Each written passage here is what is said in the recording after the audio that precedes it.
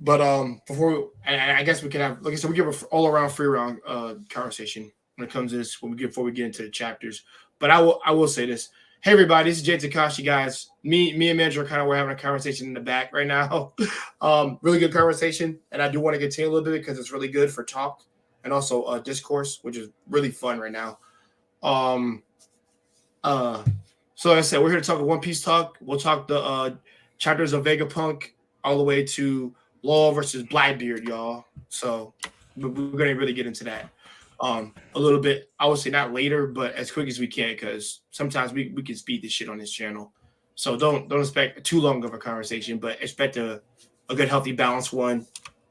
And yeah, and Charlotte Pudding got freaking caught. Sanji. Yeah, we got in the cover stories. In the cover stories, we got Charlotte Pudding getting captured, and it was by Van Dogger, the sniper, and Aokiji, the former admiral of the Marines. Yeah. And also, we're gonna get into some Kuma talk too, which finally, we know about Kuma. We don't know why. We don't know everything yet. We don't know why, and I don't think but at least some light is being shed. Finally. Yeah, I don't think we're gonna know he was until the most mysterious warlord out of everybody so far. Really. Yep. Kuma the Tyrant. Hold on. Let's see. Oh. All right. Okay, so before we get into chapters, guys, we're gonna have a little kind of like a free for all conversation, and then we'll get right into it. Actually, I think for me, when it comes to okay, like I said, Aokiji and Akainu, more often than not, it's not really a debate. It's really what it is. It's just more of their idea, class of ideas about how to go about stuff. Because Aokiji was trained under Garp. We don't know who Akainu's justice took after, because I think he mostly takes after himself more often than not. Because we, like I said, we know Aokiji, so we don't need a backstory for it because we got enough with him. It's just Akainu and Kizaru, if you're really curious. I doubt we're gonna get Kizaru's personally, but if we do, that would be dope. To why he has unclear justice. Does anyone really care though?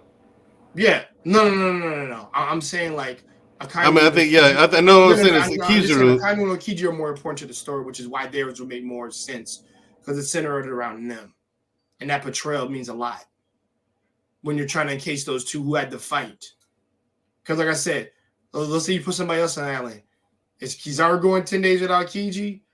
Is freaking is like I said, is Akainu going 10 days with Kizaru? Like, yeah, like that's why I said it'd be different. What Green Bull, Fujitora going on an island? Like all these different scenarios are like more speculation than they are they're more speculation than it is more dream based. And the reason why I'm going to say it's more speculation is because you can only assume by how the fight would go if they were to fight. But also, like I said, and I've always said before, fights are not just about fights. Fights are always about underlining interpersonal ideas clashing, philosophy. So in my mind, when Aokiji and Akainu fought, it was a clash of ideals. Not just their justices, but also what they really thought about what was more appropriate. So Goku really wanted Aokiji to be the freaking fleet admiral. So did Garp. In fact, Garp recommended recommended him first. Oh, Garp did? Yeah, because remember he was sitting there. Sengoku was sitting there talking to Commander-in-Chief Kong, right? Yeah, and because he was like, I'd also like to recommend Aokiji for the next fleet admiral. As he crossed his arms, just like that, right? He's like, oh, okay, yeah. Garp said that. Garp said that when he was in here. Yeah. He said, okay. Garp said the same thing when he was in here. And I was talking to him. Yeah, Garp, because Kong talked to Garp first. And that was one of the things Garp told Kong. He recommends Aokiji for Fleet Admiral. Huh. And so after Garp, Sengoku talks to Kong and says, yeah, man, I'm about to retire. I'm putting in my papers. Putting in my papers, man. I'm out of here. Well, but also I think that was just because he wanted to take all those. Remember, he said I'll take full responsibility for all the stuff that happened in Marine Ford. Yeah. I mean, And that's why, like I said, 'cause I think they were gonna let him go easy. So he was just like, it's best that I just take this, and Aokiji can pick up where I left off and take care of the situation. So I do think that Aokiji wouldn't have been a bad fleet admiral, but I don't think he would have moved the base in freaking the New World no, like he a wouldn't tracker have. was. I kind of said F it, we moving, man. That's why I said he's more aggressive and he's more to the point of getting a hold of all these places. Hence why he was so hard at Fujitora for doing what he did. No, that was stupid though. No. And that's the He thing. went at him. He said, like, you let them go, particularly. He said, so don't come back. You're not allowed to aim base until you capture the Straw Hats or Law. Right. That's stupid. How's the man going to Well, get resources? no. Well, How's the man going to get resources? I mean, yeah, ask a kind of that. I mean, I know you listen. I understand the logic in that too because it is kind of stupid. But man, it's just he's the fleet admiral, so you got to follow orders. I said technically he was not allowed in any Marine base, but Greenbill hooked him out because they're friends. Yeah, I don't like what him relationship either, they got. He helped them out. He just didn't let Akani know that he would have where he was there. And, I don't like him. I don't like him either. You don't like Green Bull? Green Bull's a dick. I like Green Bull. I like Green Bull. At least on his first appearance, I love his silhouette introduction more often than not. Just because of and the thing is character design. Yeah, his character design is awesome. Yeah, I like his character design, but I'm talking about like when he first got introduced, even though he was still in silhouette and the sunlight was on him, I still bullshit on him. You're doing that. But the thing is, I like his interaction with Fujitora. Like to just say what it is, especially in anime, because the voice actor who had him apparently passed away. So shouts out to him. And it's just he just said like like me having to do this thing where I have to like fast for like a quote unquote year, like because of his devil fruit powers. But more often than not, like he talked very casually to Fujitora as if they remember there was really a statement made that all the animals coming in and out were a bunch of monsters, which Fujitora is a monster, and I would say Brimble is too, definitely. I just think of course Fujitora has more DC because he's meteor dropping bastard, and I would say freaking the most innovative fighter is probably Green Bull, based off a little bit of the stuff that he showed us because he used the Daisy to fucking fly to fucking Wano. So like I said, I don't sense disdain there for in between those two characters. I think they're cool with each other because they probably got drafted around the same time, and they just got to probably have interactions. They probably had. I'll say this, and guys, like I said, it's all speculation, in my opinion. But based just on how casual he was talking with them, I think they were just. I think they had prior conversations prior and got to know each other, and they were chill with each other. Like they still followers at the end of the day.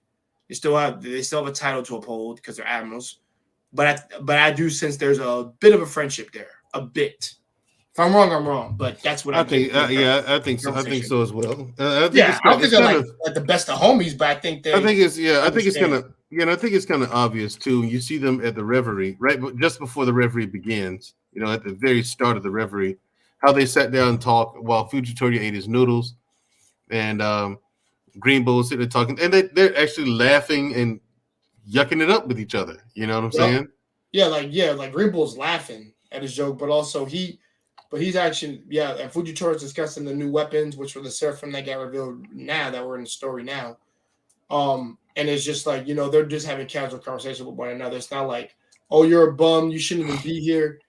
And he's actually helping him even against Kainu's orders, which is why, like I said, nobody who didn't. Okay, I'm gonna say this. To me, somebody who you just work with, you wouldn't go out of your way to help them all like that. Help them if you were ordered to, because that's how. Because like I said, they're very Navy, Marine based, is what they are. So, like I said, I think he's helping them out on the low end, and he just wanted to like you just said, I mean, what's his name says made a comment. I forget. I don't know if it was Sengoku or something. He said, if you go apologize to Akainu, he'll probably take you back in or some shit like that. Like, but he wasn't gonna do it. He switch charges taken to his guns is what he does. And I think Grid Bull sticks to his tactics is what makes them very different but similar. I mean, because like I say, they're the new recruits. They're the new faces. Kizaru is the veteran, as far as I'm concerned. There, but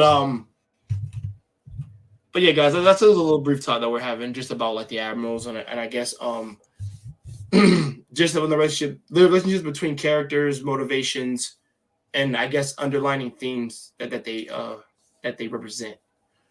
Like I said, Kizaru, you're never ever gonna figure out. I promise you won't. You never will.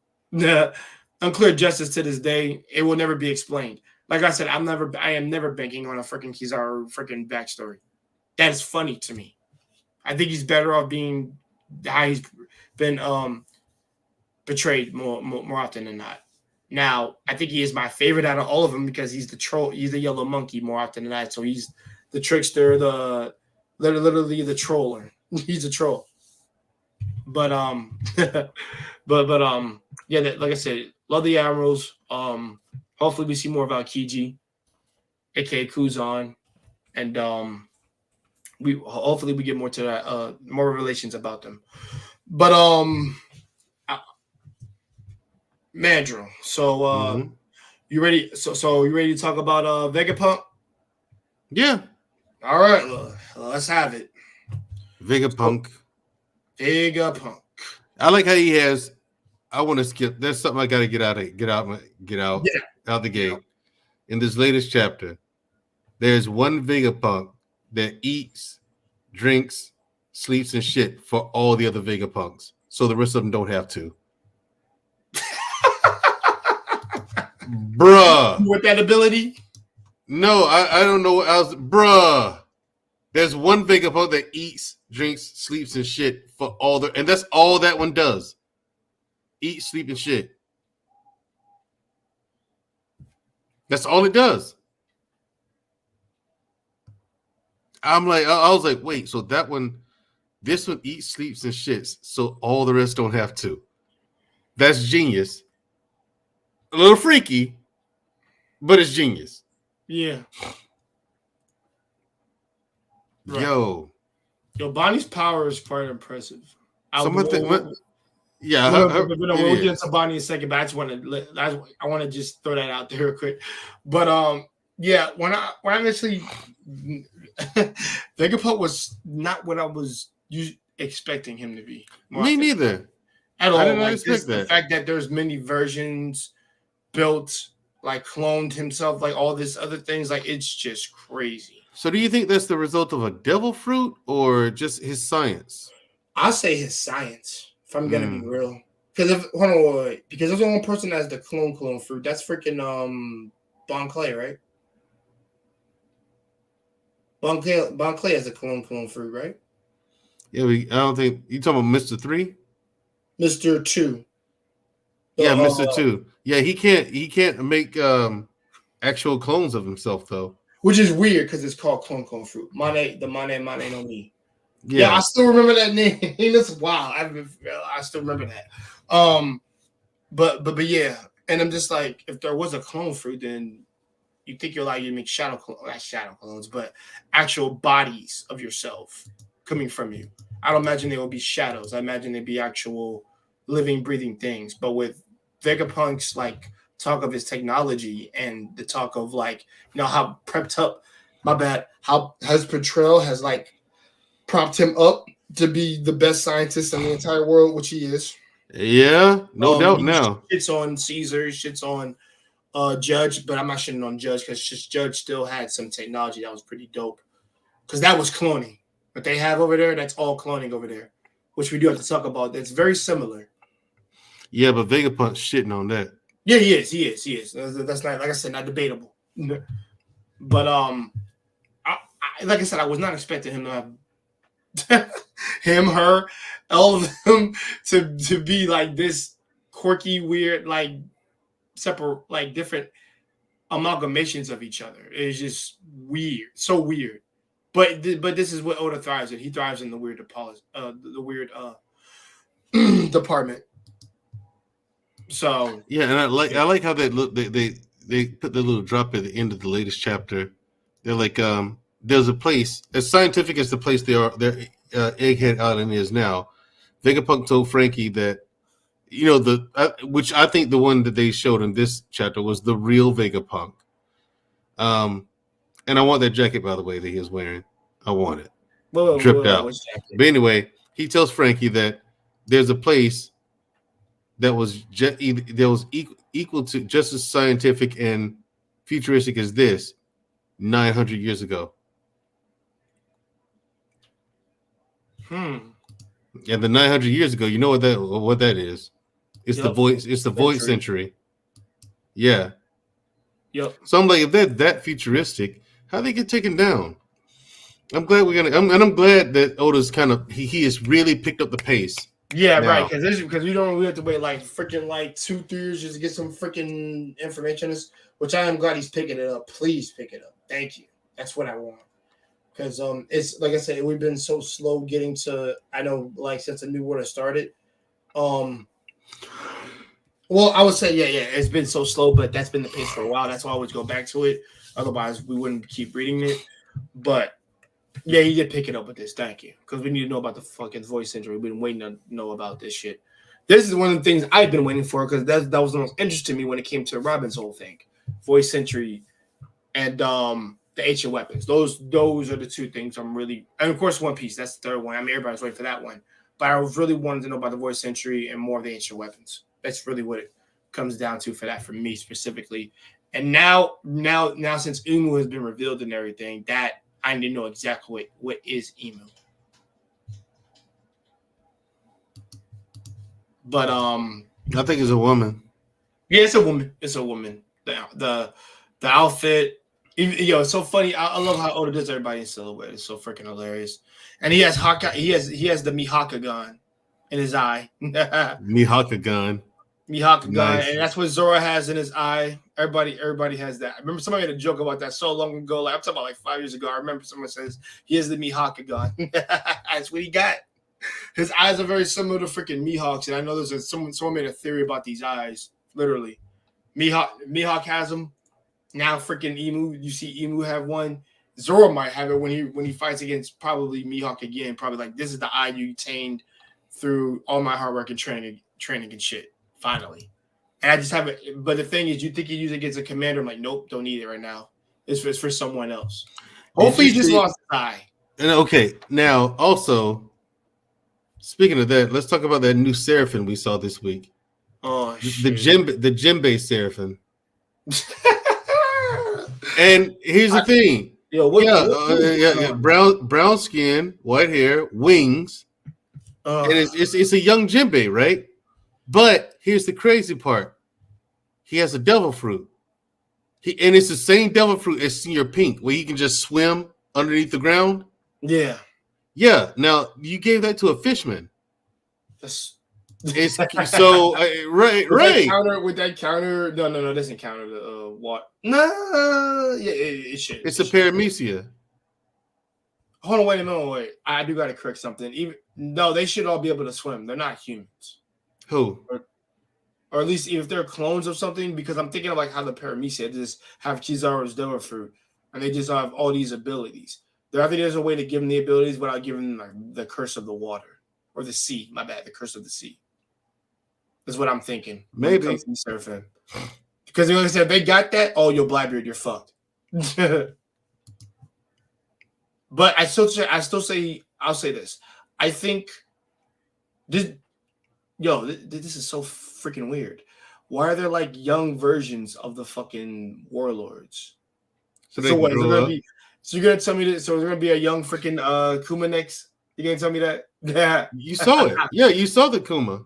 Yeah, he's with the CP0, and they're on their way now. Yeah, and they're on their way to the Easter egg. Listen to me, Egghead Island, to kill Vegapunk. Oh yeah. I definitely agree with you. on that Yeah, shit. and so we saw Thanks, guys. the young Kuma. It's a trip because he's not a child. He's No, kind of like an older teenager. that's what he You looks know what I'm like. saying? Yeah, he looks like an older teenager version of Kuma, but everyone else looks like they're like 11. Yup. You know what I'm saying? Everyone else looks like they're Yeah. like 11. So it's a trip. It's a freak. It is probably one of the weirdest things I've ever freaking seen. But also the previous chapters, like I said, we'll get it. Like the last talk we're gonna have is like Law and well, not last talk, but like that we're gonna say that for last. Law and Blackbeard. We gotta say that for last because that's the juicy freaking topic of discussion. Room versus freaking Quakes. It's just, yeah, because I'm curious to talk about that later. I like how Luffy went straight to awakening. He awakened it so quick. Yeah, definitely was so dope. I would say during this. So what did you think about the relations of Kuma being revealed? Not all of it, but a tiny bit through Bonnie's explanation. I'm ready to hurry up and get through that. By the way, I like it. I'm surprised that yo Kuma, you got a daughter, bro. Wow, wow. Yeah. It just like his parents first thought he was just some big dude that was just powerful. And maybe he was a quote unquote tyrant, but when you first meet him, very not religious, but just very affirmative. I would say he's affirmative action, but the difference with him is he's very honorable in a sense. Like he has some honorable qualities to him. I think that was some Bunny explained that. She explained the tyrant part. Well, I'm going through the actions to how he agreed to Zoro's terms, and he's just like he like if some dude was really that bad, then he wouldn't. If he was really a tyrant, he'd have said, "Nah, f that man. I'm taking his head." Yeah, but he that was just propaganda. Him being a tyrant, that was all just No, it's all propaganda. Yeah, yeah. That's what I said. She completely shut that down when she said that shit. He was never a tyrant. And also, like I said, Sabo and both Bonnie have seen nice Kuma before. So no, he wasn't some tough guy that turned nice all of a sudden. Right, and or he had some nice parts to him. I'd say nice parts. No, he just flat out wasn't a tyrant. Like people loved him in his kingdom. Yeah, in the Sorbet Kingdom. Yeah, which we've never seen, by the way. Yeah, I don't really care to. I don't think it's important. But he's also a part of a special race. He said they say he's a part of a special race. I mean, I don't think it's necessary to go to Sorbet Kingdom and all that. What they're doing now is fantastic. I love the pace that they're going at now. Yeah, it's been making me happy that he's picking shit up. Yeah, she literally says Daddy was no stinking tyrant, and he hated the government. And he'd never submit to them. They must have forced him to accept the procedure somehow. Yeah, there's more. All right. So we can get into this talk.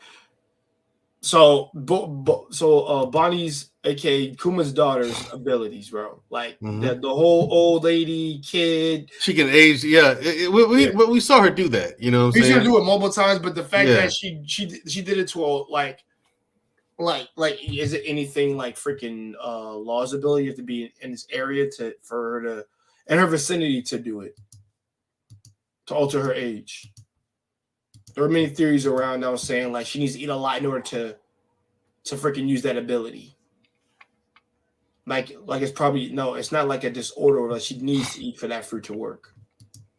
Maybe we don't know. I could believe it. Every time we see her, she's always eating something. Because remember, they call her a glutton. Yeah. But I think that's in conjunction with her powers. Like she needs to eat in order to keep herself, not keep herself looking young, but keep herself to use her powers and abilities because it drains her body more often than not. I see it like the Flash abilities. And guys, I'm not saying she's fast. Don't get your head in your ass. Literally, I'm saying like you know how if Flash doesn't eat anything, he needs to consume quote unquote this amount of calories in order to maintain his molecules, his cells, his speed, and everything. If he doesn't do that, his body starts feeding on himself, and he literally starts deteriorating because his body is feeding on itself. His metabolism is so fast. Yeah, exactly. But it's so fast it burns through it. But he's still getting them, and it charges the his like I said, it charges his cells and everything like that, and it feeds the body, but it goes really really fast. So I see that metric similar to Bonnie, where she needs to eat quote unquote this amount in order to use her abilities or to replenish her abilities. That's how I see it. It's not like Luffy, no, nowhere near. But Luffy's a rare person indeed with how he eats and shit. But I was old man Luffy, old Chopper. Yo, Jim didn't even look old. He just looked like yeah. That's funny. That's funny. That was really good. But she does look good in that one outfit, so I won't lie. When she gets turned into regular jewelry body, I'm like, yeah, I love that. Yep. Yeah, Dad always yeah. Now she did say something interesting in chapter 1064. She says Dad always used to say he was part of a very special race. But so what him being different doesn't justify forcing him to be a lab rat, which I did agree with her. And sure hell doesn't justify killing him, which I do agree. And Luffy says, you said it, a special race. It's by Chopper, which means he was something else. Kind of like how King is a Lunarian, if I'm not mistaken, right? He's a Lunarian. Yeah, he's a Lunarian. Yeah, like King is special. Hence why freaking Kaido had him as fucking right hand man. Let's see. So, I think there's something else for us to cover before we get to Law and Blackbeard. I'm trying to remember what else it was. The other Straw Hat characters getting their out quote unquote steampunk freaking designs, like robotic, like shit. Like I freaking love the outfits, man. Outfits are nice. I love Nami's, I love Robin's, I love Usopp's. Sanji's the only one that's clashing right now because he's got like shorts on and shit. So yeah. And Frankie is just like Frankie. We all know that. And also, in one chapter, he says, "I think I'll be dead soon." Yeah, he told it to Dragon. Yeah. And he says, like, I just wanted you to know about this, Dragon. And I'm finally, dude, somebody that I watch on YouTube literally said that they had a connection with literally said they had a connection with Dragon, like Vegapunk. Yeah, I always and the thing is, I'm not saying I never believed it. I did, and I did want it to come true. And it looks like it is because I've also suspected that for years, like ever since for years, I thought Vegapunk was connected to Dragon and the Revolutionaries. Definitely, it's for me. There's no way you're not. Oh, hold on. Yeah. For me, there's no way you're not freaking connected to this. If quote unquote you were part of Revolutionaries, and plus you were the first commander too of Dragon, and after that, Sabo took up the mantle.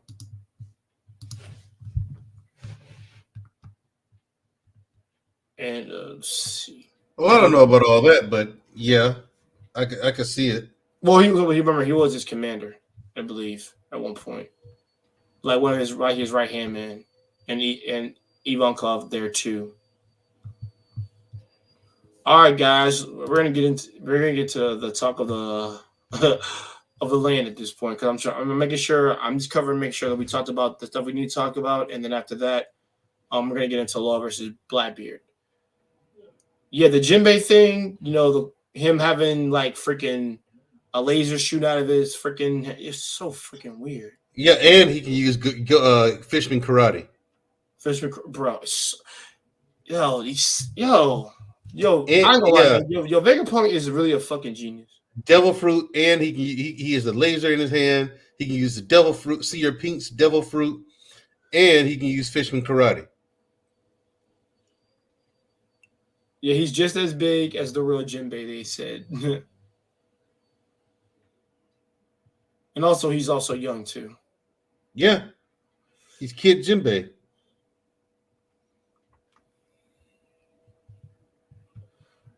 I gotta wonder how he did all this. DNA.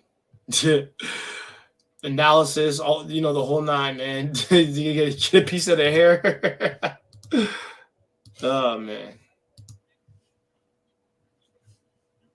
Because like this is like I said, the fact that these seraphim are really actually turning shit around, which I do like.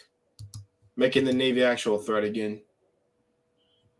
Like that makes them like really, really hard because otherwise Blackbeard would be shitting himself the way he did when you first saw one. At least the Boa one and the Mihawk one. And it says he's got fruit powers.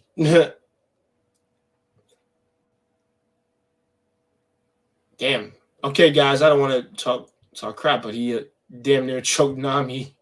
Shouldn't have did that. Hold on.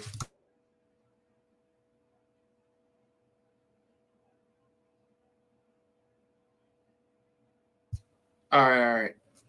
But no, but all in all, yeah, man, he's damn near choked Nami. Sanji, you know how Sanji does. You touch women and shit. So whether you're Jinbei or not, he does like freaking a kick on him and then just knocks him, tries to knock him down, and then freaking my girl Robin goes in, and I was with them like, yo, take that motherfucker down. Can't be choking Nami now. She's on my good side. But I do like how the Shards attacked this Jinbei Seraphim. Yeah. Yeah, bro, you touching one of ours. You can't be doing that. He said what he said, that was unforgivable. And she did like a technique called Sea Serpent, which we never seen before. Who, Robin? Yeah, we never saw that technique before. Yeah, we did. When? Sea Search? I've never seen her do that before. Yeah, she did it in Wano. Where? Oh, you gotta tell me where in Wano. Where she was fighting Black Maria. That specific technique? Oh, hold on. Yeah, when she was fighting Black Maria, and then she did another one that was way more wicked than that.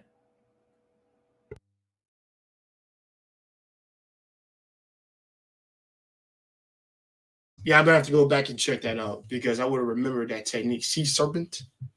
I know the awakening she did, or quote unquote technique she did, but I'll go back to that.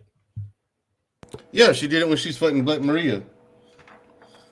When she made a clone of herself, like half her body up above ground, and she had a whole bunch of arms flailing around her. Yeah, she did that.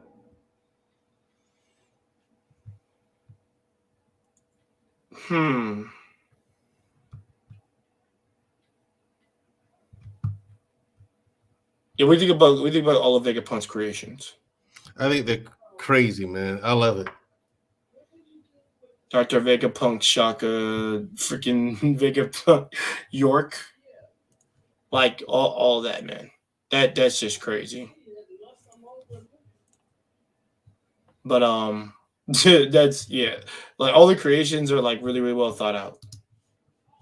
So no. So all in all, like I said, we covered Vegapunk. So let's get into it. Blackbeard versus Law. What are your thoughts? It's going a lot better than I thought it would. First of all, I didn't expect him to fight Law so early. I don't think he's gonna kill Law, but I do think he's gonna win. I don't, and I think he's gonna get the poneglyph rubbing. That's what I think. Who, Law? No, I think Blackbeard's gonna get the poneglyph rubbing. I don't think he's gonna kill Law though. I'm surprised you go after Kid. I would have loved it if the Kid would have got some shit right after. Personally, for me. You thought it'd be better if he goes after Kid? Yup. Well, no, I said I would have liked how he would have interacted with Kid if he fought Kid, because I know how Kid is when he's younger. You know how he is. But yeah, because he wants his devil fruit, correct? No, he wants a poneglyph. Poneglyph, but yeah. But if he gets his fruit, that's a bonus. I don't think he's gonna get that. He should have took Marco's fruit. I've said this before. I've said it before, and I'll say Good luck getting it. Why? Good luck getting it. How you gonna? I mean, come on, man. I mean, how? He can fly. Number one, Marco can fly. He can regenerate from any injury. Hey, listen. Benji, you're forgetting one simple technique that I think you forgot in the first Ace fight. You know what that is?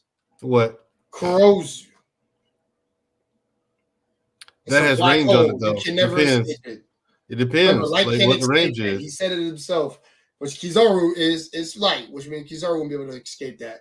All you gotta do is aim at him when he's flying, and he just sucks that sucker in. He's easy. He did it to Luffy, who was not a mile ahead of him. Depends on how far away he is. Nah. It's the same. Like, I'm not saying he's gonna be on the other side of Earth and you can pull him. I ain't saying that. I'm talking about with the vicinity. When I say that. I'm not saying for the world, but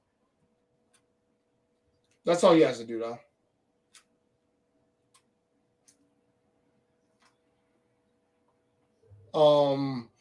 I like the flow of the fight. Hold on, I'm sorry, I forgot to charge this. But I like how the flow of the fight was. I love how he did stop him from doing his quake attack and did amputate to him. I thought that was dope. Personally. Yeah. Because he said he's using an awakening technique, and I'm like, yep, that's what it is.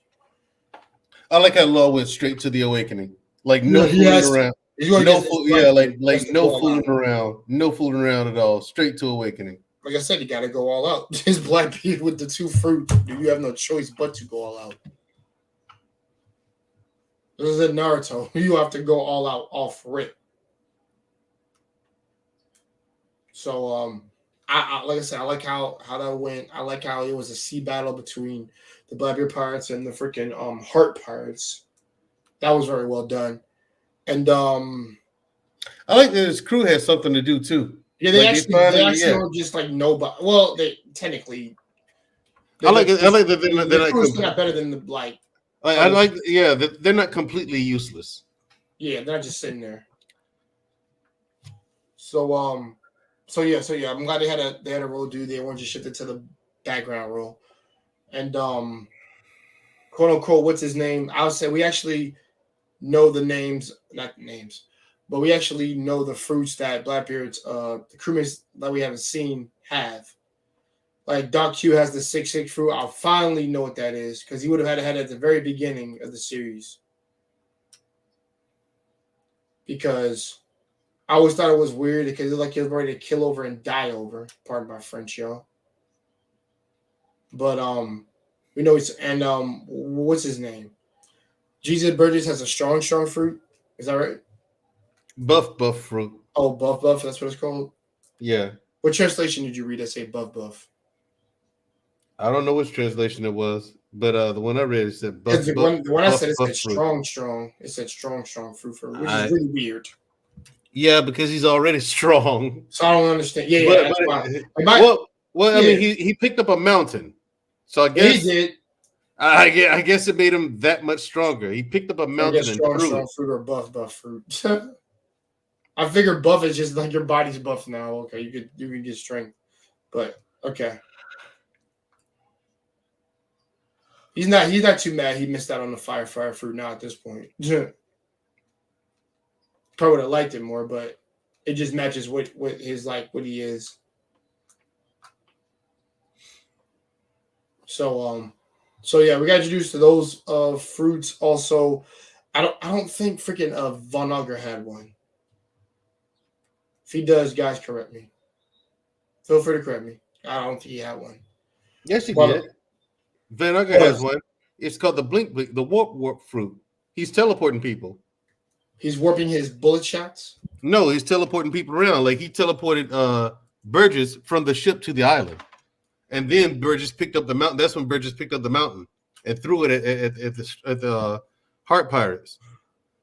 And he teleported the captain to to the lost ship. From their own ship. And he teleported Blackbeard. He teleported Blackbeard from their ship to Doc Q's horse, who has the Pegasus fruit. Yeah. Nah, I'm more curious about Doc Q's fruit personally. Well, he gave him some kind of disease. Sick himself, but it's probably I need to know if it's killing him or if it's not.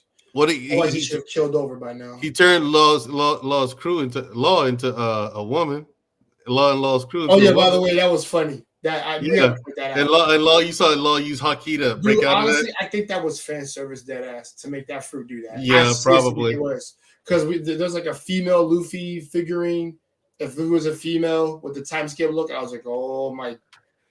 I haven't seen the kid one. I've only seen they did the same thing with Law. I've seen the Law in that one, but the Law actually doing that.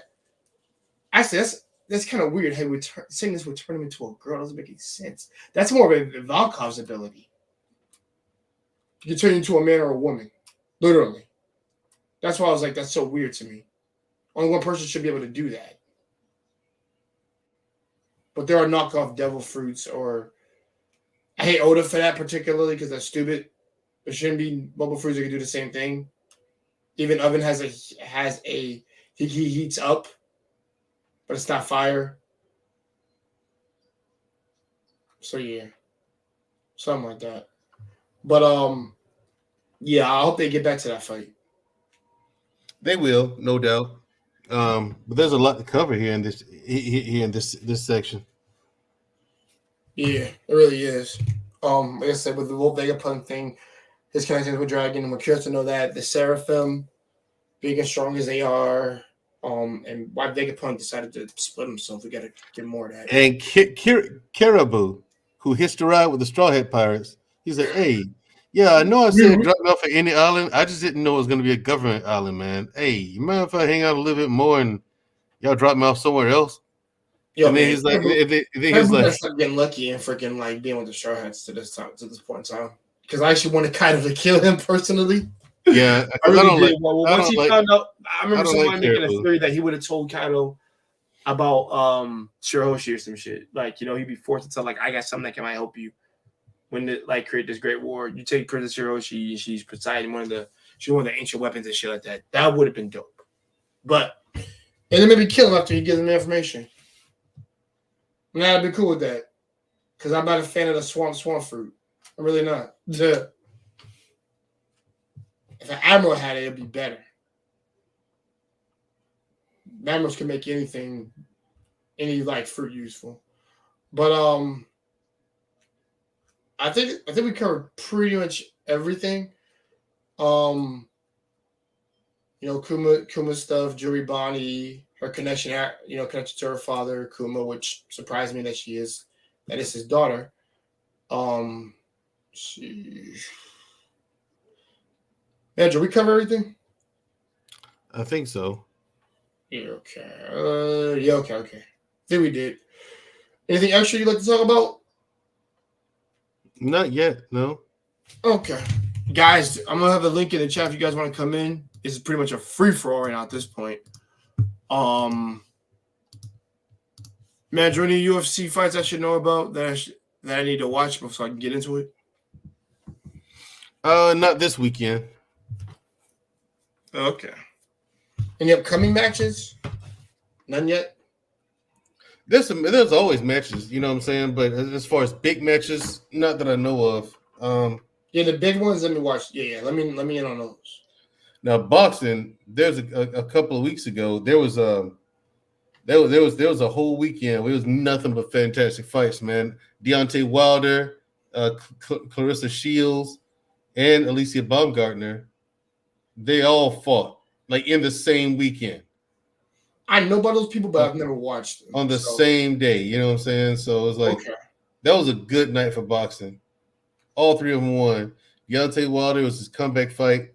He won it with a first round knockout, you know. Let me ask you a question. Could Rocky beat any of these characters in real life? No.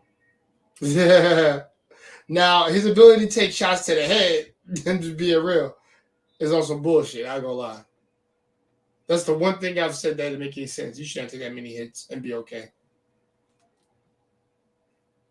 But yeah, I've been watching the Rocky movies, so and I did my Rocky stream last week.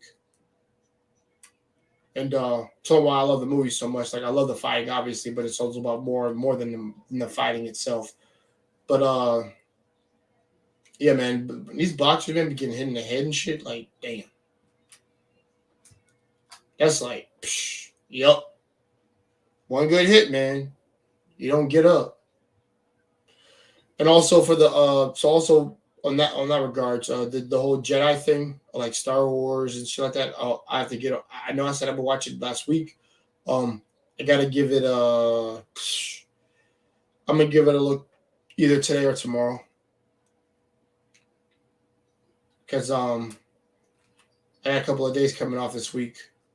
And for everybody out there, we have a market stream this Thursday, and what she will be hosting, him and Wally. Wally's gonna be there. Yeah, on Thursday. Yeah. Okay, cool. Yeah. He's gonna, like I said, those two are gonna host their host. Well, Marcus is hosting a stream, and the co-host is Wally. I will be seeing Black Panther at 6:50 Thursday, y'all. I plan on getting this shit early. I got the outfit ready. Got the freaking no popcorn, but a pretzel and cheese and some water, some nice healthy water. Yeah, I know, Mandrell, we're not allowed to eat that shit, but for this rare occasion, I'll make up for it the day after when I go to the gym, which I went to the gym today. Stomach is still a little bit sore right now, but yeah, I plan to see Wakanda Forever, and I really want to see this because I'm a Namor fanboy, and I am a Black Panther fanboy. And like I said, Namor is one of the best savages in the damn comic books. He's pretty much the Black Adam of the fucking yeah, he really is the Black Adam of the freaking Marvelverse since his publication. Because he's a brawler just like him, literally. Difference is he can't shoot lightning through his hands, but he can fly though. But yeah, while I'm going out to see the premiere, while I'm going out to go see the movie on the Thursday, those guys will be rocking that stream, and I'll be sending the links to them very, very early for that specifically because I'm gonna have a lot of things planned for that day. Like I said, I have to go to the gym that day, and guys, you should always look your best before you go to the movies. Let that be a key factor. Make sure you look a little buff. But no, dead ass, you got to. Just don't do it like the ladies. Probably just don't do it. Get ready in a way that doesn't make you similar to a lady. Just you get it done that makes you similar to a man. How men just prep himself and gets ready.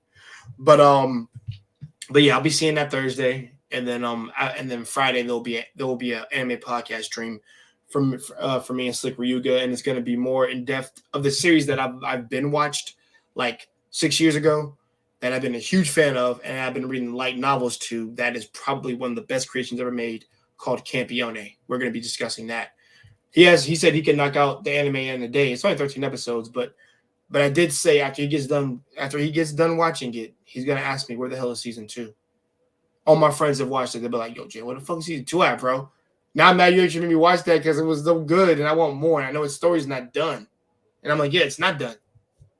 They never adapted. I'll get to it on my stream, but they never fully adapted that story thoroughly through the light novels. And also about how R-rated and 18 plus and up and mature it was.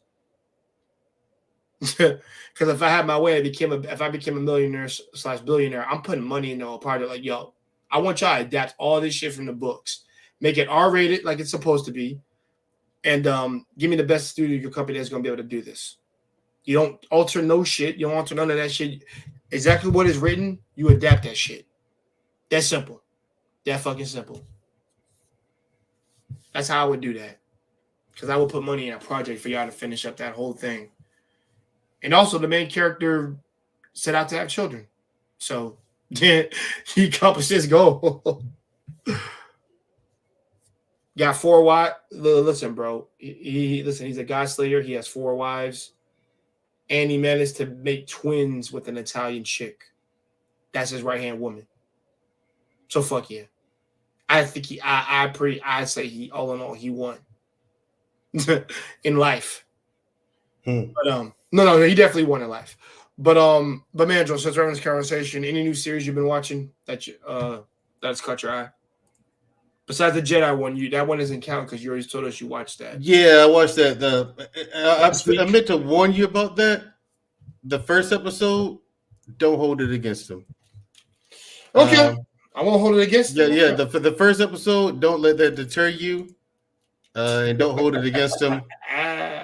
because that first episode, I was like, really? This is what everybody's screaming about? But then the second episode came on, I was like, what? Okay, let's see what happens in the next one. And then I watched that one. Let's see what happens in the next one, and the next one, and I binged the whole thing in one sitting. You know, so new series that I'm watching. No, I wouldn't say new. Um, they're not new. Series that I'm watching. I mean, I'm still gonna sing the praises of King and Ashura. I think everyone should go to Netflix and watch that, and look out for season 3. One Punch Man season 3. Shit. Yeah, that's on the rise, y'all. There's other, and like I said, there'll be a stream about the other anime that will be coming out soon that I will be talking about. Because that's what I do. That's what I do. That's what I do. My love for this shit never dies. Yep. Now, I want to go watch. I want to start watching Chainsaw Man. I want to start please watching watch that. it, man, dude. You got 4 episodes, man. They're already out. You can watch it on Hulu right now. Okay. Yeah, if you got a Switch or any type of system, whatever you're watching on, if you have Hulu, just watch it. Yeah, I got. You can watch Bleach on there too, by the way. I got PlayStation 4. I got Fire Sticks and all that stuff. So all right, yeah, Bleach is on Hulu too, by the way. The new shit. Yeah, 10,000 Year Blood War. Yeah, that shit's really really good. It's been nothing but movie quality, which I've been enjoying. Now I'm waiting for the changes they say they're going to change so he can. The changes that he wanted to fix before he got rushed out. So I'm paying attention very closely to what might have been switched. But all in all, Bleach has been really good. Check you guys out. Action has been freaking awesome. Animation has been fantastic. It looks like movie quality, like I said before. And it's Bleach. It's back. I fucking love it. All these fucking haters can shut up. But also, these new people who just not hopped on a bandwagon of this shit, they don't know. They don't know enough shit. But what matters is that you're enjoying it. That's what matters for me, specifically. Mandrell, you have to check out the Face series. You need to watch all those because they're really, really damn good. They're action, fighting, shit like that. Like, you'll like it. Actual story. Really. Honestly, I'm gonna tell you. I'm gonna tell him you know what? I'm gonna tell you to watch. Watch Unlimited Blade Works. Like, I promise you that'll get it going. And then once you watch Unlimited Blade Works, go watch Fate Grand Order and Fate Zero. Like, I'm giving you stuff that you can like literally binge when you have days off. Literally. okay. Like something that's gonna actually pique your interest. And of course, I promise you, the action will not disappoint you. Fate Zero. Fate Zero, Fate Unlimited Blade Works.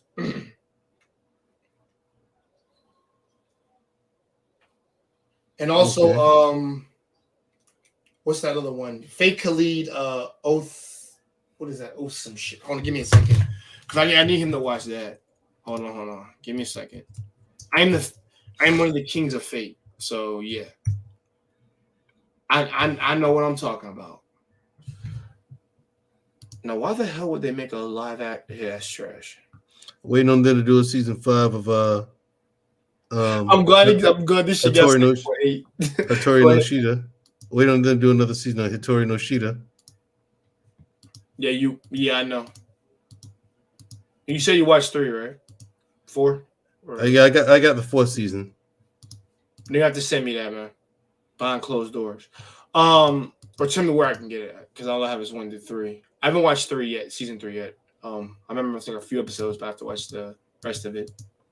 Gotcha. Yeah, I'm gonna, like I said, we're gonna do one for the martial arts one soon. I have to go through every single one.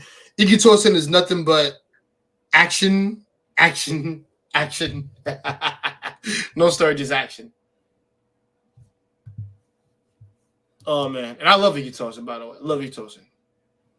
Battle Vixens? Hell yeah. Shit. Martial arts, hand-to-hand combat. The works. Now that's something Mandrell should check out though. What? But it'll make them be like, bro, like all these chicks should be in my bed is what Mandrell will say. But they're deadly though, very deadly. I'm not talking about he turning on Sheeta girls. I'm talking about like actual girls that actually know hand-to-hand combat. There's dudes in there, but it's just there's only one dude that's on the tier of like the girls with dragons, and that's one guy because he's one of the kings. But yeah, he's always chilling on the roof, and I really fuck with his fucking his chillness. He's just chilling, and when his right hand girl is just chilling like by the door while he's just chilling like laying on the rooftop. If anybody comes in our school and fuck shit up, you know what to do. If they come and try to see me, then they're dead. So that's really his mentality. But yeah, Mandrell, anything else to really speak about? I'm sure there is. I can't think of anything right now. No. I know you got something in there. Game of Thrones. There's House of Dragon. Yeah. Did you finish it all? Oh yeah. I finished it. I've got the book. Ago. Took me a while, y'all. I'm sorry. I know I made a my thoughts on the first 2 episodes. I did. It took me just 2 days to finish it all. Because I was slow with it, taking my time. Damon is officially my favorite character at the end of everything. He's your favorite one out of all of them? Yeah. Okay. Why? And also, hold on, I do want to make some clear. Before the time skip, the young Rhaenyra was my character because he seemed like a freaking young Dany. About trying to be the next another female warrior, which I would have liked. But Daddy got in her head. as often. Check this out, man. Yeah, I got the book. Yeah, I got the book. I hate you. Well, actually, no, I don't because I've had that book for a couple of years. Yeah, I've had that book for a few years. I have man. Song of Ice and Fire right now. Yeah, I've got all the books in the Song of Ice and Fire series. Now, if you get them in audiobooks, that's different. I got the hardback. He's also re-releasing the Ice Dragon. Yeah, George R. Martin is. I do know about that. He's re-releasing that book. I mean, George R. Martin is a genius, but I will say this. I'm not saying it's a problem, but I am asking the question: why would Arthur systematically go on his way to kill all the good characters? because there has to be a method to his madness, right? There always is. and I would say this because listen, it doesn't matter if they're killed off because of their dumb decision or not. They killed off because they were good characters, bro. That's the thing. The ratio to good to bad characters is what I'm saying. Is more good than it is bad. There is. I agree. Which I do agree, but it's just it's so funny. We killed the good people off, then we killed all the bad people off, and then after that, we just had somewhat good characters at the end, like good characters. And then we just killed one of them off, which was Dany. Which they ruined her character for me. That made no sense. Yeah, the showrunners did that. They didn't want to do any more seasons, but George R. R. Martin did. So did HBO. The thing is, they had the money to do 2 more episodes. No, they no.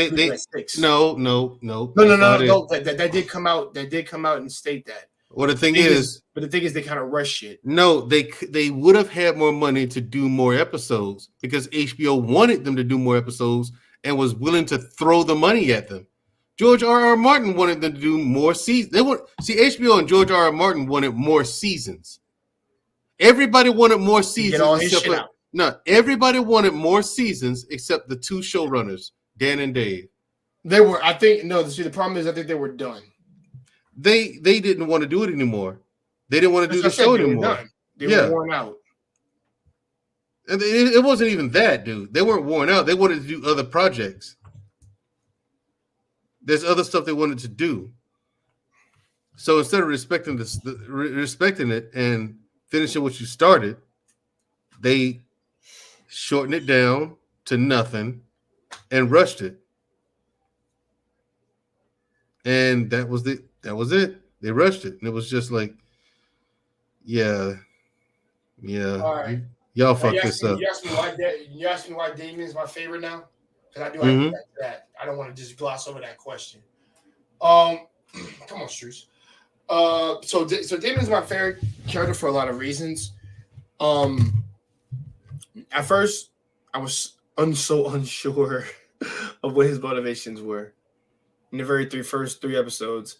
But what made me really like him at the beginning first, like what interested me was the fact that he took on that crab motherfucker and just like when he went freaking haymaker, he went Spartacus. I was like, okay, dude, you just beat every other character just now, right now, with the shit that you're doing. Because everybody here is just so peaceful, they don't want to do shit. Corliss Valerian wanted to do shit. Corliss Valerian. Oh yeah, by the way, black, amazing actor, black brother with white dreadlocks. You know, respected. I love it. I fucking love it. It's funny to me, but I love it. And I like it too. At least he got himself a Targaryen wife. I'll give him that. I would do that. Hey man, I would too. Hey man, listen. No. The reason why is because, bro, I would love my children to be able to ride dragons. That ass. That's dope. Yeah, man. And plus, like I said, all you have to do is be part Targaryen. That's all it is. That's all it takes. And I'm like, I'll take it. But no. But he's a close second. And well, actually no, he's a close third because like I said, young Rhaenyra, like Rhaenyra. I said Rhaenyra, like she's like so much like Dany to me. And I really fucked with that particularly. But Damon, it was so unclear what he was about, but like I think his skills and his prestige and also what he was able to attain within a time skip and also what was leading to such and such now at the very near end. He's my favorite. He doesn't just talk the talk, he walks the walk. Yeah, he does. Especially with that crab one. I told you that crab one, they were saying, oh, I'm sending you help and shit. Nah, F that. I'm about to kill this dude before y'all even get here. And he did it. He did it. Once he did that, I was like, okay, he's not all talk. He's not.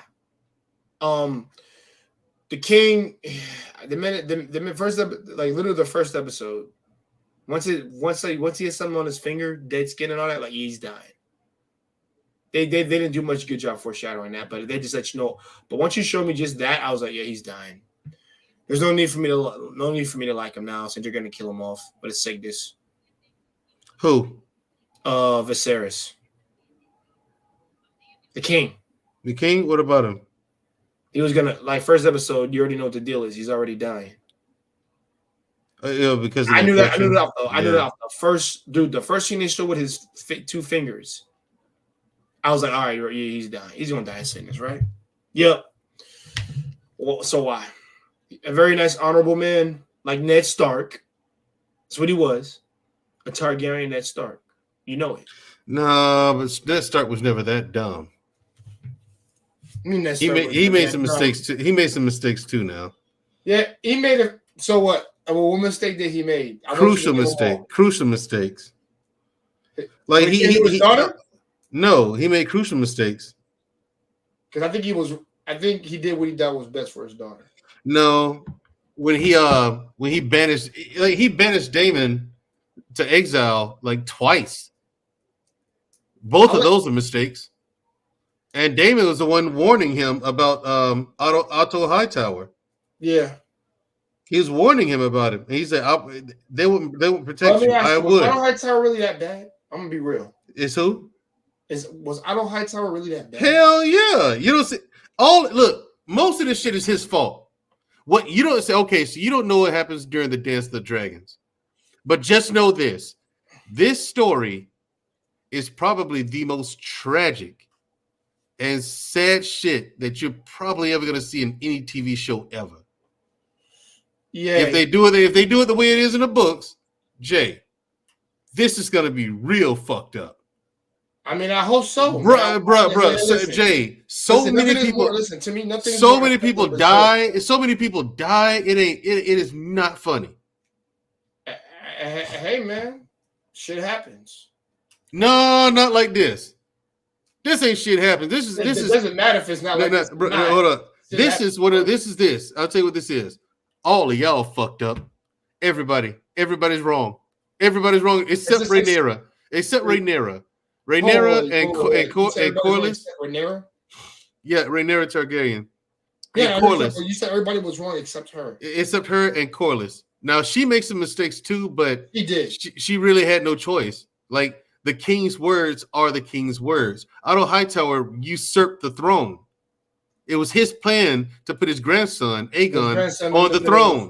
Yeah, he fucked up. Now I agree with you on that. Yeah, Otto Tower is like when Daemon Targaryen. Remember, he was pushing his daughter. He was. Now when Daemon Targaryen tells the king that Otto Hightower is a cunt, he was not lying. Otto Hightower is a cunt, and not a very bright one at that. Because I was watching another podcast and they were asking like, who do you think would have been? You think he'd have been Otto Hightower would be able to contest with like Tywin Lannister or Littlefinger? And everyone's like, no. No, not Tywin Lannister, but no, both of them. Littlefinger too. They would eat this guy alive. He would eat him alive. I think I agree that it would be easy pickings because they just have more experience. That's just is what it is. Not even that. No, they don't. No. It ain't that, Jay. No. Tywin Lannister and Littlefinger. No, but the thing is, they're just flat out smarter than him.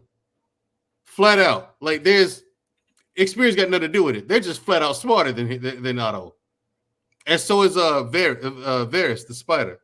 They're just those people in Game of Thrones, the guys who are like spy masters and stuff like that. They're just flat out smarter than Otto Hightower. Yeah, Hightower is no match for them in a game of Thrones. I really want to. I'll say this before, guys. We'll get into Game of Thrones talk in a second, but I do need to talk about Tywin Lannister because I need to get this shit through to people.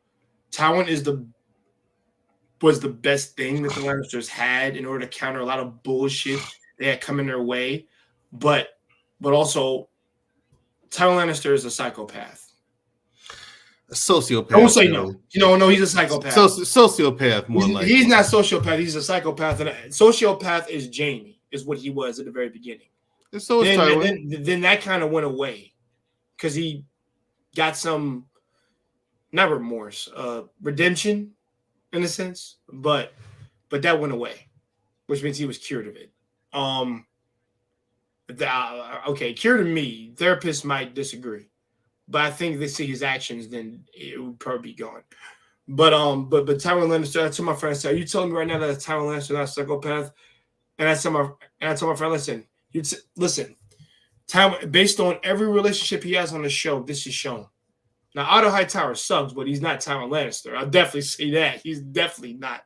In terms of intelligence, I'm talking about the ups. He doesn't have any of that, or his sneakiness and coldness and calculatingness. He doesn't have any of that. That's what Tywin has. Now, on the flip side, Tywin is a terrible person. And I want to say, I'll give you that. Like I'll agree to that. He doesn't give a shit about his kids. He doesn't care about that's not true. That's not true. That's not true. No, he doesn't. He doesn't care about the Lannister family. The name. Yes, he does. Listen, that's what he's deified as. That's what he's objectified as. The name. He doesn't care. He doesn't give a fuck about people who have the name. He cares solely about the name itself. No. Classic symptoms of psychopathy. No, to treat people as a means to your ends. No, Jay. Classic symptoms of that. And the thing is, who does he not use in that show as a means to ends? And I'm like, he pretty much uses it fucking everybody. I like how my boy just told me he uses everybody, dude. Clearly, no, he doesn't. Yeah, he uses everyone. And like I said, he says he basically goes to Cersei and Tyrion. Oh, you're gonna marry these two people, and that's the end of it. He's supposed to. Say what? He's supposed to during that time. He's supposed to. That's what he's supposed to do. See, the reason why you have that opinion of him is because you don't know his backstory. I know his backstory. No. Even if listen, because I remember his backstory. I told my friend, no, Mandrell, let me hear you on this. You don't remember his whole backstory that he was the one responsible for punishment, and that the only thing he did when he came home was punish his children. No, you don't remember that, right? You have to go back further than that. I knew that your knowledge of his backstory didn't go back far enough. I knew it. Hey, listen. The thing is, here's the thing. I'm gonna say this. Maybe I missed a page or two. And listen, if I'm wrong, no, you missed a few chapters. Hear me? I said, listen, if I'm wrong, because listen, I'm not above accountability, y'all. I'm not above I'm not above accountability, because I can do that. Hear me? I'm willing to go back and check some stuff if I missed it, because I've done this with previous conversations with my boys, and we've checked each other if we missed some stuff. But regardless of his backstory, that doesn't justify actions of now. And I will read that. But I'll tell you this. Even if I do read it, and I'm not going to have a pre-bias, but this is just, it is what it is, because this is what we got in the show. And mostly more often than not in the books too. Current books. I'm not talking about his past. That doesn't justify you acting like a piece of shit. A psychopathic piece of shit. Like, no. I get it. But my thing is. Let's be real. And your children are all fucked. Okay, they're fucked up for lots of reasons, man. You know that. You're going on a rant, but here's the thing. It is a rant. I like Tywin Lannister, bro. And the more you talk, the more it's clear that you're missing context. To this guy. Let me explain to you. Let me explain to you. Educate me. Okay. Tywin Lannister is the way he is because of his father. He remember in the show he was talking to Arya. He talks about his father multiple times. He says his father was a good man, but he was weak. He was absolutely correct. And he said, I watched my father go bring our name and house to ruin. I remember him saying that. Right. And here's the thing. What he saw. And what he saw was how people laughed at them. And it's how people laughed at them. Laughed at them. House Lannister was a joke. It was a joke. And he watched people like not pay their taxes because that's House Lannister was the liege lord and warden of the West, right? They wouldn't pay their taxes. They wouldn't pay. They wouldn't pay back loans, and then they wouldn't pay. And so then, even when Tywin was like, "Okay, look, you owe my daddy money, pay the money back." Ha ha ha ha! I ain't paying your daddy shit. So Tywin got tired of that. People were just running over him, and so Tywin said, "Listen, I ain't gonna tell you no more, man. You owe us money. Pay the money." Nah, and so all right, I'm gonna fuck you up. His father was so weak that his father was so weak and forgiving and all that because his father spent more time with his paramour than he did governing the Westerlands, right? And so his father was so weak that he put his house in a position where no one cared. They were a joke, and then you had House Rain, the Rains of Castamere, and the Westerlings. They were plotting to overthrow Casterly Rock. Like the house is that weak. So Tywin had no choice but to go after them like that. And Tywin was like, okay, never again. No one will ever look at us like this again. This week, fuck that. He's like, wait, this week? Fuck that. No one would ever even imagine of dreaming of trying us like this again. In fact, they won't try us at all. I'm gonna make sure no one even tries us at all. I'm gonna make sure of that. You never even think or dream about trying us. So my thing is, because of that, that's what made Tywin the way he is. Now, Tywin. Hold on, let me finish. No, keep going. Now, you gotta get out, and I'm about to go next. Yeah. Now, the Reigns of Castamere and the other house, he had to go and annihilate them. He had to, because now their house is so weak that you have to keep in the context of what time period they're in. He had to send a message to everyone else. Yeah, he had to fuck them up. I don't blame him at all for doing what he did to the Reigns of Castamere or House Westerling. Yeah, he annihilated that whole house. Nobody's left alive, even the children. I don't blame him. He had to.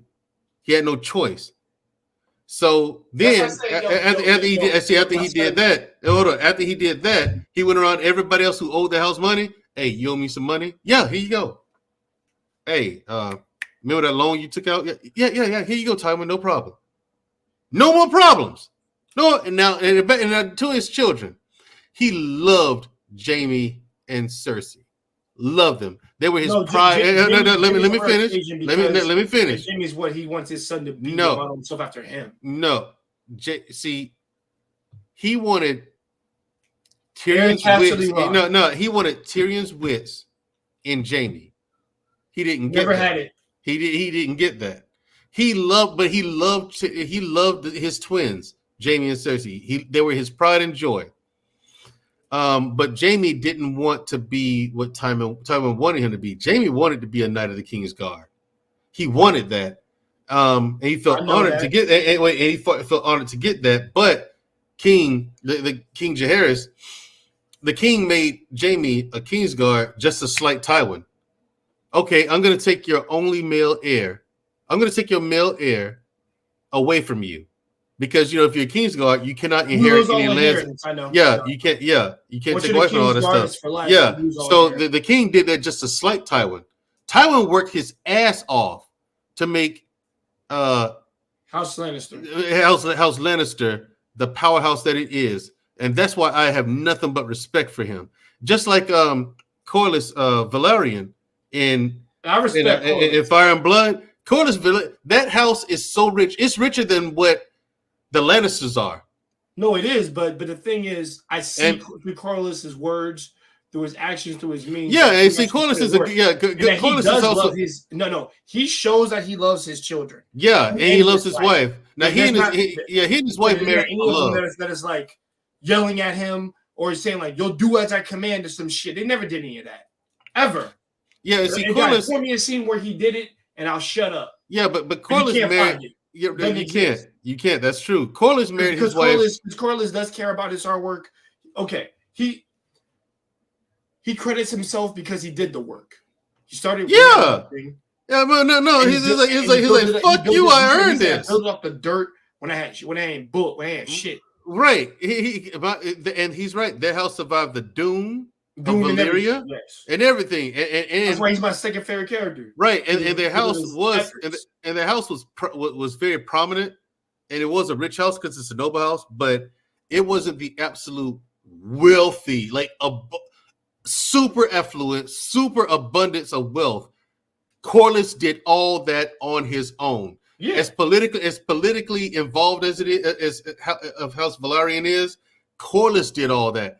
Corlys made that house like almost all on his own, dude. But it is today, the powerhouse that it is. He did that with the strength of his own back and the effort he put in. He put in the work, dude. So, and plus, he didn't marry his wife because she was in line to be the queen, and he would have been the first king consort of Westeros. Yep. But he didn't marry her for that. He married her because he actually did. When you read the books, he actually loved her, and she actually loved him. Well, they met and they actually fell in love. He does love her. So yeah, and the thing is, like whatever. I listen and blah blah. And also, there's a reason why he was pissed why his daughter wasn't picked, and I can understand why. But at the same time, I'm coming from the king's perspective.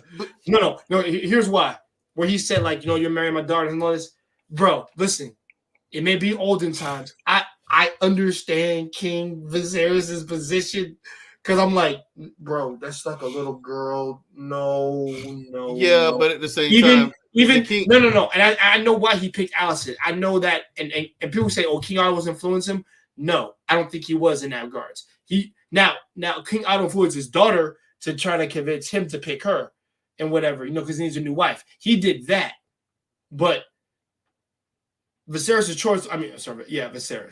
Viserys' choice was his choice, and I understand why he picked what he picked, and I kind of respect him the way he did that. Because in that regards, no. Because guess what? He still got his daughter Rhaenyra to marry freaking their Valerian Corey's freaking son. Yeah, and so he still got that. So it's still tied it together and made it strong. But remember, he did get advisement. He did get advisement to do that. Make the families whole, make our unity strong as make our family and the name strong as it's supposed to be, which is kind of sticking to that Tywin way of thinking. But at the same time, was that bad? No, to do that? That was good. But the king fucked up a lot. He fucked over House Velaryon a lot before that. I would say by marrying his daughter. I mean, No. I'm talking about before the daughter shit. That's why the daughter was in front of him. He fucked over House Velaryon so much to like that was the only option left. In order to make things right with House Velaryon, that was the only option he had left to marry that girl, a 10-year-old girl. That like he fucked over that house that much, so many times, and so much that his only option left to make the relationship between the crown and House Velaryon right again was to marry a 10-year-old girl. So the king, yes, he made a lot of mistakes. Because wait, let me finish. Yeah. No, I'm not House Velaryon. Look, at House Velaryon and Corlys did nothing but serve the crown well. He served the king. He served the crown. He never even thought of mutiny. Never thought of mutiny. He was upset, but he was upset, but he never thought of mutiny. And the king was fucking him over. He's like, listen, we need to deal with this situation in Stepstones, man. King's like, oh, I don't want to go to war. Yeah, I get that, but we're at the point now where we don't have a choice. We kind of have to go stop him now. No. He's like, Your Grace, if you don't do that, people in Dorne can't get supplies from Essos. People from King's Landing can't get supplies from Essos, nor the Stormlands, nor the Stormlands can, and even me. Well, see, that's the problem, Corlys. It's just something that affects you. No, dummy, I just told you. Dorne, the Stormlands, King's Landing, which is where we are now, where the king lives. You can't get your shit either. So help me out. Let me go down here and deal with this situation. And send some troops to help me out, troops and ships to help me out. No, I'm not going to go to war. I'll think about it, Corlys. I'll think about it. And I mean, like, it's just the king was. Hold on, the king. I think his decision was stupid on that for not helping him. And so that's why he would decide to send it to him only when Daemon. That's when he asked. That's when Corlys asked Daemon. Daemon, hey man, his wife, advisor from his wife, and that's what pushed him to do it because it says you're an honorable person if you go out and help your brother. And the thing is, he doesn't hate his brother. He just, it's just, I'm talking about at that point in time because it's really crazy with all this shit that's going on. No, he was being a dick towards Daemon. He lives towards each other as far as no. Daemon really did have his brother's back, and all Daemon really wanted was his brother. That's all Daemon really. Truth be told, with all the bravado, all the acting out, Daemon he simply wanted his brother. That's it. But everybody else, no. He just wanted the relationship back the way it was because now the king had so many people in his ear, chiefly Otto Hightower and like 2 other people on the small council in his ear. You should do something about Daemon. Daemon's a problem. Now when he was like slaughtering shit, like he's wilding. That's the no. Nope. That needed to happen. You talking about we was out there chopping thief, chop off his hand. Rapist, chop off his junk. Murderer, chop off his head. Yeah, that had to happen. No, King's Landing was a mess. Okay, so you're saying this King's Landing was a mess. He had to do that in order to make a statement. Fuck around now. Fuck around and find out. That he had to do that. He had to do it in public to show people. I agree with you, but the thing is, you're causing fear and panic in the kingdom, and it's just like you want to spread fear, or you trying to spread like we got shit under control. We got shit under control. That needed to happen. I mean, I'm saying between the two, I could listen. If I'm doing the action, I know I'm okay. You may think what you're doing is just. People can always. It ain't got nothing to do about being just. But the thing is, if you're spreading fear and panic, then it's just like, yo, is this kingdom even safe, bro? Because like this dude just went in here and did all this. Yeah, there are rapists, but bro, what's to stop that from happening to me? Here's what stops it from you. Did you steal anything? No. Did you rape anybody? No. Did you kill anybody? Hold on. Did you? You got jets around that word here. Hold up. Did you? Okay, great. Did you commit murder? Did you? No. No. Okay, you got nothing to worry about. That's it. Like those are like the only 3 rules. Do you think you split the difference? Huh? I'm just saying. You can split the difference at the time. Those are the only 3 rules. Don't steal, don't grape, and don't murder. Like that was it. Like how hard is that to follow? I mean, so I don't blame Damon. No. I'm not. Listen, I am not disagreeing at all. The thing is, it's not hard to follow those rules. But What? No. I'm saying like it's not hard to follow those rules. It should never be hard. Just yo.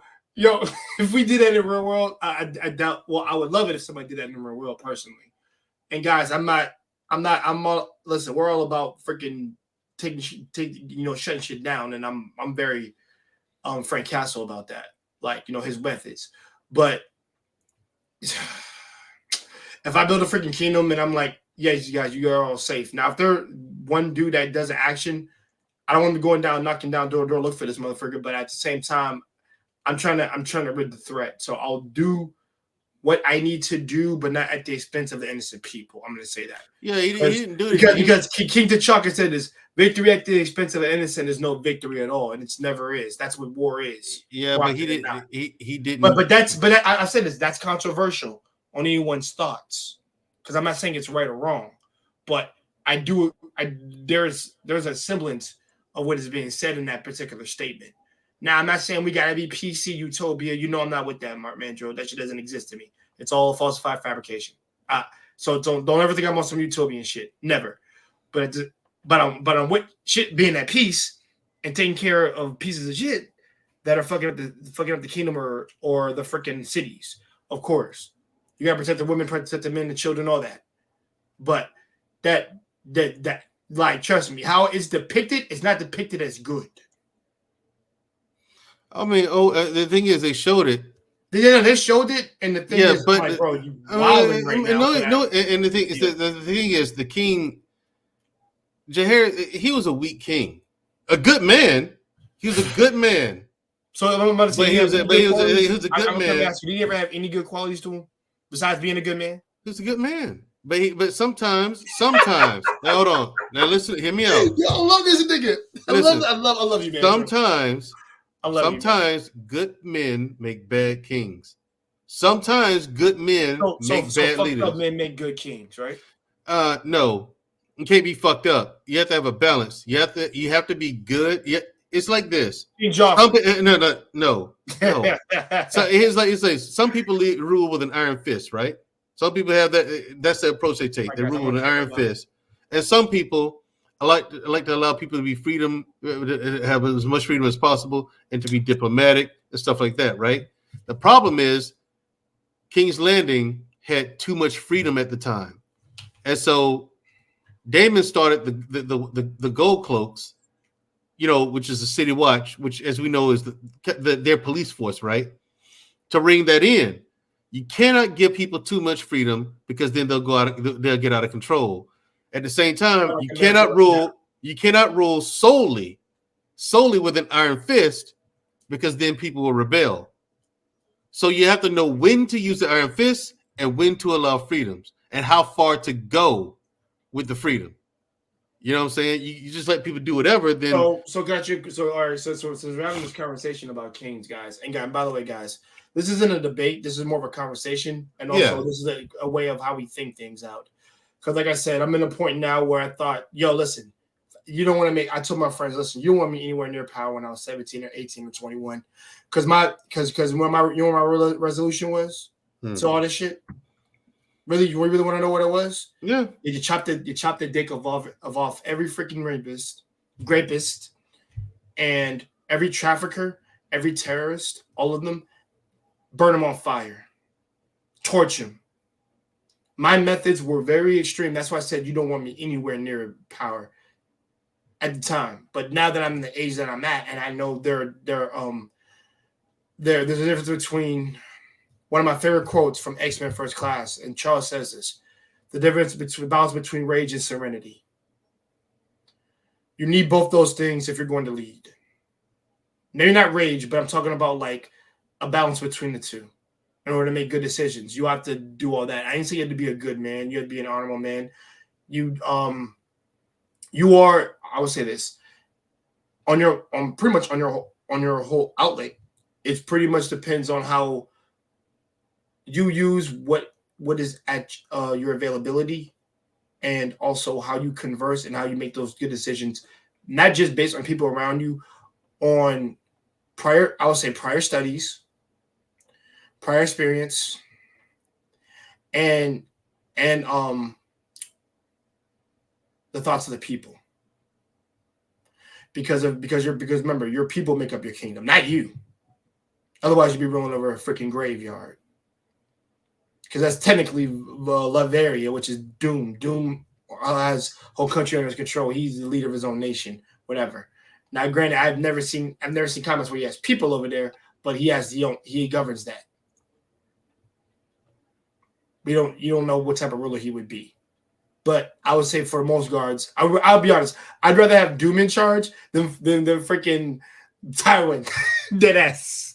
I'm dead ass serious. I'd rather have Victor Von Doom in charge over him. Or maybe Magneto. Those two dudes. Because they've shown that they can do the things they need to do when they need to do them, but also they care about their people. Magneto varies. There's times whenever he's attacked his own people. Like that was Wolverine and X-Men, by the way. I want to let you know. That's Wolverine and X-Men when he did that, which is really weird why he would attack on his own people. Because he needs his people to come together and shit. But that's through force, not through outside resources. He's doing that. But Magneto and Victor Von Doom show very good characteristics of being leaders. Doom is a villain. I am, yes. But he, like I said, he is a king and a ruler, and he knows what to take care of. I've never seen him, when he got God power, be stupid. Or be like just tyrannical. That's what I'm saying, man. There's a balance between the two. That's all I'm saying. But that's what I said, because when people says, I've heard this from the old Game of Thrones. All these people used to say this: to be king in our world, you have to be a little fucked up. You have to play the game, and they said why? Because you have to do it, otherwise you'll get killed like Ned Stark. Yeah, and I'm like, so I've got to be fucked up like them, but I can't be Danny and break the will. Okay, no choice. So the moral that you've learned is you have to be them. No. There's no compromise. There's nothing you can do to get out of it. You're stuck in the cycle. The cycle is forever, never. If you're gonna play the Game of Thrones, you have to play the Game of Thrones. Fuck that. I'm not. No, but the thing is, like that's why I'm Silver Surfer. I'm like, y'all have fun with that. Hey, Princess K, how are you doing? Oh, Primal guys, the link is in the chat if you guys want to come in. It's not just me and Mandrell today. Like I said, we're our One Piece talk. Listen, we left that One Piece talk a hot minute ago. Actually, it wasn't even hot, like a good minute ago. In this case, Aokiji cold. But we're talking House of Dragon. I'm actually gonna edit the name of this. One Piece talk plus House of Dragon talk with Mandrell.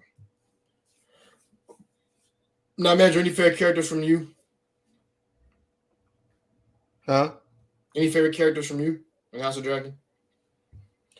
Because we got to the time skip, I really didn't care for anybody at the time. Because my favorite is Corlys Valerian. Besides him, I like the Rogue Prince Daemon. See, Daemon got fucked over too. The king was just listening to the wrong people. So let me ask you a question. Do you think if the king kept it all about family, he would have been okay altogether? Yeah, absolutely. What about? Because what about, he fucked up. What about his daughter? Do you think he would have let her be a warrior the way she wanted to be a warrior? Nah. Nah. Because honestly, I was actually rooting for her to be a warrior like Danny. I was like, go for it, girl. You got all the qualities and like braveness, and I'll say recklessness too, to some degree, because she flew to Dragonstone to make sure she achieved her brother's freaking egg. That was pretty wild that she did that without her dad's order. Because her dad didn't know, so he's not a bad king in terms of that. His daughter disobeyed. He did punish her, but he did. But she did that. Like her actions, I think I'm talking about when she was young. By the way, I like the young version of her because that came out so wrong. I love the younger version of Rhaenyra because how they showcased her character. She was being proud to be another Dany, or similar to one of Aegon's wives, okay, which was his sisters, because they were warriors based. None of them were like just get married and that's the end of it. Like no, they were all warriors. And I have read Aegon's Conquest. I've actually read that shit. Gotcha. I actually got the book in the closet. But my thing is the show is amazing. Characters are amazing. Hopefully they don't fuck it up. Um that Taiwan talk, the reason why I'm so, even though I understand that, thanks for explaining that to me. I understand that, but it doesn't justify you treating your kids like shit. It doesn't. Who treated kids like shit? Taiwan. No, he didn't. He let them do. He let those kids do. The problem is he let Jamie and Cersei do whatever the fuck they wanted. And you saw how that turned out, right? Yeah. So he didn't treat them like shit. He spoiled them. Those kids had whatever they wanted. Even Tyrion, and he did not like Tyrion. Yeah, tell me he loves him. No, he doesn't. No, he did not like Tyrion at all. I'll give you that. I'll give you Tyrion. Please convince me of that. No, I'll give you Tyrion because I've read the books on that. And I'm like, yeah. I read the books too. Look, and then the thing is, like I said, and my thing is, like I said, we know so little about the relationship. It's hard to say, and his wife had no choice in the matter. So, like I said, I'm not disputing it. Even psychopaths have the ability to love somebody in their immediate circle. Like I said, they have that ability. That's Joker, Harley. He doesn't love Harley. Huh? He doesn't love Harley. No, he doesn't, but it's portrayed as love. And it's not. To her. Mandrell specific, I specified that. To her. That's what that looks like. She's still stupid and dumb. But that's how she sees it. So, and he'll never tell her or split the difference between the two. It is what it is. You're my lackey. I love some things about you, but I'm not in love with you. That's what that is. He got in her head real good. But that's a different talk for a different time if we want to go into that. And by the way, he damn near pushed her out the window, so yeah. Now the Tywin, no. I'm just respect his intelligence, hard work he did, all that, whatever, but it wasn't reason. But listen, you can't tell me he's not a psychopath for having Tyrion's wife gang raped and raped by freaking 70 soldiers. Was that reasonable? But here's the thing. No, you can't justify that. No. Here's the thing. Really bad. He married a whore. And I know by customs and by that is wrong. But even then, to use the method. Listen, I'm gonna say this. I don't say this because man, you make you think I don't see it from your side. I see it from your point. But let me say this right now. Look at it from so here's where I'm going to agree with you. Look at it from the point of a Lannister. Okay, they have a reputation. They have a reputation to hold within the House of Westeros. If their lineage is seen, like mating, like if someone seen whoring, if a person married a whore, that would have been a major backlash to the family's name. Now I do agree that the method. Now I'm gonna say this. This is where I hate him at. I will agree that the method he used to destroy this person was massively psychopathic and fucked up. That's wild. It's insane. It's inhumane that you would do that just to silence this quote unquote prostitute in a sense to resorting the Lannister name. It makes sense to him in that sense to do it, but no, that's not reasonable. I didn't say it was reasonable.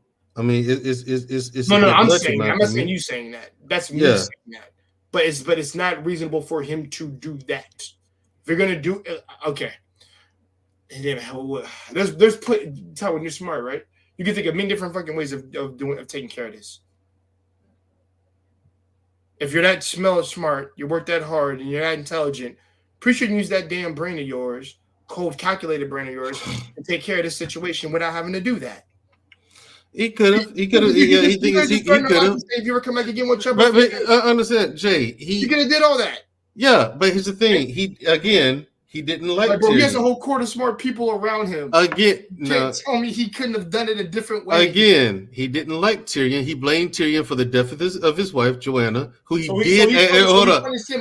Joanna Lannister was the only person who actually made Tywin laugh or smile. And get a genuine smile out of him. Yeah, as far as another human, he actually loved Joanna. He really did. And when she died, that kind of broke him. And he hated Tyrion because, okay, had Tyrion, I can't say that, but she died during childbirth, and he was a dwarf. So it's like, he's like, the Remember, fuck, he man. said the only thing that stopped you from throwing you out into the ocean as a Was that baby he's my was he's my that you had son. my last name. Yeah, and you are my you are my. Hey, listen, you may be a dwarf, or whatever, but you're still my son. So I can't He's kill wanted. you. Remember, trust me. He's wanted to get rid of you the whole time. Remember, he said that before. He said the day you were born, I wanted to get rid of you. When you were born, I wanted to cast you out and throw you. Yeah, he was honest. But even the only reason why he did it is because you have my name and that's it. Yeah, and because remember, you're my and son. he just says like I would rather be consumed by maggots than making you the next heir to Castle Rock. And there's a reason for that. He said, listen, now since laws and laws and regulations keep me. I said regulations because there's no regulations in that word, but the laws and words. He said, can I just prove you are my son? And like I said, but however, nobody, not even God, will compel me to hand over Castle Rock over to you and to turn into a little whorehouse. And look, and there is reason. I think that's why ultimately that's why Tyrion hates. Oh, not Tyrion. Tywin hates Tyrion. He thinks Why? Tyrion's not his. I have doubts too. I have doubts. I think that Joanna Lannister was great by the Mad King Aerys. Any evidence of that in the books? Yeah, when you read it, and you have to read between the lines, but you're like, wait a minute, hold up. Whoa. Like there's some things that like reading the books, if you catch on certain things here and there, it's like, whoa, wait a minute now. Hold it. It's like, wait a minute now, hold up now. I think Yeah, and I think she look, and the thing is I think she if there's actual evidence of I that, think she I will agree with right, and I think she never told Tywin because she knew that would cause a war. She knew that Tywin would go to war with the crown over a violation like that. That's what you told me about fucking old Tywin, yeah. Well, actually, you didn't even need the backstory to tell me. Tywin, as he is now, like when we get introduced to it through this show, would have done anything. Yeah, because remember when remember he even what's his name, Clegane, aka you know who that is. The mountain. Yeah, the mountain. We're or the Hound. Which one are you talking about? There's two of them. The mountain. Okay, the mountain. Yeah, when he said like the Brotherhood with banners and stuff, he said, "Listen, I don't." He said we hanged 100 men. He said, we hanged 50 men. I don't care if you hanged 100. He said he wanted me dead. I want his. He said I want him dead. He said I want his name and I want his head. Doesn't matter. And he says burn. And he says, listen. He said like the people out there already hate us or some bullshit. He said like, have you gone? He said, have you gone soft, Clegane? I thought you always had a talent for natural violence. And he says, burn the villages, burn the farms, bro. Let him know what it means to pick the wrong side. Is what he does. Like his actions, bro. Like he's all about affirmative action and getting shit done. And also, like I said, intelligence. I respect the intelligence aspect, but the methods he used, like I said, the one thing for the Tyrion thing, like, bro, you have all these ideas and stuff. You can't tell me you can't think of another different way to take care of her. Even if I hate him, particularly my son, whatever, like Tyrion, whatever, I would use different methods to take care of this, to make sure that she wouldn't speak. Like, I'm not gonna say cut her tongue. That's wild. Like, threaten to kill her, whatever, blah blah blah. And if she comes back, we'll slice her head off on the minute she comes near this place. That's simple. That's what he could have done. You know what I'm saying? Like I said, reasonable people can think of things, even if they are not right in the head.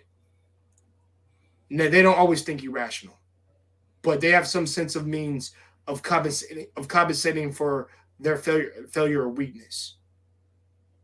I think every person has that. Through shows, through mediums, through novelizations of books that I've read. Joe Abercrombie's freaking Law trilogy. I've read that. Trust me, at the end of the movie, he goes off and kills every bit of hope in that book. He's trying to, and you know what he's trying to tell you through the book, Mandrell? That there is no bit of hope. About what? I'm talking about what's his name? I got his name. Joe Abercrombie's his Law trilogy series of his book.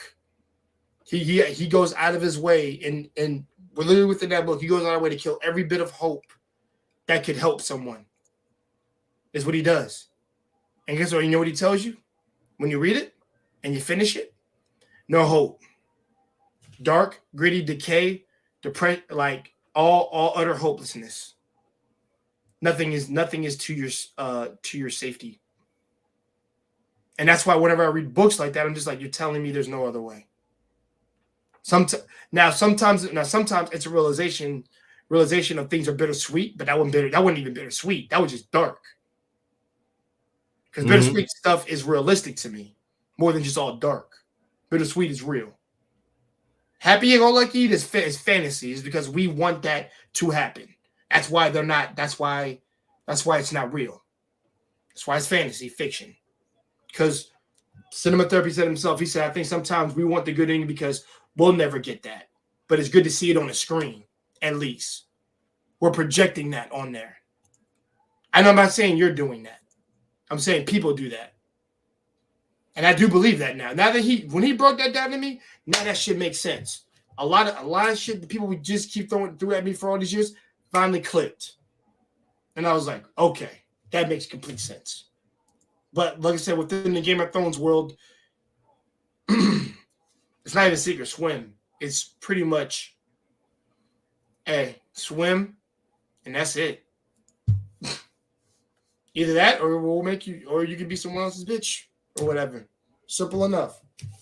Littlefinger, Varys, freaking Tyrion, all these smart people, they got their ends too, except Tyrion. Tyrion's still alive. I expected him to be alive at the very end of the book, which he was technically not spoiling things. I expect at the end of the books, I expect Tyrion to live through it all. Yeah, exactly, because he's too smart to die. No, Tyrion's a different character in the books too. He is. He's because I've been reading the audiobook, so I have a much more sympathy for the book Tyrion than I do for the Tyrion in the show. Yeah, the book Tyrion, that's just the book Tyrion. No, the book Tyrion, that's just fucking tragic. It's just like, God damn. Yeah, but he did it with his wife. Bro, it's like, bro, this brother here can't win for losing, can it? And the thing is, none of this shit is his fault. None of this shit is really his fault. Because of how he was born. And it wasn't just, he was born into. Even Oberyn says, like, we understand, even through the show, which is why I liked Oberyn, where he said, like, you're just a little kid, and, you know, your mom held you and things like that. They thought you were a monster or something. I didn't think that, whatever. My sister and whatever, all that stuff. Yeah, because, see, in Dorne, they don't do shit like that to children. They don't. Like, they respect children. They don't look down on children who are born deformed and stuff like that. They don't. There's no racism down there either. There's no prejudice. That's why, you know, and that's what I'm saying. That's why Dorne is liked so much. Not in this. I'll say this. Not in this show as much because, yo, man, that Oberyn's wife is the dumbest bitch I've ever seen in any life. She really is. She literally got all her daughters killed. And honestly, that's not going to happen. That's not going to happen in the books, though. No, I don't think so. I hope not. It's not. If they do, I'm going to laugh, and I will laugh. In the books, that's not going to happen. Well, all three daughters get like slicing them up by freaking what's his name? No. Don't tell me his name. Give me. I remember. Hold on. What's his name? Not Euron? Euron? Is that his name? Euron Greyjoy? Cersei? Yeah, and see, Euron Greyjoy is a different character in the books, too. Yeah. This Euron Greyjoy in the show, I don't know who the fuck that is. I don't know who the hell that is. I don't know who the fuck that is, man. I mean, that's not Euron Greyjoy. That's not Euron Greyjoy. That's what I'm saying. You know who he is. That's what they called him. I mean, you can say the same, but Mandrell, you want to have a deeper conversation. You can go into Hercules. That's not Hercules. No, yeah, but Euron Greyjoy in the books has armor made of Valyrian steel. Yep, I do know about that specifically. It's black with rubies outlining it, like outlining each individual scale. Yeah. But the crazy part is he's like molesting his brother and stuff like that. Wow. Okay, we got to dance around that a little bit here. Yeah, he drinks Shade of the Evening, so he does sorcery. Like, he's a cool character, man. He's a very dark character. Apart from the graping and all that stuff. Yeah. I love when you say he's a great character, and then okay, you had to clarify. I'm glad you Yeah. clarified that. That was wild. Apart from that ain't His cool. brother. His older brother at that. Yeah, I'm glad He like mentally tortures him. He forces him to drink Shade of the Evening, which is a psychedelic drink that the warlocks the drink. 70s drink. Yeah. Yeah, the warlocks drink it, and so Euron's been tapping into Dark forces. into dark black magic. He knows how to use black magic. He has he's been tapping into his Constantine pretty much. Yeah, and which Constantine is all about that black magic. Dark black magic, same thing. Yeah, it's a trip though, man. The books. Euron Greyjoy is such a better character in the books, apart from the incestual graping. That is. That's all. Like, I can live with everything else that guy's done, but that I can't abide that. Bro, that's why I said I'm glad you cleaned it up. I can't. You got to clean it up. Oh, he's a great character. They're like, what? Apart from the incestual. That's like saying, Griffin's such a great character. Yeah, you forget what Griffin did to his homeboy's girl. Yeah, it's apart from all that. Now we're talking about before, like let's say that never happened, and we just say Griffin when he meets him, yeah, he's an awesome character, amazing character, probably more better than Guts in the Golden Age arc. Which way you've read Berserk, right? Yeah. Then you agree, Griffin's effed up then. Very. And also, I will say this. I say this. We can have a Berserk talk right now. Why not? Screw it. We're having talk about like dark series. Why not go there anyway? Whatever, guys. We're switching over to Berserk, and Berserk is actually better than Game of Thrones for me. Game of Thrones to me is Berserk a little bit. I love the world a little bit. The only thing is missing is a little bit more magical creatures, but we got dragons and shit like that, and dire wolves, which we have more magical creature stuff. But Berserk. Okay. Guts is your favorite character? You would say? Because he's mine. In Berserk? Yeah.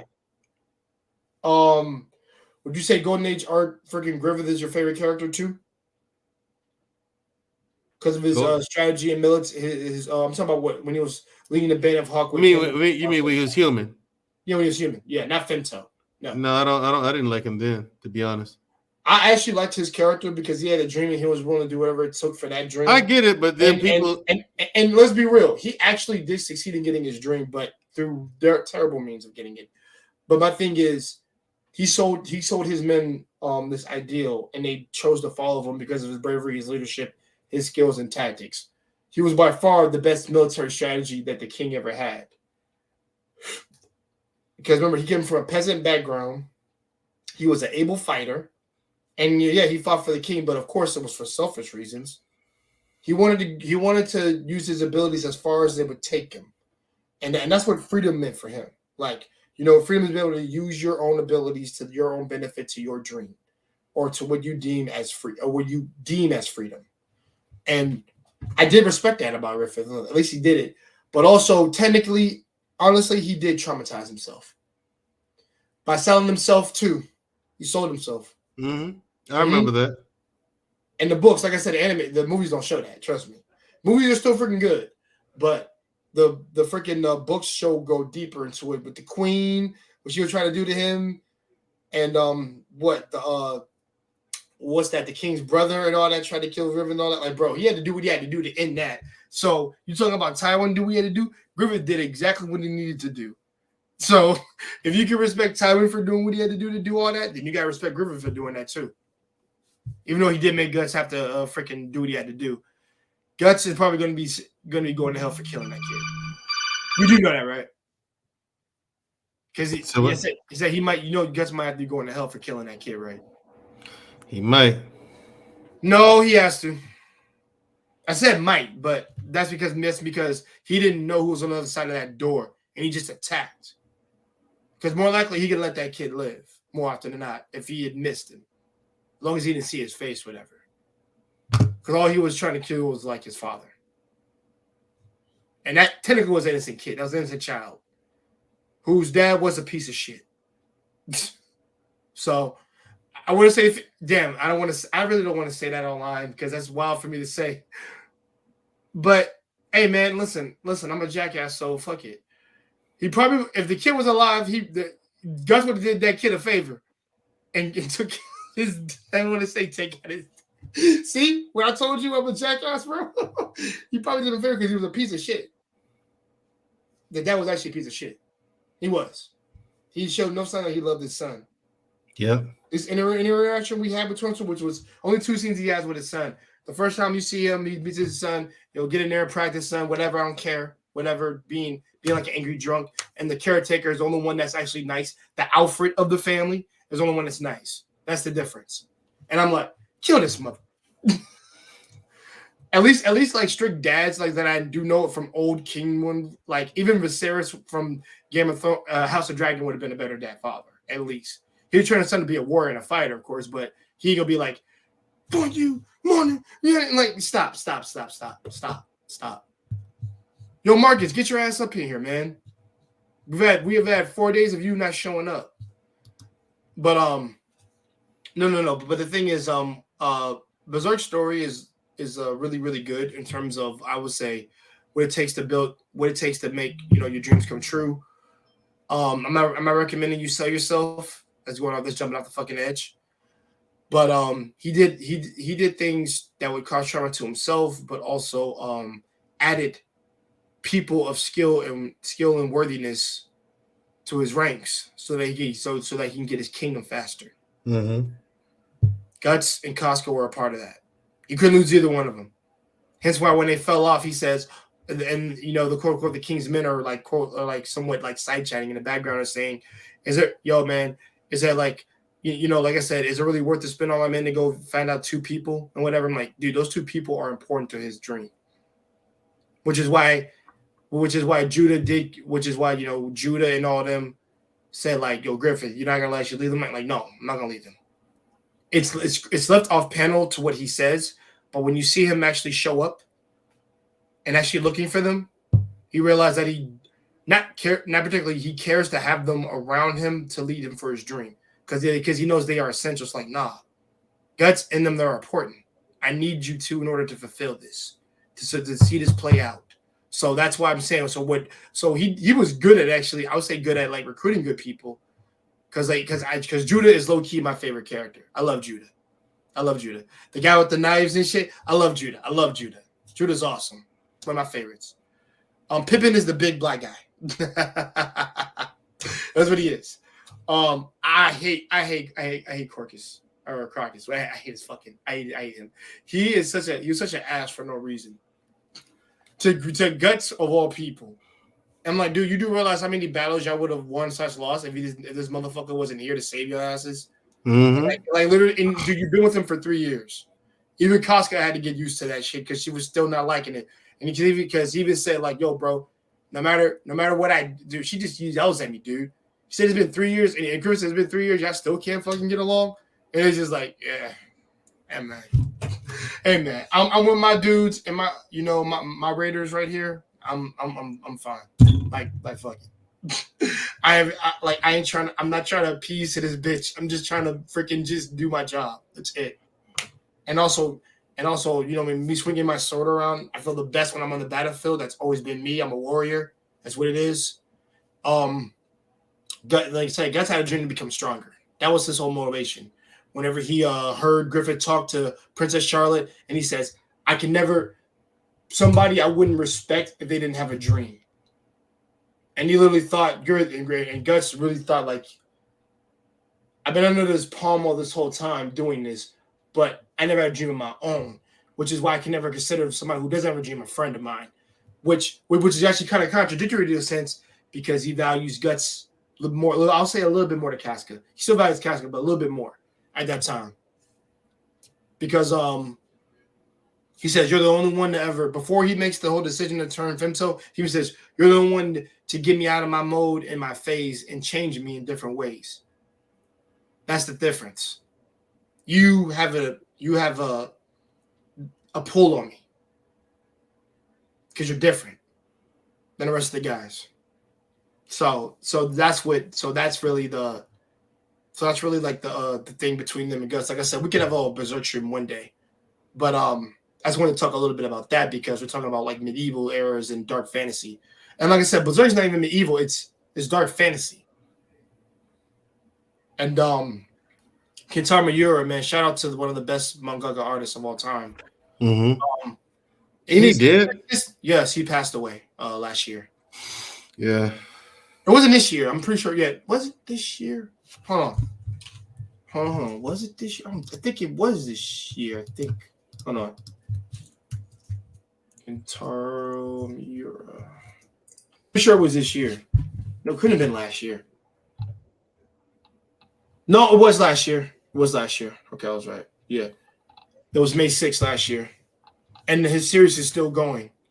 The people who was working with him on that, they're I'm pretty sure they have all his scripts and his lines because they're still continuing the chapters and stuff like that of everything he wrote down, what he was going to do. They just need to draw it all out. Hold on a second. Oh, no, you're good. Go ahead. Do what you have to do. I got to give me a drink. I got all this ice here. Oh, no. I should give me a drink, that ass. But I got to work tomorrow. Fuck those guys.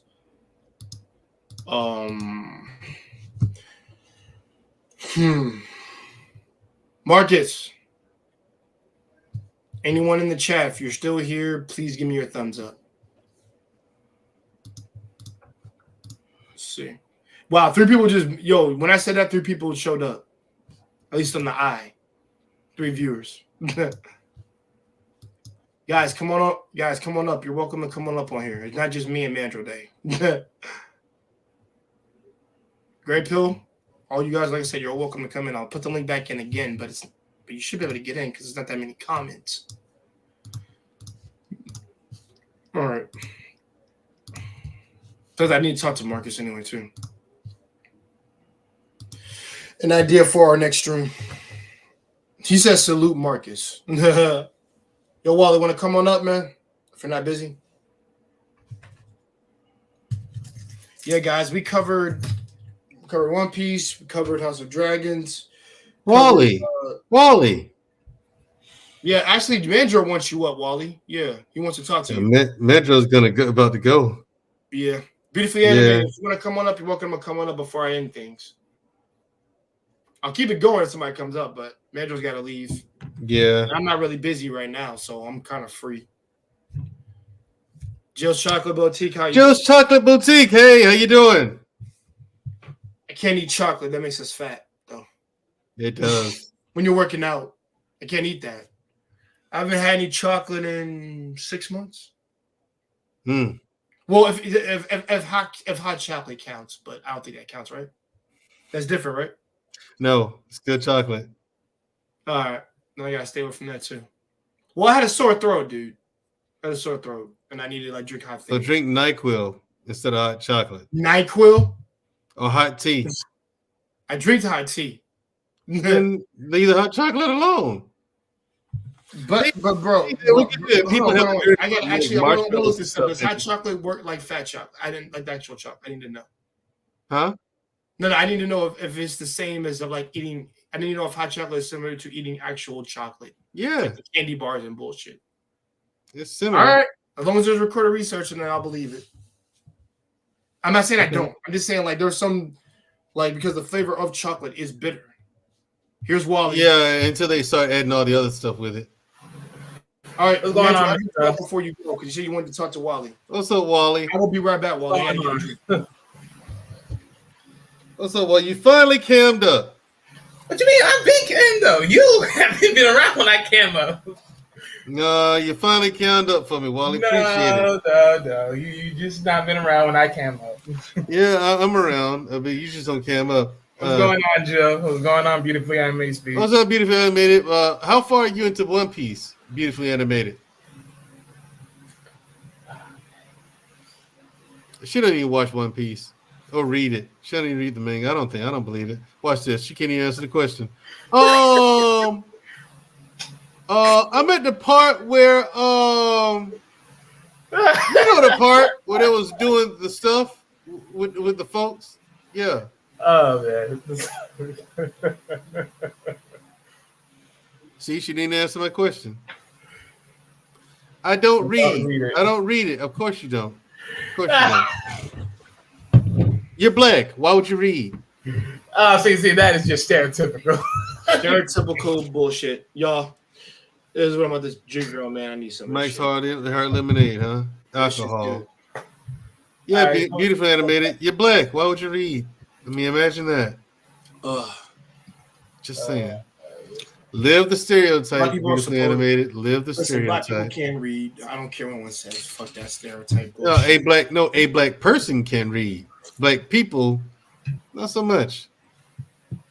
See, Wally, you know what he's doing? Trolling. You know what he's doing, right? What am I doing? Hey man, yo, he's trying to make. Is he trying to make the Blackpink community angry at his ass? No. Was he trying to- Beautifully animated still didn't answer my question. How far are you into the One Piece series? Beautifully animated. How about we answer that question? Says I don't read it. Yeah, she don't read it, but she says she hasn't finished Watch it yet. She's not at Wano. I know that. There's no. Way. I think she said she's at the beginning of freaking the time skip. I think that's what she didn't say that. She didn't say that. I keep getting thrown off. See? What? Exactly. That has nothing to do with the question I asked you. Takashi and That has nothing to do with the question I asked you. I asked you, how far into the series are you? I keep getting thrown off. I don't care about that. I just need to know how far into the series you are. I'm gonna look that up right now because I'm a tea connoisseur. They don't know. See, I told you, Wally. Black people don't even know how to answer questions. They don't even know how to listen to a question, Wally. You know what's crazy? See, you be mad at me when I be against women, but you over here back people like a. Yeah, but Wally, you hate women. And I you don't hate can't- women. Yes, you do. See, notice one thing. I just said hello to 2 women right here. What are you talking about, sir? It's a trick. See, It's a trick. no. See, I'm not falling for your bullshit, shenanigans, that's Wally. That's bullshit, Mandrell. Okay, that's bullshit. Okay? I'm not falling for your shenanigans, bullshit. Wally. I know your tricks. Bullshit. How do we not know that you're part white and you're just being partially, you know what? So you saying the white half is being racist right now and bigoted, but the black half is keeping it kind of tame. You know, good and well, why people well read. Well, I'm not They'd rather half. see things versus read things. I'm not That's the half same way white. why we out here got ebooks these days. Now people are just saying the words for them versus actually looking at the words and knowing what the word look like. See, I told you. I don't remember where I left off. I wish I made note of where I was. And by that meaning, right, because she just don't want- okay, we can just honestly agree that she just she walked away from it because there was something else she's watching at this point. No, stop helping her, Wally. Wally. You give it. Wally. It's the You're truth. pandering. Wally. Wally, look at that. Look at that. Wally, I'm debating where the I word see. is or to wear the other one with the teeth on it to the movie Thursday. This Thursday. one was pretty better. I'll go with that. Yeah, I know because they got the design and shit, right? Yep.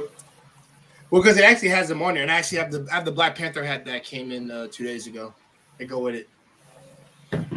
Hold on, I actually show you guys what it looks like. Beautifully animated here, y'all. Okay, Mandrell, you have the floor. Damn, you said you were leaving too. I am leaving. Okay. Uh-oh. He did say he was leaving. Kiss my delicious ass, motherfucker.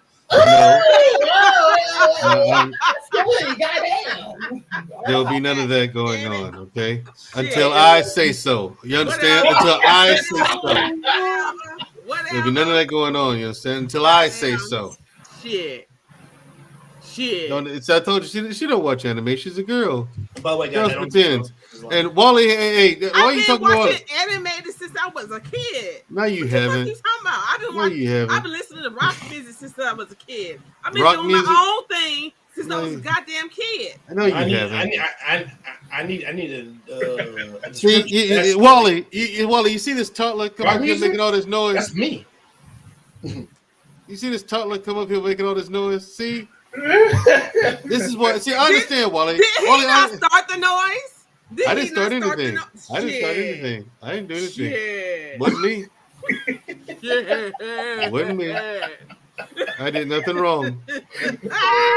What you're not gonna do is come up here and put all your nonsense and drama on me like I did it. Like I'm the problem. I ain't do nothing wrong. Wally, see, I understand why you hate these toddlers now, man. 3, 4, 5, 6. Oh Little my God. I person. hate certain of them, not all of them. 3, 4, 5, 6, 7, 8. Wally hates women. I don't hate women. Yeah, you do, Wally. No, I don't. It was you sitting. I It was you sitting there eating at McDonald's at night. I did not eat no damn McDonald's. You eat McDonald's a lot, you Wally. get to get I job. don't Like, know. there's the Huh? fast I don't food know. every now But and then how do you get so big, Wally, with no muscle definition? You clearly don't work out. So what the fuck are you eating to All get, right, man. get in that shape? Nigga, what you talking about? Look at you. Man, look here. Look, man, I know you ain't talking, all right? I'm just asking about your dietary practices. Look, way before I ever moved, I was definitely working out because I had weights at the house. But sad enough, because we had to leave, things changed. So I ain't eating no fucking McDonald's, sir. Well, a move will do that. I'll grant you grace on that. I'll grant you grace on that. You know, change of scenery, but a change of scenery is supposed to be good. Where'd you move? Baghdad? No. Because it seemed like your situation got worse. Yes. That's what happens. That's what happens in life, sir. That's what happens in life. So how'd you get so ugly? Explain that one to You me. funny as hell. You ain't don't even there. Don't even there. You funny as hell. I am more melanin than you are, sir. Don't you dare. So what? Oh, With my ass. Shit me. My genes are strong. I want to say it has to be not too far after they had upgraded after they had upgraded their skills and power after Ace Which had been killed. Who got killed? Ace got killed. Oh, Ace. It was it after the Paramount War? Was it after the time skip? Oh, Jedi Mike here. I called his No. name and he's here. No, You gotta come in, brother. We gotta speak.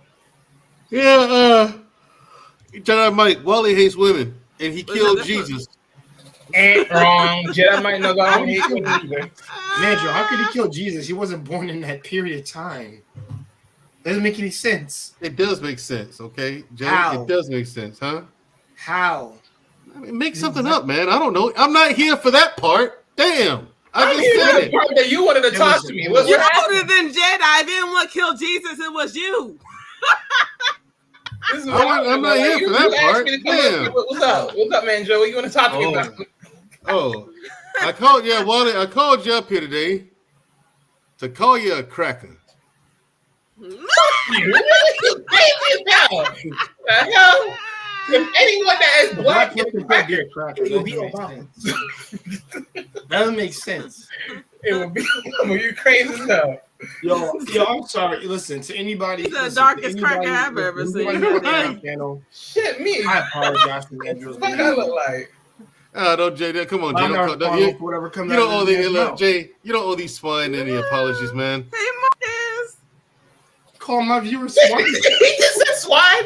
Oh, see, you try to do jaggers. Okay, You sound like Severus Snape from Harry Potter. Your father was a swine. this ninja said swine. Your He's father bad. was a swine.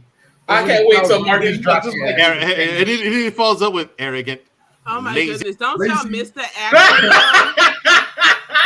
Thank you, Marcus. Yo, Marcus. Arrogant, lazy, weak. Motherfucker. Exactly. Oh No, I like Don't Jill's. y'all I like Jill's chocolate boutique. Don't Yo, y'all- I ain't gonna She's lie, cool. Well, hold on, wait, Mandrell, you watched all the Harry Potter movies, right? I have. Which one is your favorite? I don't let me lie to you, man. I don't know. They're all trash. Do you? They're not all trash. They're not all trash. Now, at the beginning, I can see how you wouldn't like any of them. I No, can see that. actually, I was fond of those. I mean, the first one, I like that one because Oh, it's the the introduction first to one? it, right? Yeah, it was Yeah. the introduction to it. I liked it, but then there's Okay, because for me, it's Goblet of Fire. I love Goblet of Fire. That shit's... is that the one where Voldemort first came back? Yeah, that's when he first Yeah. came. Yeah, I like that one. I like that one He too. killed someone and all that. Yeah, because my favorite one is that maze is like literally a freaking Silent Hill Into the Woods scary ass fucking scene. Man, Like, the I love bushes it. were snatching people. Yeah, it was snatching people, bro. You like everybody's dead, bro. It wouldn't like if it was a plot of a movie. You don't live. You're dead. Bushes grab you. If You it can't was beat not that. a game, right? Everybody be dead. Yeah, they're like petrified or some shit. I'm like, hell no. Yeah. Oh my goodness. Or you're Bushes were bewitched. No, wicked. it's either you get petrified or you become bewitched in it. Once it grabs Yeah. you. Yeah. I would not want to play it and shit. That's why they said you got to be 18 and up to play those freaking to do the cup to be able to participate. Oh, Harry, did you put your name in the Jill. cup? Thank you, Did you put Mandrell. your I name in appreciate the Don't it. show no love to this light skinned Jack. Thanks, Jill. Oh, that's colorist, Wally. That's fucked up. You're being colorist just moments I'm not ago. What being you talking colorist. about? You hating on this chocolate. That's your freaking problem. I'm not hating on Ain't your no chocolate. Yeah, you're right. My ass. Pause. First of all, Trying nigga. to call me a cracker. Man, bro, please. I ain't no white chocolate mofo. So Pause. First of all, what kind of nigga. chocolate Okay, did how you about get let's from just start with that. Mandrell, what kind That of didn't sound chocolate- right, huh? Which What part? kind of chocolate did you get from her? I haven't gotten any yet. I'm planning on buying some for a special occasion, for a special Ooh. someone. So Yum. Jill's gonna hear from me soon. I gotta. But yeah, he called me pandering earlier. Yo, Marcus, man, you did good. Give me Marcus. But okay. Well, shout to Mandrell for being funny, for being who he Hey is. Jill, can you drop your And site? hold up I the want to conversation. check out the chocolate. I chip. mean, apparently he just trolled You my know what? behind just to get up here because he really didn't even need to ask me. Repeat that again, beautifully animated. I mean, you No, I took said 3 years. Well, I Go asked ahead. Jill to drop her site so I could or Mandrell, can you drop her info in the back chat or whatever so I can check out her chocolate? I mean, what do you want me to do? God damn, you have the information or not? It's her information. Why would I have her information? Why don't you ask her for her information? What if she don't just want you to did. have it? Yo, Jill, if you want to come up in the What back, if she don't want you to have it? it? The entrepreneur doesn't want to share Sorry, the hold on. information to sell their chocolate. What are you talking about? Beautifully animated. Because it's you. Maybe she don't want you to have it. Mandrell, give me a second, brother. I know you're passionate. Hold on, brother, give me a second. I don't have a help site. her You out. have to reach out to me I'm trying to on help her out. IG. Okay. Okay, then subscribe to her IG account. He That's said, all. I don't have a site. You can reach out on IG. Go ahead, Okay, Mandrell. is it under the same name? You're good now. Yes. Oh, thank you. And hold on, Jill, is your name the same in IG? I said yes. Okay. You said yes? Yes. So it means you looked at it then. Okay. Yeah, because I'm subscribed to her. We follow each other. All right, I got you. I'm gonna get some chocolate. All I see is teeth when I look at Wally right now.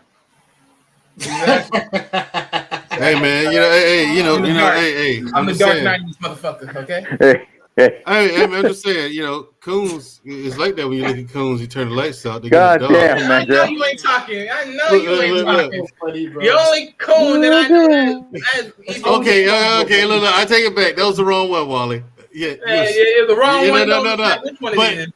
Wally, you are literally, and I don't mean this literally, like to demean you or anything. You literally look like a spook. Like that's the definition when white people call Smile us real spook. quick, Wally. Just smile. There you is. There you is. Yeah, right. See, now look at what he's doing. He's doing, you know, when white people call us spooks. It's because in the dark, all you can see is eyes and teeth. And with you I now, thought Wally all we was can trying to see be is the eyes and Batman. teeth. I thought Wally was trying to be Batman. All that melanin, it's a double-edged sword, Wally. There you go, That's some brother. motherfuckers. I'll tell you that right There you go, Wally. Turn that light on, man. Something. Because all we saw is eyes and teeth. And I was like, Jesus. Eyes and teeth. God. now. No, damn. right? I know. I'm one black motherfucker. Nothing wrong with it. Now, you say, is it Jill's Chocolate Boutique or just Jill's Chocolate? It's Jill's Chocolate. It should be Jill's Chocolate Boutique. All right. Jill, I don't see your Jill's. Why don't you put your IG in the in the chat so people can come Hey, and buy your product? welcome, Jill. Welcome, Jill. Thank you for coming and stopping by on Jason Kai's girl. channel. Walking tall.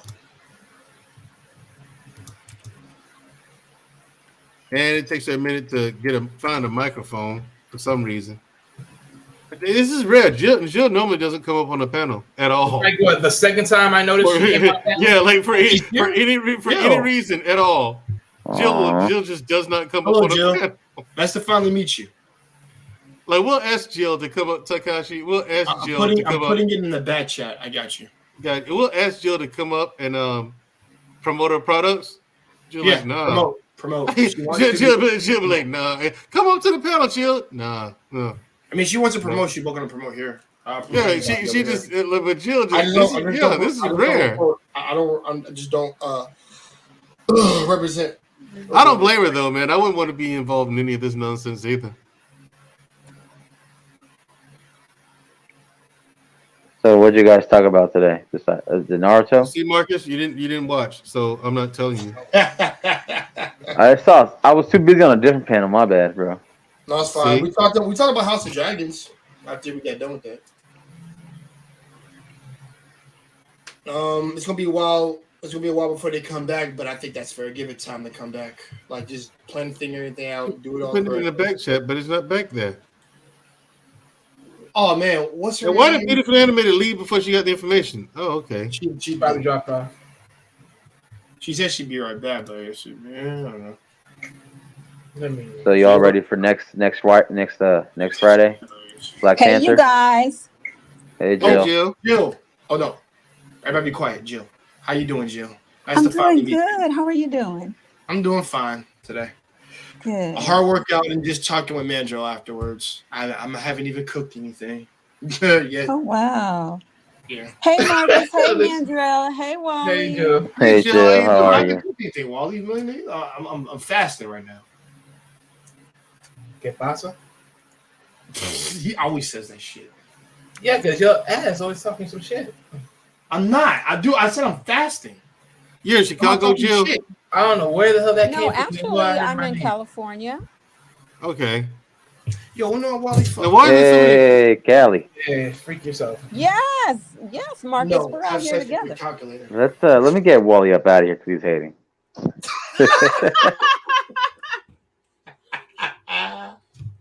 That's good. That's good. Don't put that motherfucker beneath me. Fuck There you we go. too. I don't want to be on your ass no how. With your TP.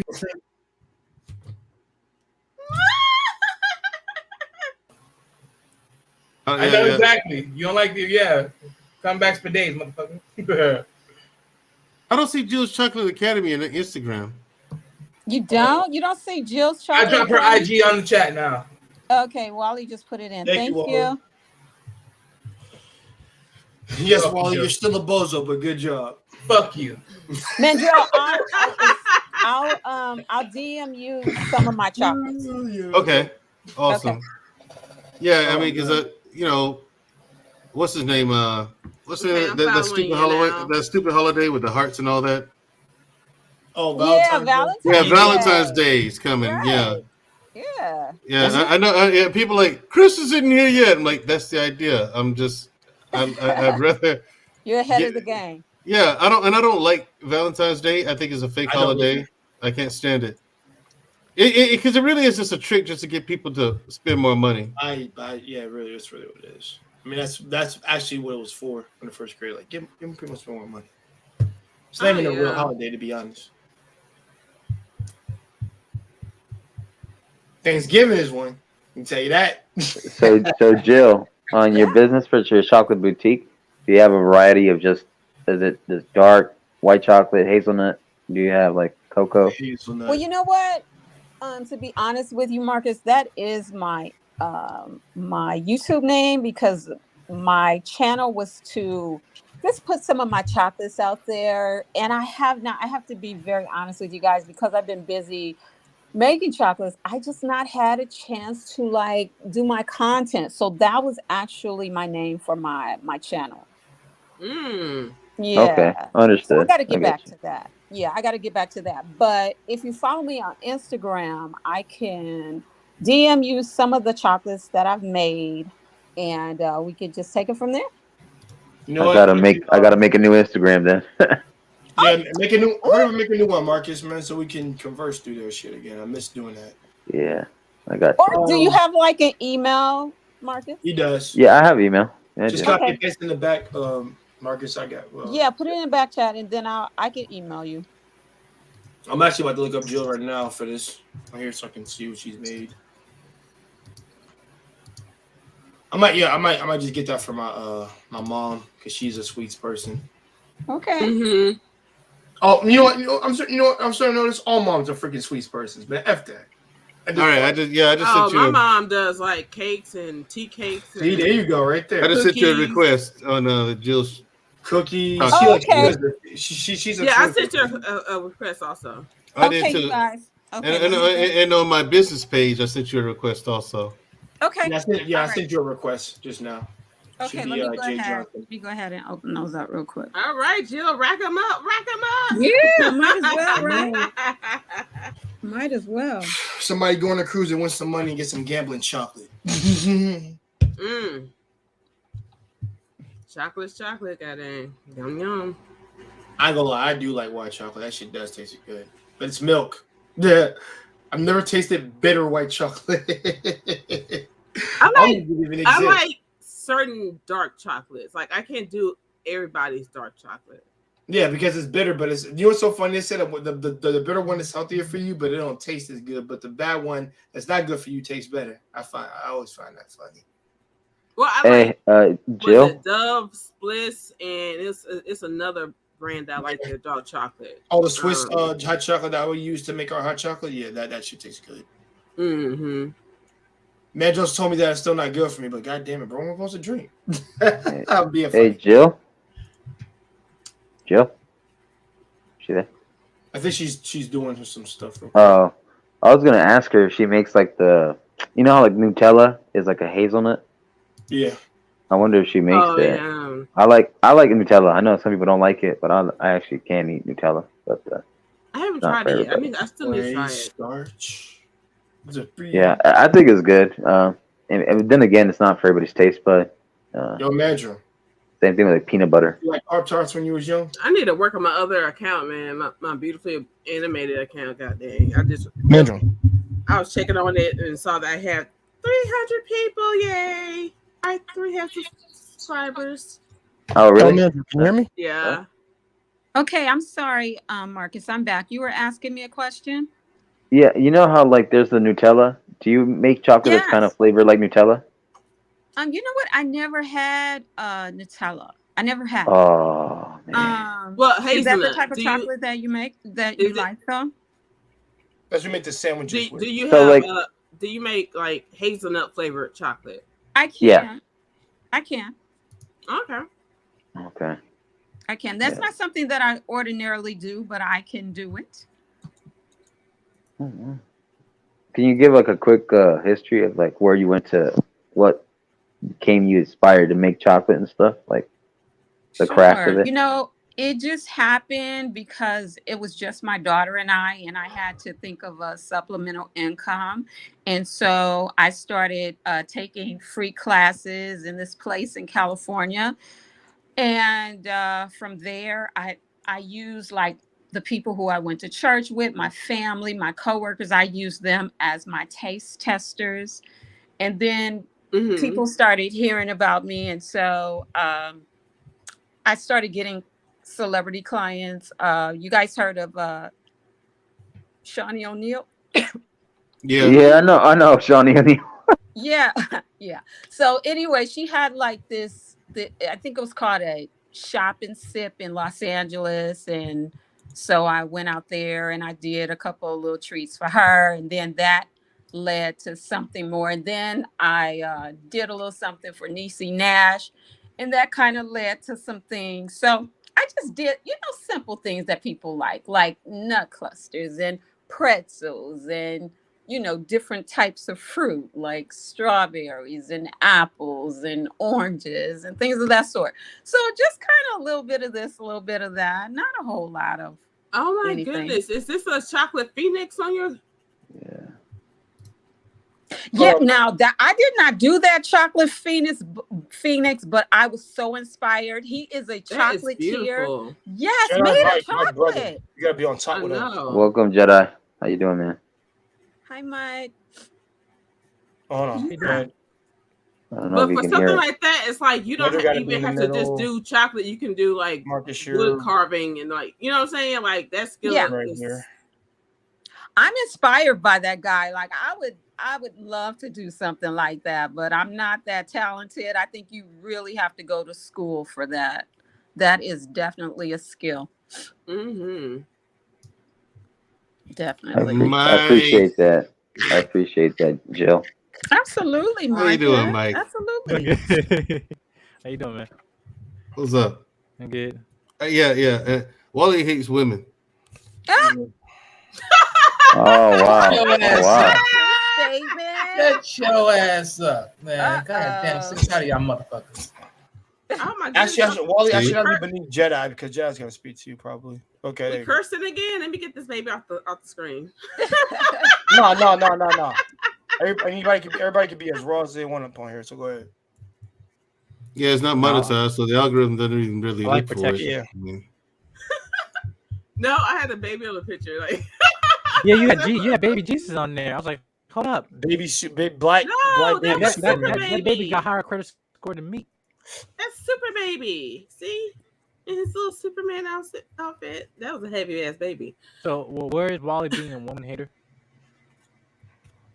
Explain to me. Oh, that's just Mandrell. Hey, Yeah, man. Mandrell, What why now? do you feel that Wally hates women? I'm interested in knowing why you feel that way. he went on a red pill rage out one night. It was one night, and I was just like, dude, what is wrong with you? Do you hate women? No. See, I don't hate women. It's just he did it, red pill rage. Like I must even go through red pill rage. and then Deal with he people's bullshit. wait. But He other tried than that, once again, never a point of red pill rage ever. he tried to justify it just like he's trying now, but it didn't work on me. So Bullshit. and There's so- never been a commentary of me talking about I hate women. Ever. Bro, Well, I mean, I guess I would say, yeah, he raged out talking some craziness about women. I was like, damn, where? bro, Okay, well, what's your problem?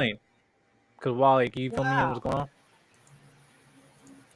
Wally, can you explain that or no? Yeah, can you explain that? Explain No, what? he can't explain. Because Wally's MGTOW, so it's men going the wrong way. This particular Yeah, girl said that you were going Explain, off about. look, okay, I can't hear all the questions. Explain what exactly? Can you explain this? Whatever. Oh my goodness, one mic. Okay, Whatever my Mandrell was answer talking that. about. About which one? You hate women. I don't hate women. I don't even know why y'all even fooling with Mandrell's bullshit. It's not bullshit. It's not that. Hold on, time out. It's not that he hates women. He's MGTOW. He said he's Yeah, MGTOW. yeah. Okay. Oh, okay. So he's an incel. I get it. That's no wonder he mad. I get it now. You dick. Is that true? Oh God damn it, bro! God damn it! Is that true? Wally? Okay, Wally. Let me get you on front. Hold on. Wally, You ain't want to play with this bullshit? I'm talking to you right now. No, I don't believe it. Incel, really?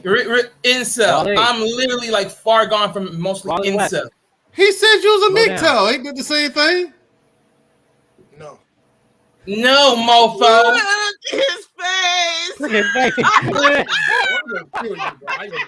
What? Yeah, since I- I'm- He was like that. Look at his face. Oh, Wally, It was like Deadass, this. you want me to kick off Mandrell? Right, Jedi. There it is. Because me and Wally have a contract. And by contract, I'm designed to protect him. And Obligated. You're obligated to protect him. No, What by happened? contract, I am. And also by friendship, I'm supposed to too.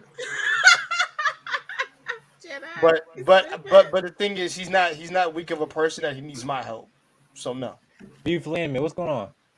I don't know much. How you doing? Doing good. Good to hear from you. Him and the beard talks. What? No. I was giving you a compliment. I said Jedi Mike and the beard talks. I got you. Oh, yeah. Listen, I mean, I don't think it's that good. I mean, I'm not. I mean, I only just line myself up. I got my earrings, and every guy faded. I fade my own hair, all that, all stuff. And You got earrings, Jedi? I got earrings. Yeah, I'm nigga Yeah, 5. God damn it. Damn it. No, Still can't You do it know, after all these years. Sorry. I'm good. Can't You feel know, my ears. I have grooming regimens. I smell good. What is this MSTOW?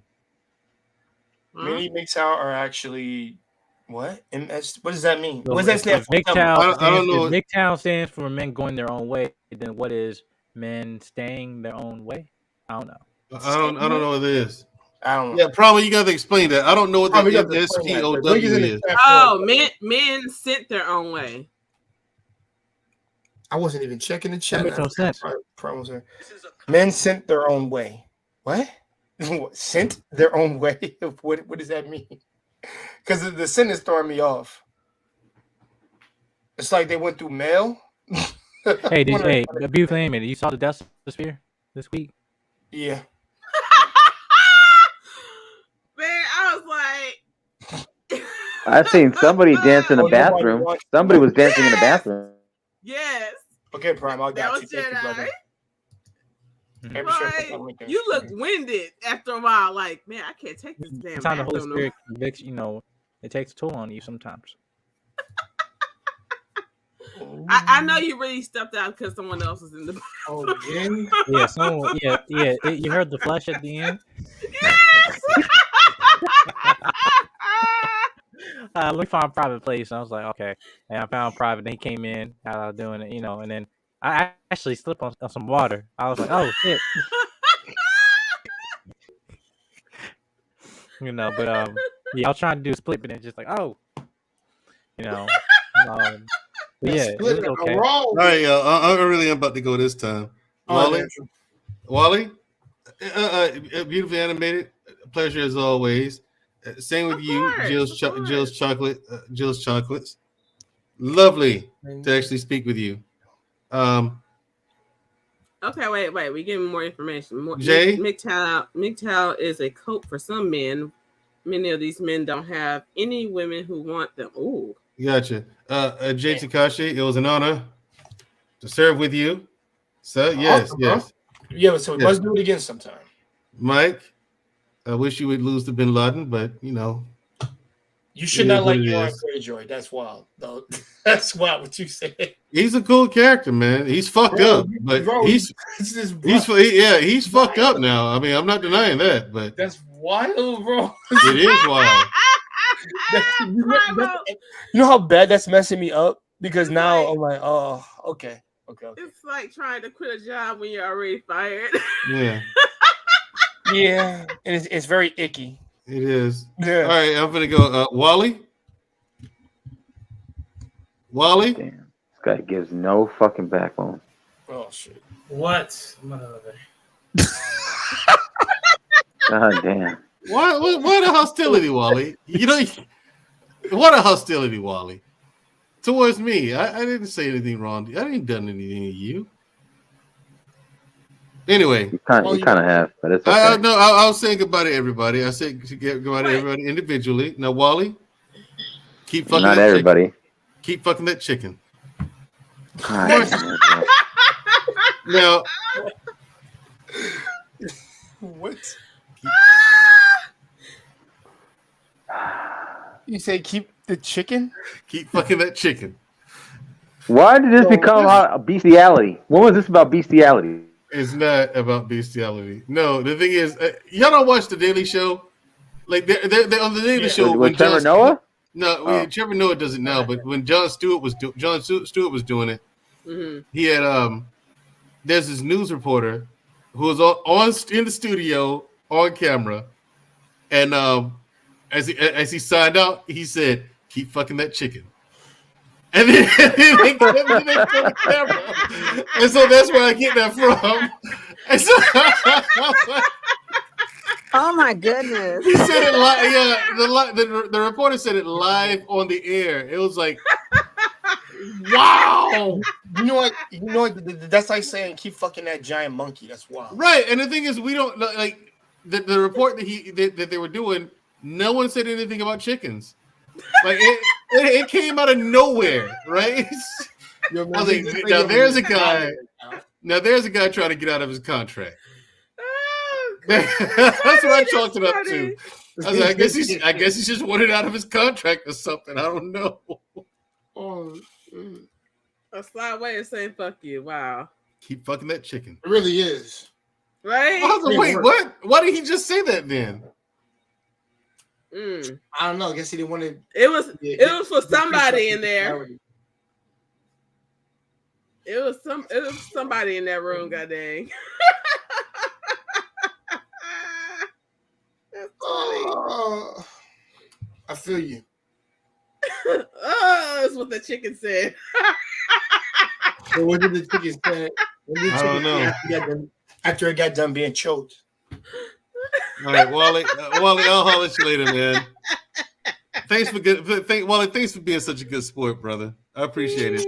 Man, he got pissed as fuck at you. What do you mean a good sport? Yeah. And justifiably so. That is not justified. I don't know, man, Joe. Anger You're kind of and going hard on hostility- him. No, anger and hostility towards me is not justified. I have done nothing to you people. Oh my God. Why? Why? I have done nothing to you people. What do you mean, you people? What do you mean, you people? Marcus, you know he sounds like?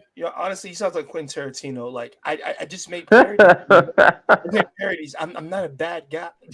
No, I'm not. You know. Damn. Anyway, Jill is here. She can vouch for me. She Okay. watches my content sometimes because I see her in the chat sometimes. By the way, Jill, what do you think of my content? Is there anything you think I can improve on? Subject matter? I think you're amazing, and I think you guys have some of the dopest topics.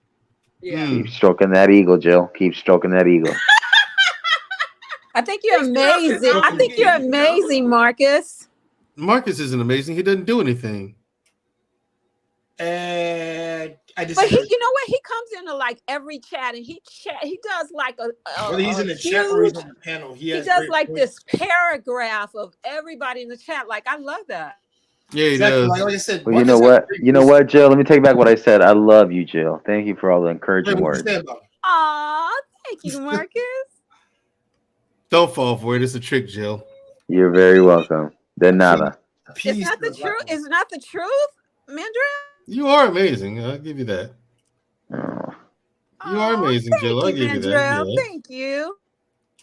Yes, and you support the platform, which I do like, and I'm grateful for. I am grateful. I like that I go up there and I mess with people about the Cash Apps and the and the PayPal. And then Hey, I got a Cash App for $1.32. Right. I got a Cash App for $1.32. Like people I did 111. Yeah, right. like Jay. People send me cash. People send me Cash Apps like that. Like I guarantee you, if people could send one penny. Hey, Mandrell ran a Cash App for 42 cents or some shit one day. It was funny as shit. He said 50 cents. And then Cash App takes their portion. Right. Cash App won't let you do less than $1. Yeah, it's like it'd be like $1.03 or some ridiculous number like that. Like it's like people, like one time people like in the rush to send the lowest amount possible.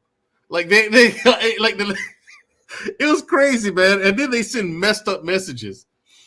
like one. I think CJ sent $1.32 because and then in the message it says because you're an asshole. You're an asshole. Yeah. I just couldn't do anything but laugh, man. It was hilarious. Ooh, Wakanda forever. That's this free coming up. But I think Jedi might have already seen it. My senior graphic design project. Yeah, and I'm working on it. I'm like, and I've turned in. This is like in my end of the year project. I'm almost done. I got like a week left. So yeah. So like yeah, that's I created a poster. I'm basically creating these packages right here. I designed this. Okay. Oh, that's fucking nice, bro. Yeah. okay. Yeah, that's beautiful. I major in IT and graphic design, so I focus on product design. So I was basing it off of the film. So yeah. That's so right now. Yeah. So these are like one of my final poster designs I have. I'm still working on it, but yeah, just wanted to show y'all. Thank you. Looks great. Good shit. It's talented, Jedi. Really nice. Mm-hmm. Yeah. Yeah, I'm trying to see if I'm gonna make a shirt out of it or something like that. Make a shirt out of it, bro. Do it. You never know what. Yeah, this is like at the end when I have like my final project because I have a senior show I have to present in December, but I only got 5 weeks left before graduation, so and this is where I have everything finalized with Alright. my product and everything I designed. So, but yeah. Yeah, definitely make a shirt too. You can make some sales. Exactly. Yeah, I mean that's. I mean, well, I mean that's. I'm seeing what I was gonna try to do because the film come out next week, and I'm gonna see it Thursday. But I need. Here we go, man. I just got this shit a day ago. Yeah. Just got this a day ago. Oh, that's really nice. I like Hell yeah. that. Say what? So that's really nice. Where'd you get that from? Online. And like I Yeah, said, guys, Hot Topic. if you want, no. Probably Hot Topic actually. or Spencer's. Nah, BioWorld or some shit. Like BioWorld has great hats. They come from the same supplier. So yeah, they came from the same supplier. Spencer's fuck. And Yeah. Spencer's nice. It's dope. Also, if you're a significant other, that's always a good place to go get some items that you might want to try with each other. Oh But, yeah, no, that's in the back aisle. Never in the back aisle. Dude, I still remember that shit. I'm getting a red room. Wow. I don't care what any of y'all say. Oh hell yeah, I shop at Hot Topic and freaking Spencer's. Fuck that shit. Yeah, no, but making yeah. a red room. Said the red room. Probably you need to hop on the link. What you talking about? I was told not to. I'm not allowed to watch the opening weekend. I was told White people are not allowed to watch. He's trolling. Black Panther He's Wakanda Forever. trolling. That was a thing going on. That white people are not allowed to watch a film. It's just no, man. It's like, well, first wow. of all, no. I heard that somewhere, and I'm like, that must be bull. You must be bullshitting me. No, it's not. There's just someone that campaigned about it and whatever, made a video about it on TikTok and then went viral. But then listen, they're misguided and they're retarded. Well, of course. I don't like that word. Well, I'm sorry, but they are. No, I'm saying sorry to you because I know you don't like me to say that word, but I'm saying I apologize. I'm messing with you. I'm saying when the world. I know you mess. Jedi, even if you are, I will say that. I do apologize, but they are. No, I think it was some. That's part of the the Jewish stupid- community that's that. bad taste. Oh no! Sorry. It's bad taste and callous for what they did. That's terrible. Who the fuck would say Everybody that? and mama getting canceled this weekend. I know there's people in the West Coast that saw like the more private screenings of it. I'm and not the reviews of it. someone came out with that statement and it was very bad take. I agree. Very, very I agree with you. You're allowed to go see it, man. Take your kids to go see that, brother, man. You're good, man.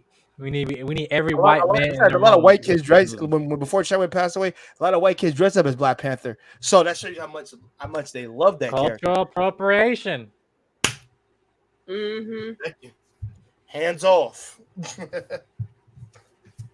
Yeah, but hey, Beautiful Amy, great stream you did last week with the women's panel. That was a great stream. Great stream. Thanks. You freaking hilarious. I don't know why. Listen, I was like, okay, can we be real though? All right, we talk. I mean, I thought it was nice to meet you, Miss Jill. I've seen you before. I think I've never talked to you before.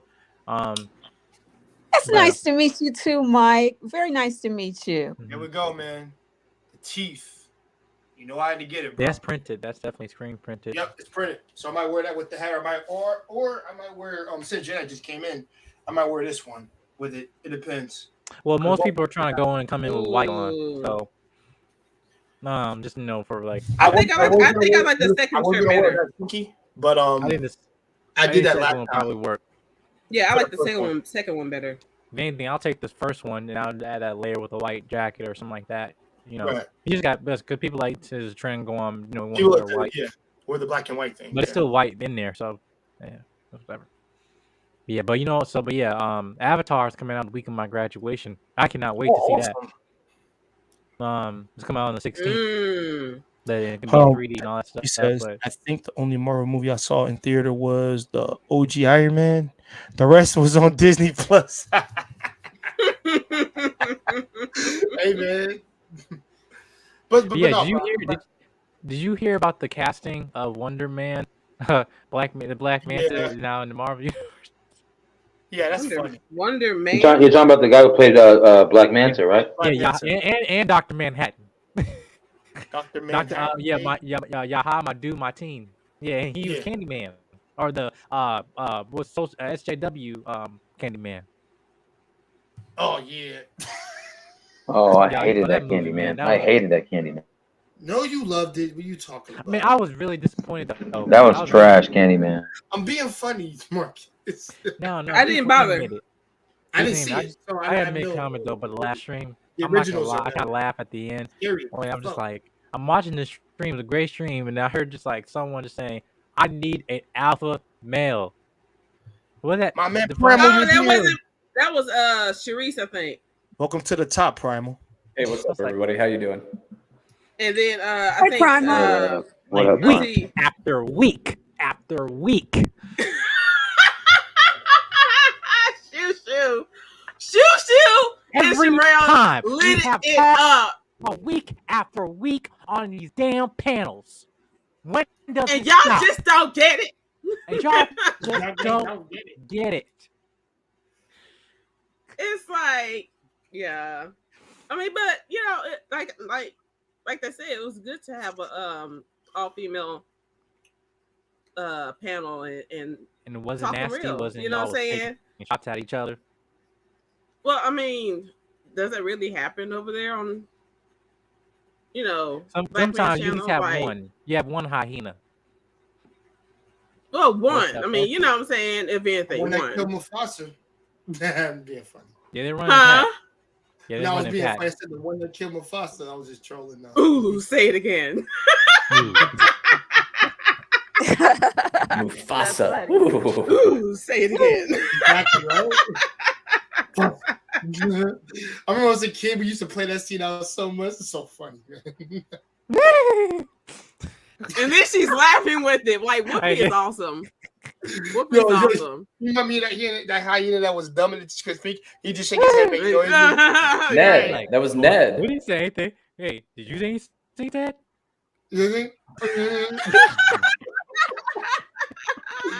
Oh man, I'm sorry. That's one of my favorite movies. I like this stuff. Yo, you remember? Listen, one of the most traumatic movies I saw is one of my favorites. It was called Chicken Run, right? It was Chicken Run. I Remember remember Chicken Chicken Run? Run, bro. I Listen, remember Chicken we Run. saw murder in live television. We saw we went to this lady. It was called Tweety Fibes, right? She in it with the damn clipboard. She walking down in here and she's throwing here like this one thing get X today. Turn the clip and she lowered the clipboard and saw chickens like and she brought him in to the slaughterhouse and you heard nothing. You just saw the little chicken with her feet in the shadow. Chickens between the tongue and the pot. And all of a sudden you hear the whole chop. Mm-hmm. And listen, you wonder how your chicken pot pie is made? Yes. Yeah. No That's what chicken and tapes from Tweety Fibes. That old enough to Yo, know man, how I'm to gonna back remember from it. that Yeah. movie, man. Yo, I love the old shit. Yeah. Yeah. Primal, how you doing, sir? Hey, how you Too doing? bad. Oh, that's great. Oh wait, is that better now? I had like Yeah. big feedback. Yeah, I was just laughing when I came in because I was laughing and it seemed like somebody woke up and chose violence. I don't know what was going on when I first rolled into the stream, but It was me. Frank Cap. and then I saw some incelibate talk versus the going the own way talk, and I felt compelled to come on up and say hi because I wanted to clarify that in case it wasn't coming through clearly in the typing. And this is something I want to do a stream on at some point. Okay. But I believe that this MGTOW movement, right? The men going their own way movement. I think for some men, it's a very applicable thing in their life where they've made an active decision that they don't want to pursue dating anymore. They don't want to pursue that kind of thing anymore.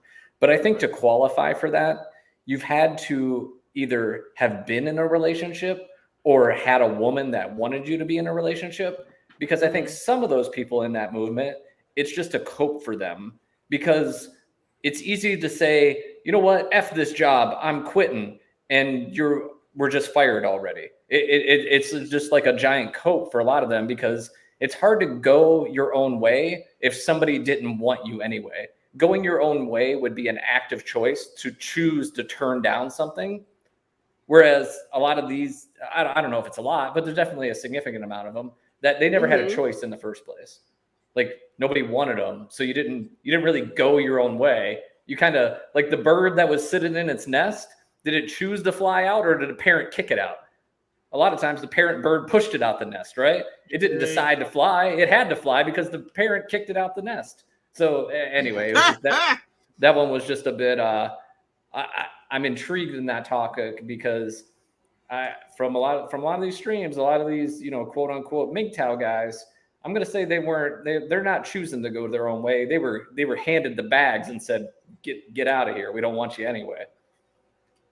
Okay. Oh, that's how you came with the MS towel. Well, and that's not me. That's not credit to me. That's something that's been out there for a while. Okay. Mm-hmm. But yeah, I was just kind of chuckling over that. And then you had Mandrell talking about chicken, effing that chicken, and I was just yeah. Too many people woke up and chose violence. I'm sorry, that's funny as hell. But yeah, how y'all doing otherwise? What's going on with y'all having a good Saturday afternoon and loving life and doing all the things? Hey man, I had me a drink. Yeah. I'm good. There you go. What you drinking tonight? I was drinking Mike's Hard Lemonade, man. This is hard black cherry. Okay. It's really good though. I'll drink Do you that. got a pussy drink. Do you got a Zima to follow that up with? Yeah, I do. Long Island iced tea, and if you want No, Zima. Like Zima. You're not old enough to know Zima is, are you? Wait, Zima? Yeah. No. Oh, that was an old drink back in the day. That was kind of a similar type thing to a Mike's Hard Lemonade. It was. Oh, okay. Yeah. But also my main go-to is a It was a fruity ass drink. Me, I'm just shy of 40. You know what? I'm almost, I'm in my late 40s, whatever. So I never heard no Zima. Zima, it was like a white colored. It kind of looked a lot like Mike's Hard Lemonade, but it was in a blue-ish kind of advertising label. Look it up, Zima. It used to be a real popular alternative to Mike's Hard Lemonade or a few of those other ones. Do you think it was better? Oh, I don't know. I didn't drink it. Okay. Usually, at least the crowds I ran in, a lot of the guys, they would either drink kind of like hard liquor or beer, and then a lot of the twisted iced teas and or lemonades and stuff like that. That was usually more favored by our fairer, counterparts, if you know what I mean. This right here, Primal. That's the one right there. I saw a lot of young ladies drinking those back in my day. Yeah, I don't even remember seeing that at all. Mm-hmm. Hold on, that's what the packs look like and everything. Hold on. Mm-hmm. Yeah, okay. That was the old alternative to Mike's Hard Lemonade. So now you learned something. Yeah. Okay. They still sell it now? I don't know. I haven't seen it in years and years and years. Just because I haven't seen it doesn't mean they're not. But it's probably one of those things that's like in certain areas, Yeah, you might be able to find it somewhere, but it's definitely not. It used to be in every grocery store you'd walk in, you'd see Mike's Hard Lemonade, that, and then like wine coolers, all kind of in the same area. Mm-hmm. Okay. But yeah, that's good, man. That's good. I'm glad you're loving life. You're having a good Saturday, doing all the things. You guys were talking about One Punch Man, I saw. So, fun times. Talk a little bit about that, and then we talked about House of Dragon, and then we hopped on a conversation about Game of Thrones, and then it was well, you got the resident expert, right? You got the resident Game of Thrones expert up on the panel already, don't you? Yeah, you. No, not me. You got House Targaryen. You got House Targaryen right next to you, don't you? Yeah, I know. He's right next to me, and Mandrell was on it. But we're talking about that, and he's wanting to know what my thoughts were on the 10 episodes that we had. How you doing, CBN?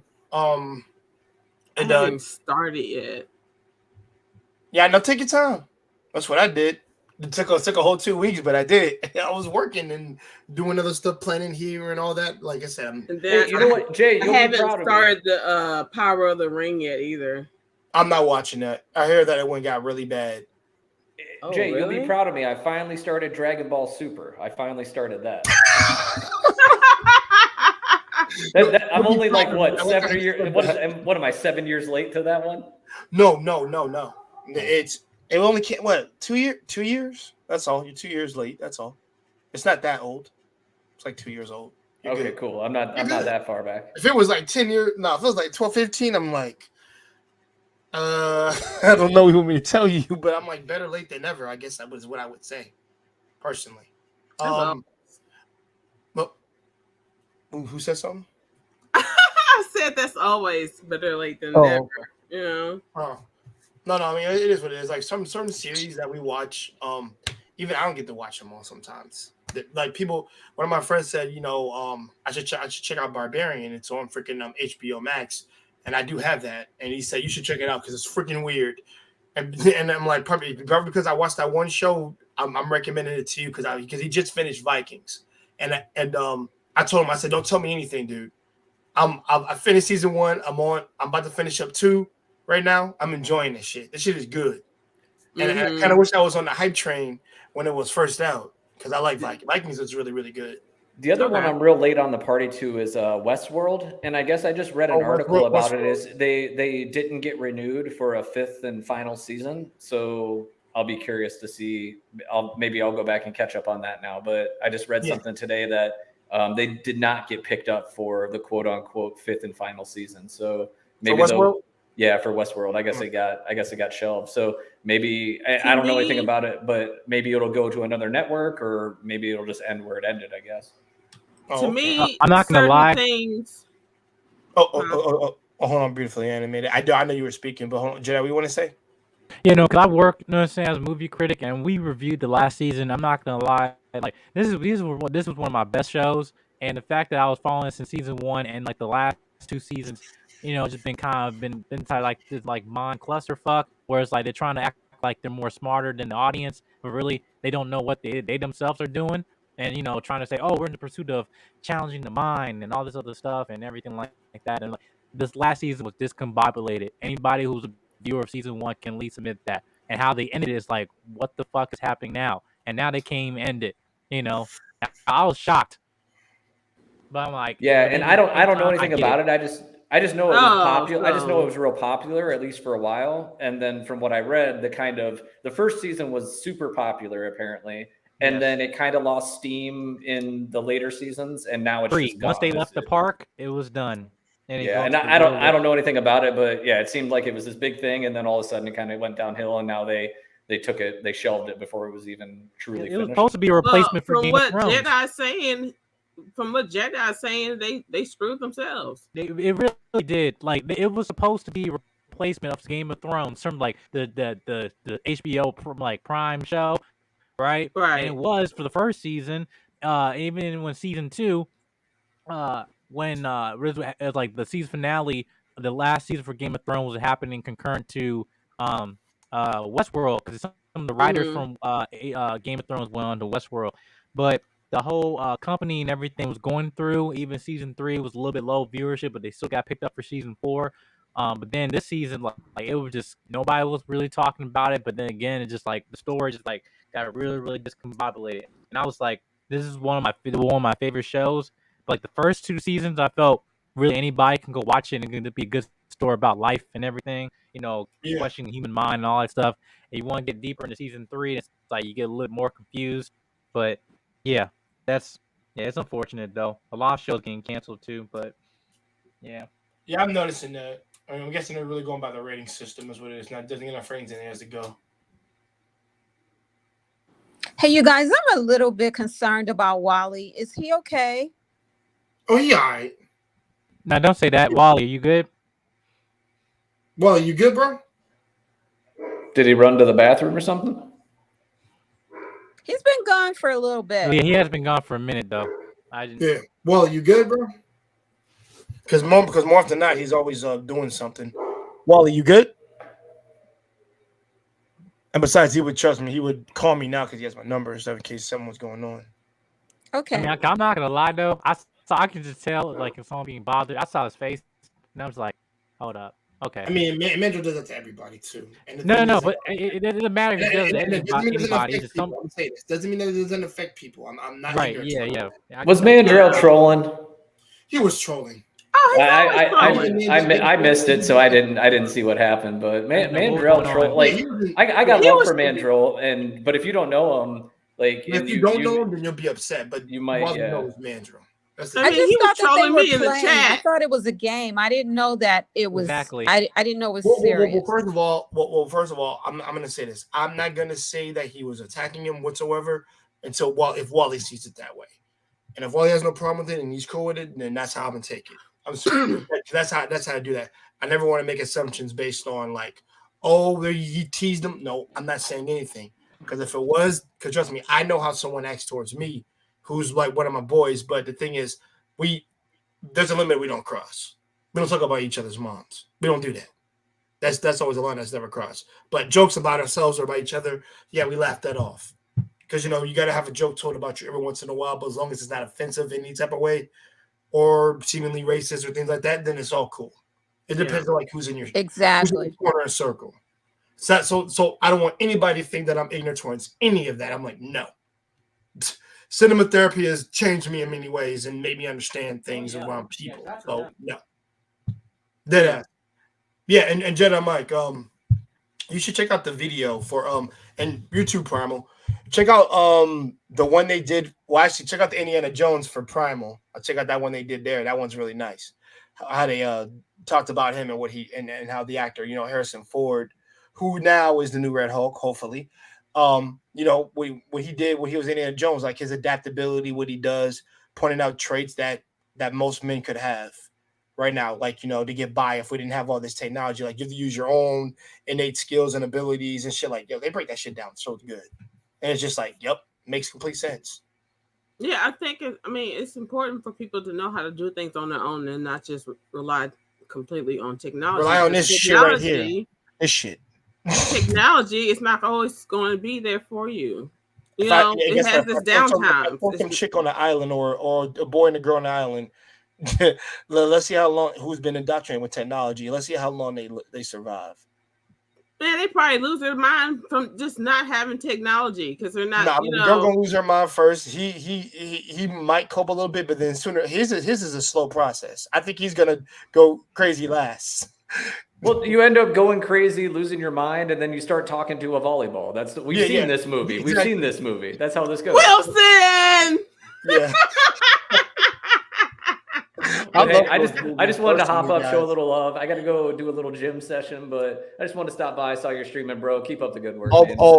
Primal. Thank you, brother. And also, I did my workout 3 hours ago, man. My arms are still sore. I love it, man. Yeah, my daughter had three basketball games this morning, so I didn't get it in this. Yeah, they do. So the way they do it my oldest daughter, my middle child, she's in fourth grade, and what they do is they have practice all week usually. But then they don't have games during the week, but they have games on the weekend. So every Saturday they play 3 games. So it's kind of like starts at 9 and doesn't end until like 2 or 3. So it's kind of an all day thing. So yeah, you gotta. It's a game marathon. Middle school or high school? I said it's a game marathon. Yeah. I mean, it's convenient because they just play 3 games. So they'll have a bunch of teams all get together and, these 2 teams will play. And then like my daughter's team would be, sitting for a round and then they play again. So they would play for basically an hour, have an hour rest and then play again and then do that another time. So they get 3 games in, 5 hours. So that's pretty cool. And you said they practice during the week? Yeah. Like Monday through Friday after school is practice. And then on Saturday, they just play 3 games and they'll do that for the next couple months here. So it's fun time, but my Saturdays, at least my Saturday. Yeah. So at least my Saturday mornings and into the afternoon are pretty much, spoken for already, but it's a good thing. Yeah, that's great. But anyway, hey, to that point, I'll hop off. I just want to show love, show support for Jay. Salute to everybody up here on the panel and salute to the undefeated chat. Thank you, brother. All right. Yeah, appreciate you. All right, Primal. Have a good one.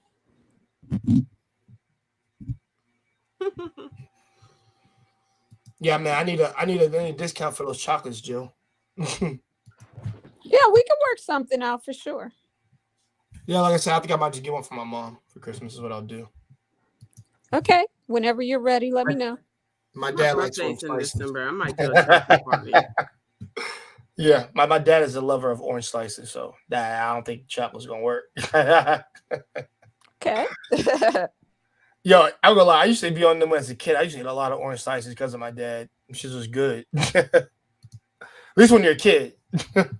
Yeah, they're good, especially like if it's not a whole lot of people ask for them, What's up, but Black David?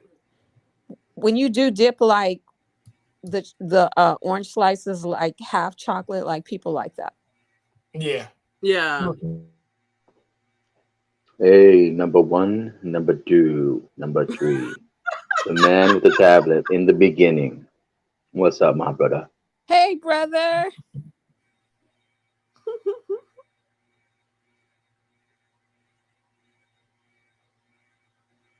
Around me. Sinus. Hate it. God bless you. Don't curse us. Thank you. I'll be better off.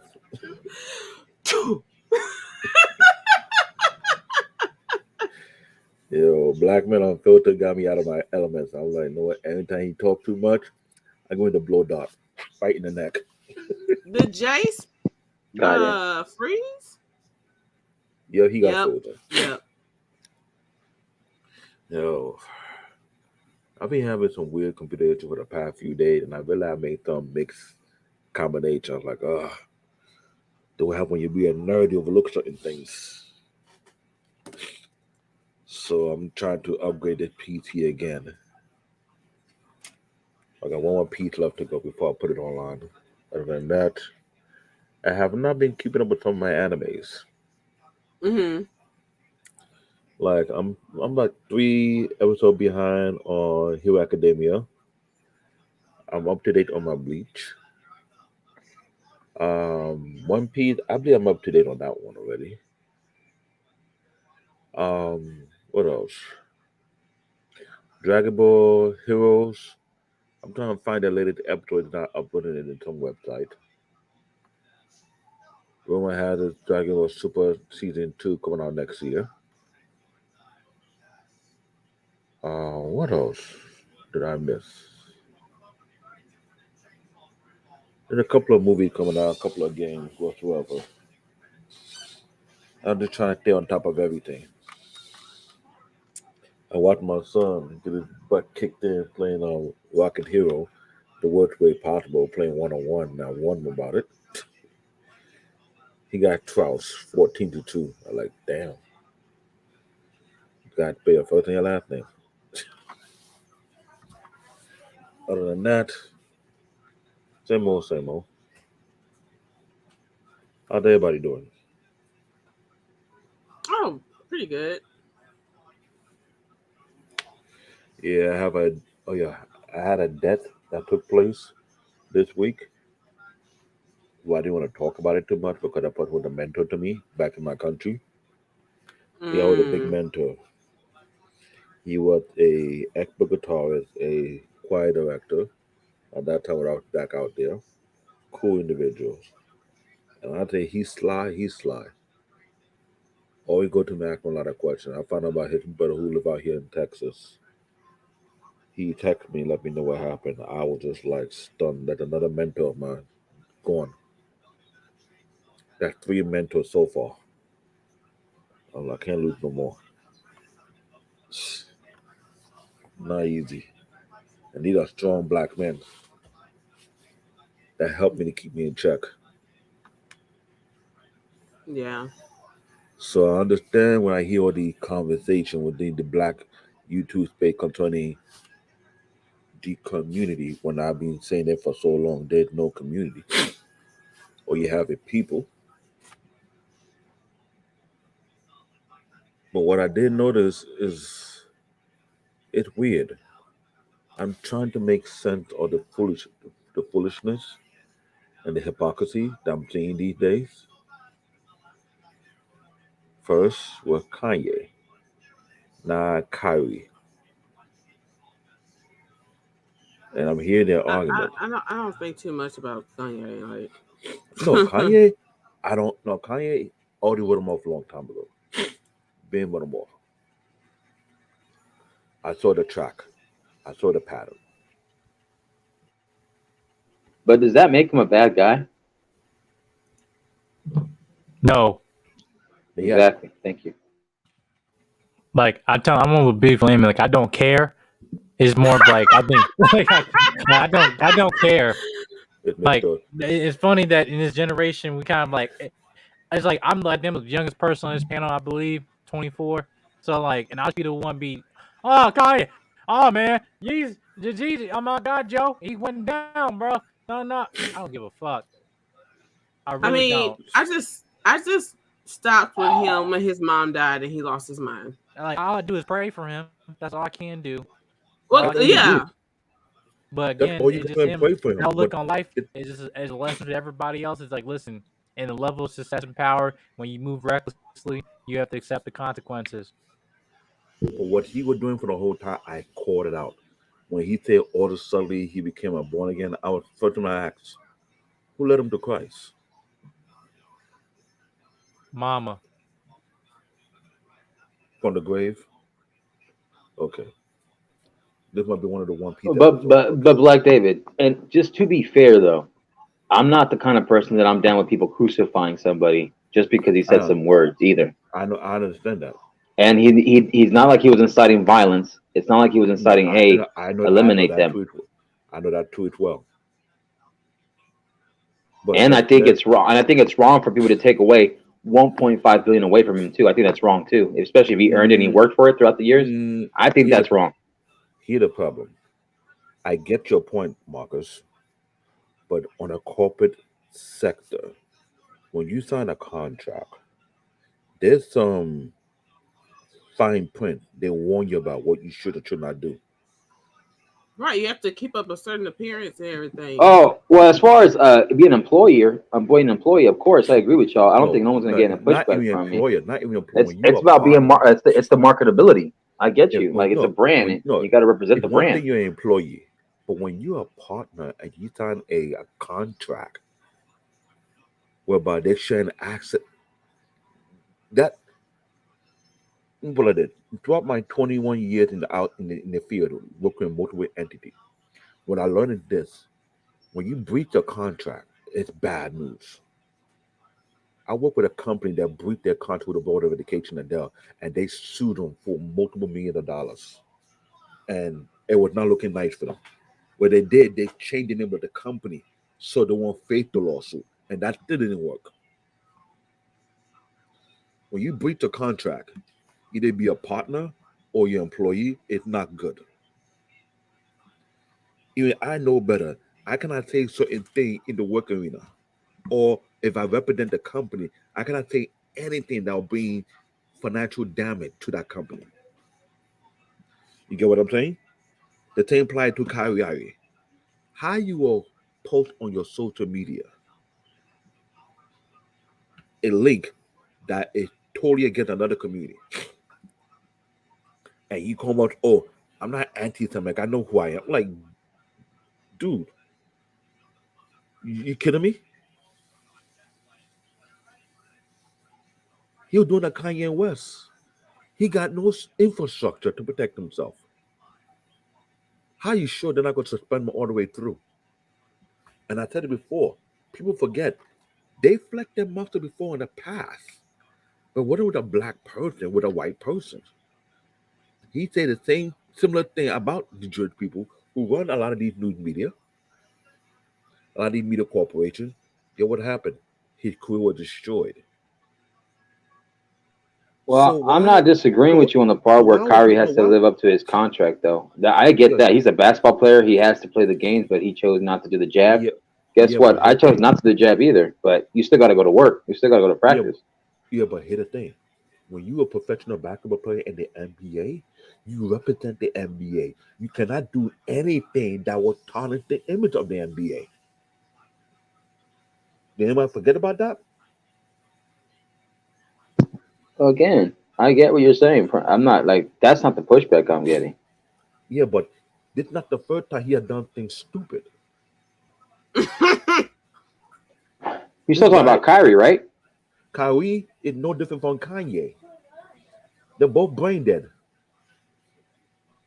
Did Like the I same said, that's what Kyrie, happens when you hire did a the same flat Ky, earther. did the same Everybody, I'm back. Hey. I Hey, mean, Jay. you can't really hold him like I can't take him that KD's serious if still he on doesn't my believe in the league. flat Earth shit. You know what I'm saying? Canadian board. I can't take it that serious. He believes in flat Earth. Well, hold on. You guys are talking about Kyrie, right?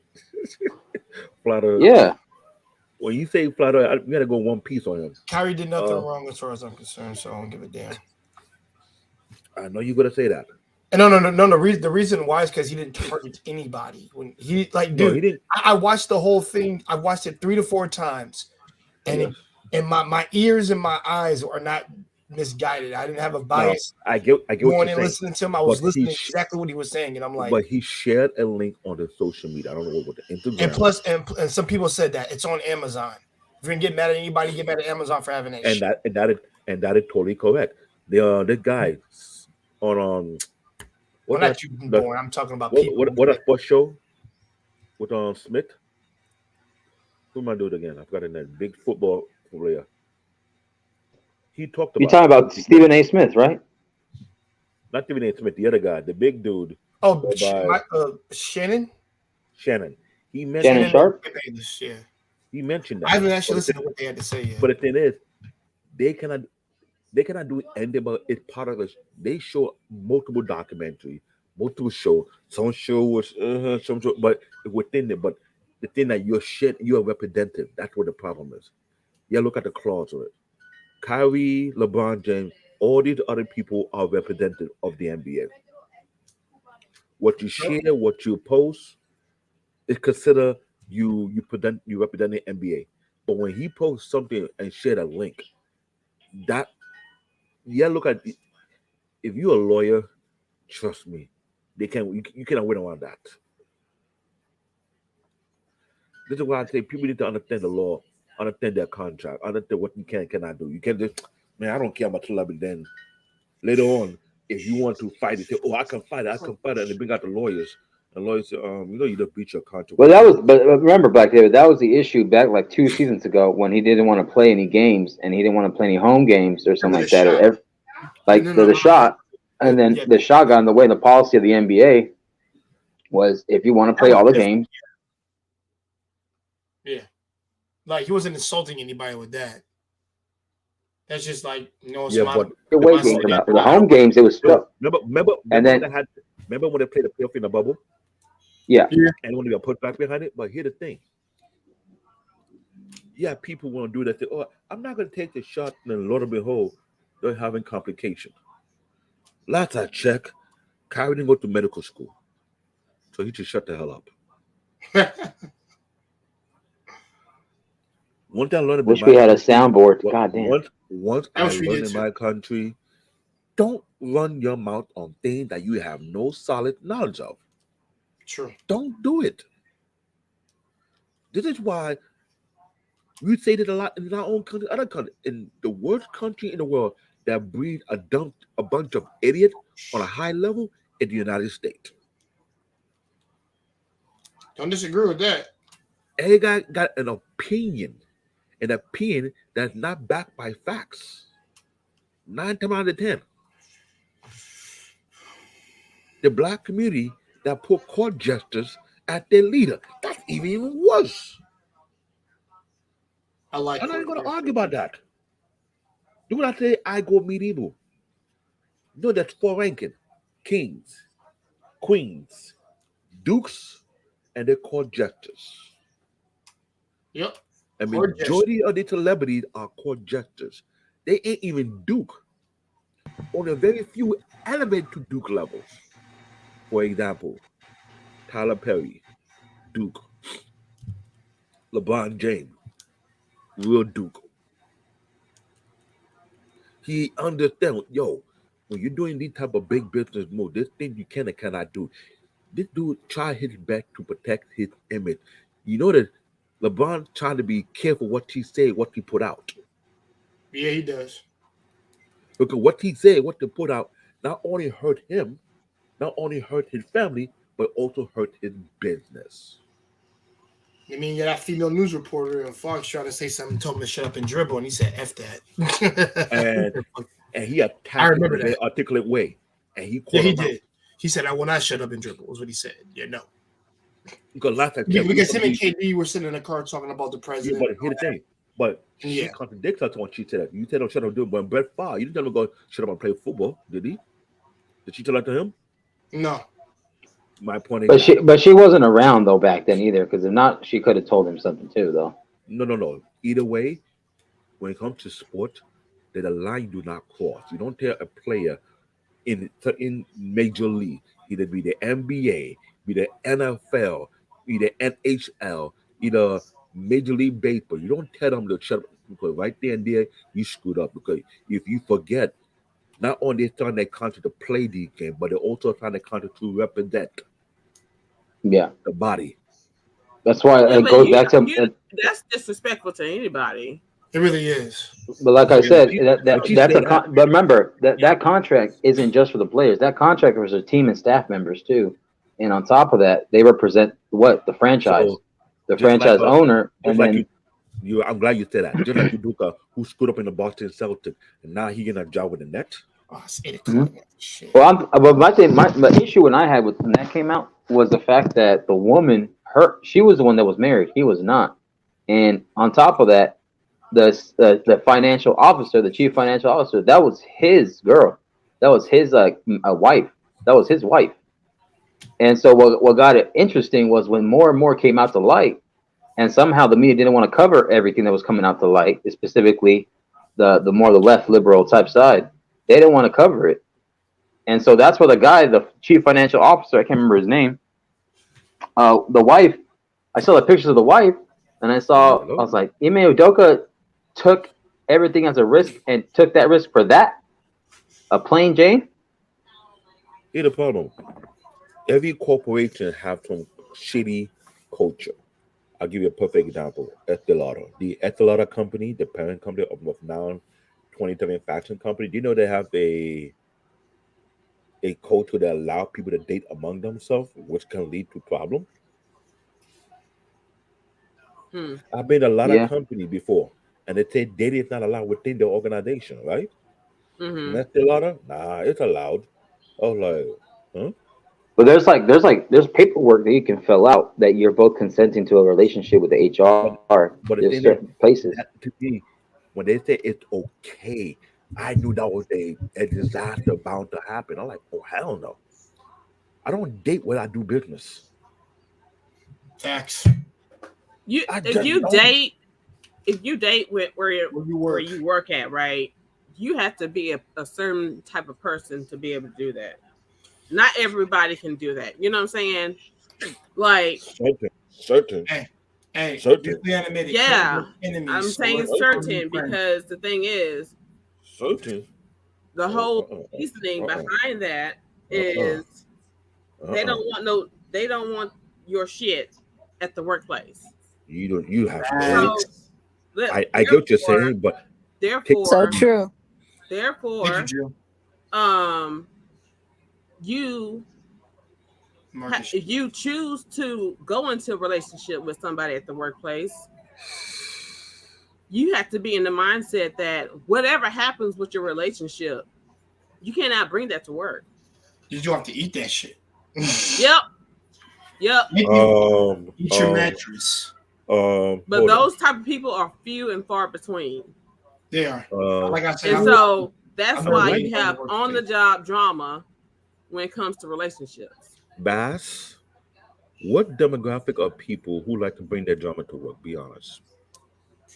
Say who like to? What demographic of people, either be race or sexes, who like to bring their drama to work? Oh man, oh shoot! I know. Answer. Yeah. I'm waiting.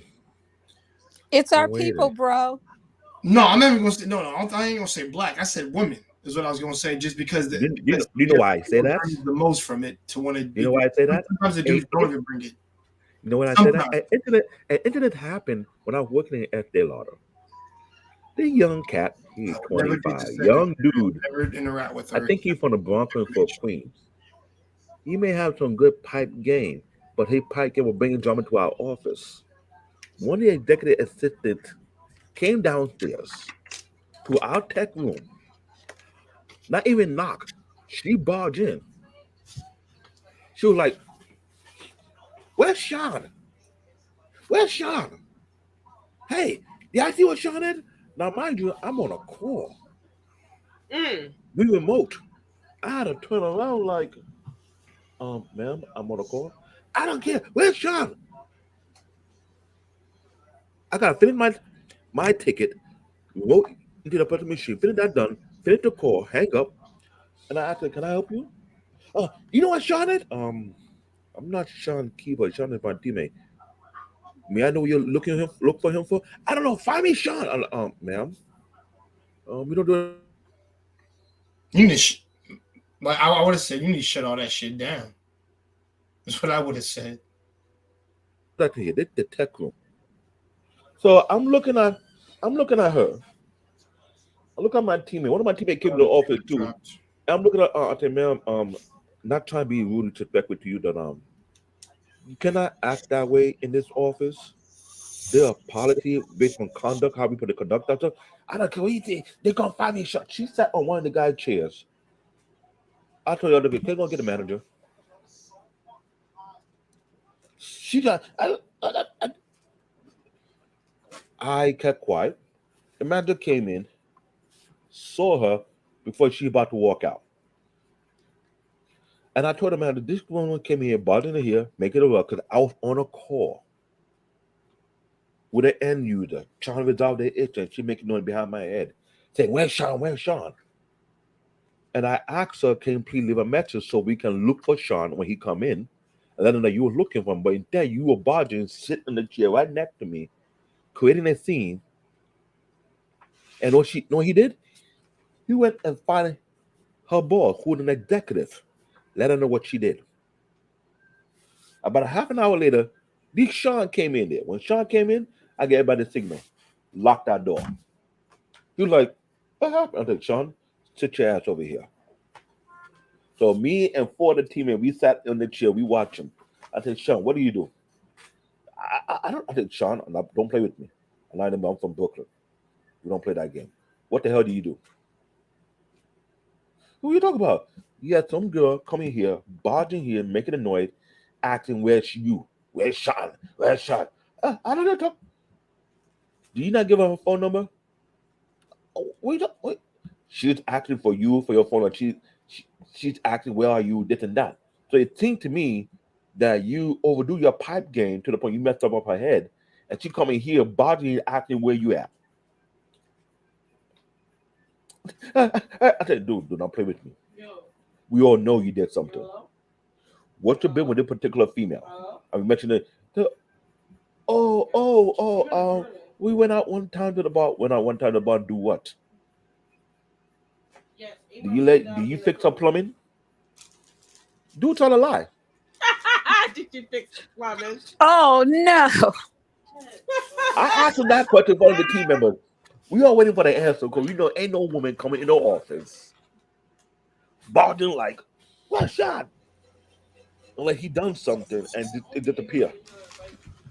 Now, mind you, he was meant to you asleep. Mind you, he was meant with two executive assistants. Not one, two of them. That one particular came in barging, causing trouble. I'm looking at that dude. Do me a favor. Clean your mess. We don't want none of your women trouble coming in the office, harass us, asking us where you at.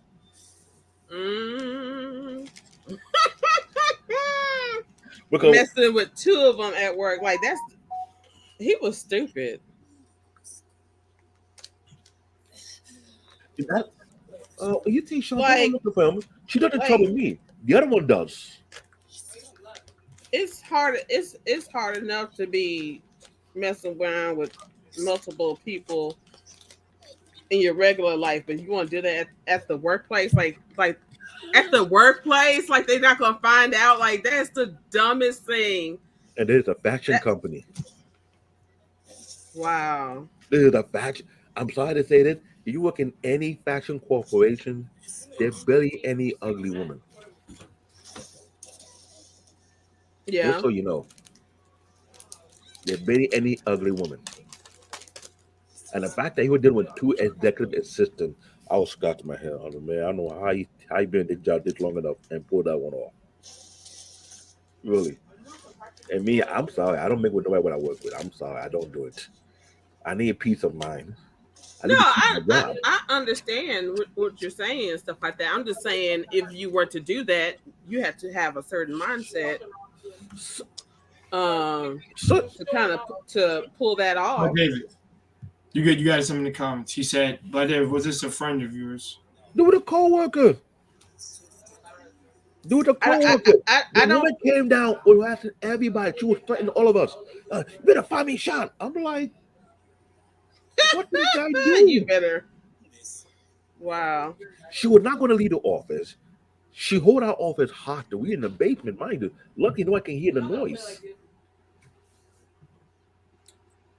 Out of our office. I'm trying to get the manager to get her out of the office. I can't. I'm trying to remember an incident I that can't was like see David being friends with that kind of person. I could. Friends. I can't see me being friends with that kind of person as well. No, because someone asked you if you were friends with that person. That's why I said I can't see you being friends with that type of person. Like, nah, I can't be friends with stupid people. You know what I'm saying? No, that's what I'm saying. And the funny thing, when you're all in the same room, we share the same room, and they put to come in and do that kind of thing, you start to question like, what the hell is the guy doing? That was scary though. So for me, surprise, motherfucker. I'm here. I love that shit. Man, that moment when I saw that, I was saying, if they want to make a documentary what not to do in corporate America, that's one thing. Don't not a friend. sling your pipe. All the cops, etc. I got you. That's what he's saying. I'm not trying to go to no one-on-one interview and trying to explain what happened. About asking you what happened and what happened. Like, bro, I did that before. No, I ain't. No, I've been through that before. Working for the Board of Education when somebody set us up and had a truck robbed. It happened years before that particular job. I used to work for the Board of Education and Dell, and we were supplying computers to all the schools in New York City. So we had a particular route, and not knowing this route was in this guy's community. So he set it up for the truck to get robbed. They stole all the Dell PC and left all the Apple PC because they knew about the tracker chip that was inside the Apple chip PC. That if you put it on, they can track you. We were in the classroom, and mind you, this guy, the truck driver, he's not supposed to leave the truck. We up there installed on the computer. When we almost done, this guy walked in, and we were like, everybody looked at him like, is he not supposed to be with the truck? What are you doing up here for? So after we get the administrator to sign out the paperwork, after we've done everything, we all walk downstairs, went to the truck, we open it up, most of the computers gone. And we looked at him, why did he leave the truck for? Not realizing after that day, we were like, that was his neighborhood. He knew this route. So he must have set up for the truck to get robbed. They took all to the police station and interview us one by one to let them know what happened. And I told the police officer, when we do these type of routes, the truck driver stay behind with the truck, or the tech go upstairs with the merchandise, with the computer. We do the installation, we move the garbage out. If we have to move any old machine put in the truck and they give us the documentation to do that, we do that. Other than that, that's the end of the story. We did not know why the truck driver left the truck behind and come upstairs. The truck driver always put to stay with the truck unless we needed help for anything.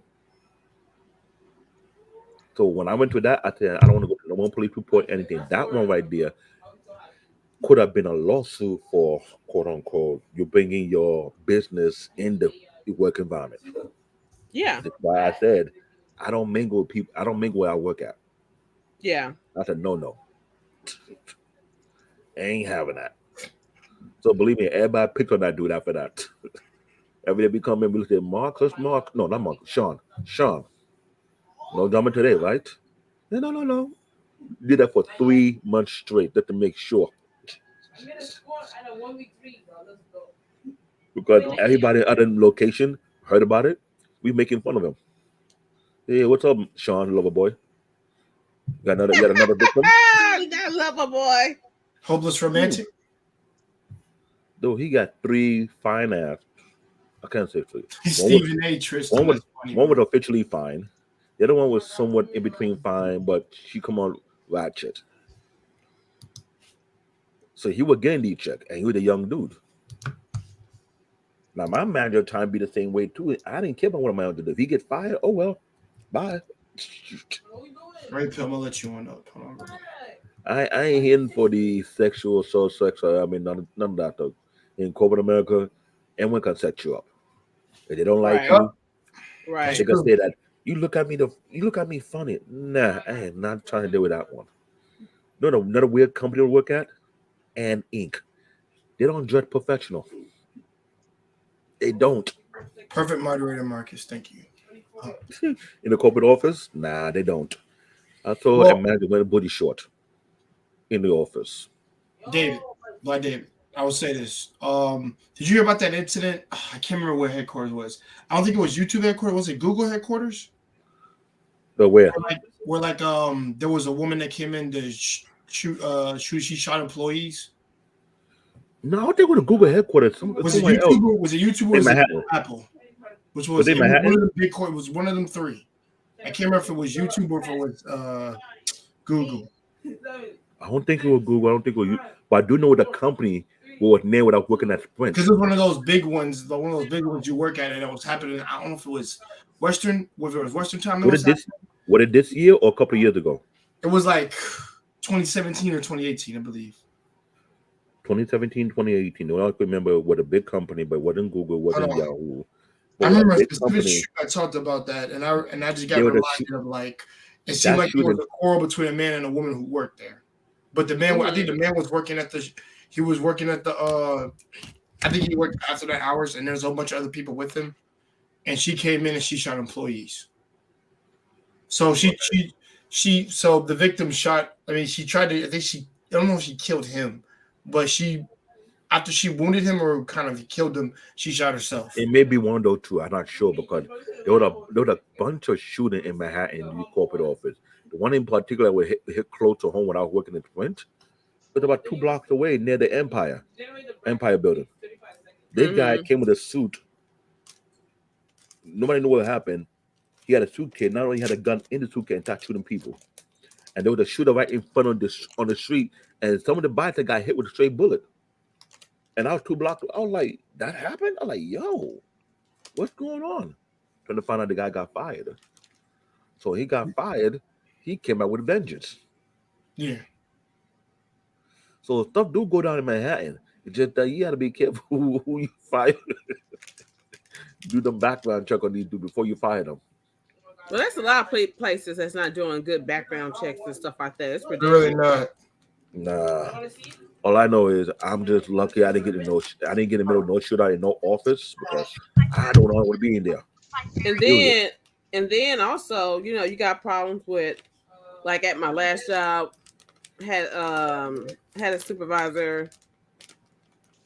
Well, no, I'll say manager. She was in a position of management, I would say. She didn't know how to talk to people. And that's not new. I was the only one to file a complaint against her. Like everybody who she's dealt with, like she was known for being a bitch with people, whatever. But no one had the balls to report her and stuff like that except me. Like she had leverage. That's why they're afraid of her. Right. But I ain't that chick. You know what I'm saying? Like that happened in MTA. It's similar to what you just said. But they wanted a female with a guy, and he was sexual harassing certain female workers to the point whereby he was overreaching. One of them, I had to help her, quote unquote, move the document and send it home so she can use that for her own lawyer. But she wasn't the only one that was going through that. There was like several other female employees who complained about the same one person. It's just that he had leverage with one of the chairman people. So if you were about to snitch on him, right, through the HR, he got people that were blocking. This is the public sector, mind you. So when I was called, one of my partner managers told me, "You want me to help the female." He put me the type of to show how to link the OneDrive to her PC. By the time you can link your OneDrive to your personal PC, oh, okay, fine. I showed her how to get it done. The next day, she come and let me know she got everything done cool. Now you know that the guy got let go. when they found out he was sexual harassing several other female employees, younger ones, much younger, doing all kind of nonsense. Hey, Black David. Yeah. I got a question with the story you're telling. How long ago was that situation with the one you calling Loverboy? They were 2016, 2015, Estee Lauder. So like what, 5-7 years ago? Yeah. So y'all didn't have any policies of who y'all let in y'all company? He came from another group. My group came in under the company called AC. No, he's an employee. I get that. I'm not talking about him because you said he's an employee. I'm talking about you gave the story about the random chick that came in and causing ruckus in the office. So y'all didn't have any. Who's that in the background with the? Oh, that's my son talking. Okay, my bad. So I'll explain how what y'all happened. We told the manager. The manager went to her boss, and I don't know what. Yeah, I understand that. Listen, hold on. Listen, I understand what you're saying, bro. I'm just saying again, the first line of defense. By the way, Black David. Sorry. Yeah, you're good. The first line of defense is when she walked past whoever she walked past in that front door. So I'm asking, did y'all company have any policies about who y'all bring in and who walk past them doors? And that's a good question because we brought it up to Amanda after that incident. So when they hired you, they never went through that through HR? We all went through HR. We all have a policy. No, I'm saying when you got hired, because you're saying how long you been at that company? I worked for that company for like about 10 months because that was like a project. Okay, so once you got hired, no HR, nobody go over policies, procedures, who comes in through the door and all that good stuff? Concerning facilities, we've been through all that already. But the thing is, that part, I don't understand what you're trying to go at. There are policy protocol in case of people who are bothering certain office or in location. I get it. I understand that. When she did such a thing, normally when they put a knock on our door, we put an opening and ask what they want, who they're looking for, and we want to let them in. But when she barged in right there and there, we asked her what would the issue is, and we asked her, can you leave a step outside? She didn't want to leave. That's what we called a manager. Okay, so how far? Because your door was in the office, right? Yeah, we were in the office in the basement. Yeah. Okay, you said the basement. So again, if I come to the front door, nobody was there, so she had to go looking. So she a stranger. Have you ever seen her before? No, we know what she sit at. She sits on the 42nd floor. She does executive assistant to one of the executives. So she's an employee. The crazy chick was an employee. Mm-hmm. Then what I was saying earlier before, the company I had to work for, they have a stupid policy where they allow people to date among themselves. I mean, I don't find that a cool idea. Okay, that's why I asked the question.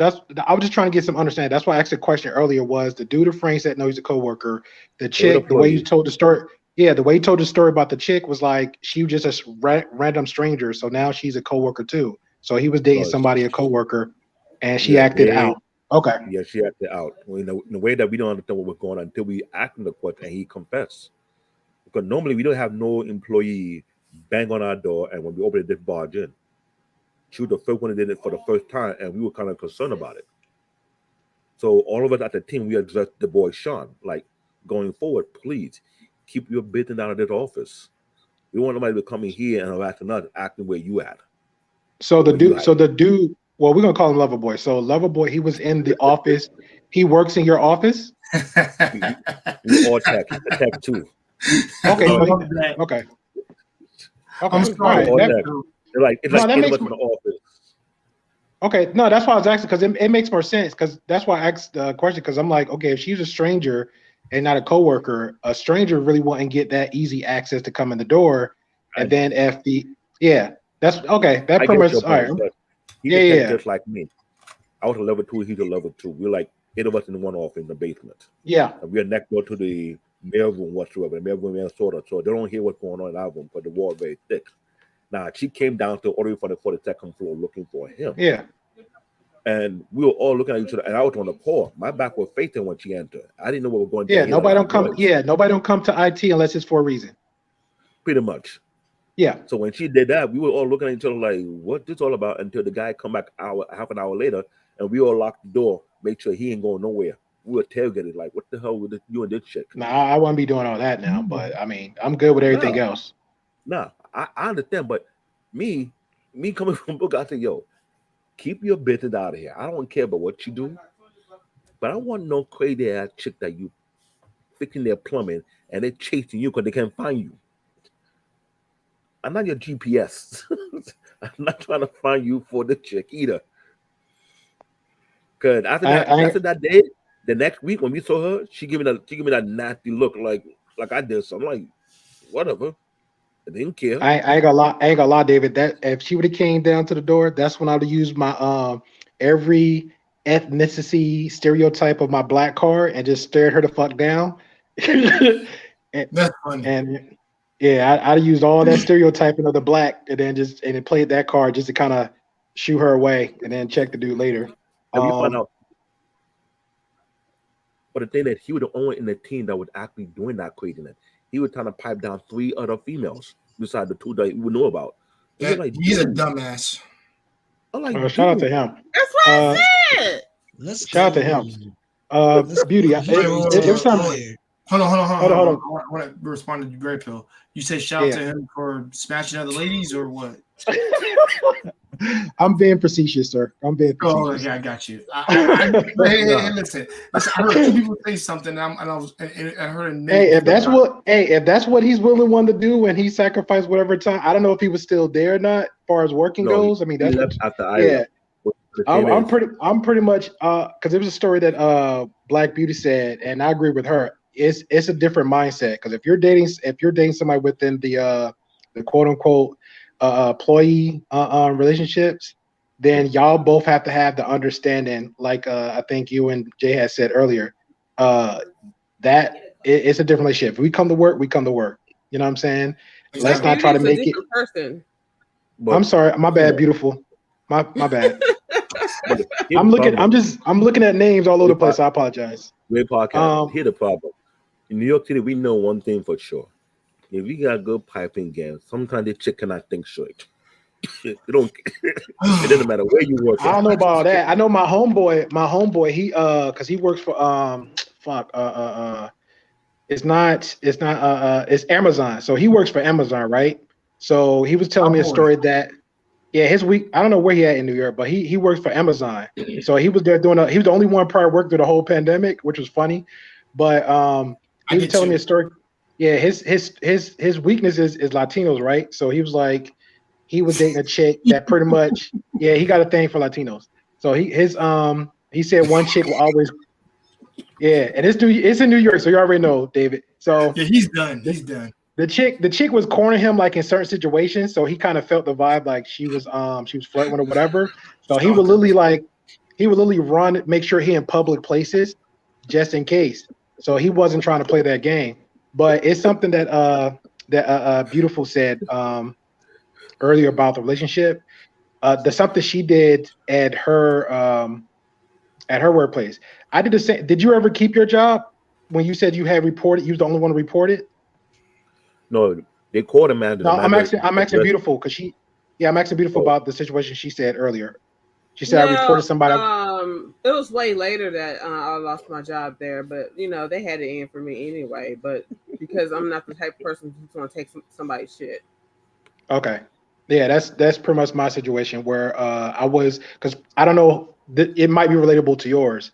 Mine's were when I started the company, I was pretty much gung ho, so I would try to learn everything, anything in every department. So the first department I worked at, they had an opening for multiple machine operators. I did that, and I was fine with that, good pay and everything else. Then they had another position open. I said, okay, well, I've been here a year. Let me go try that too. And then I did it for like a month. Like, I don't like it. I like back on the slow and grind side where I can, do my own thing and at my own pace.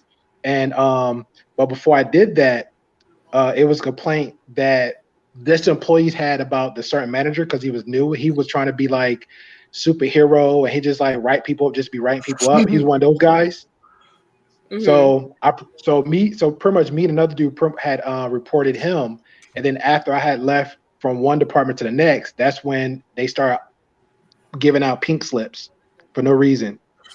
But then they were doing a week later, they would do a massive hire, but they would never bring back the people that they quote unquote that laid off, which I thought was funny. Like Twitter.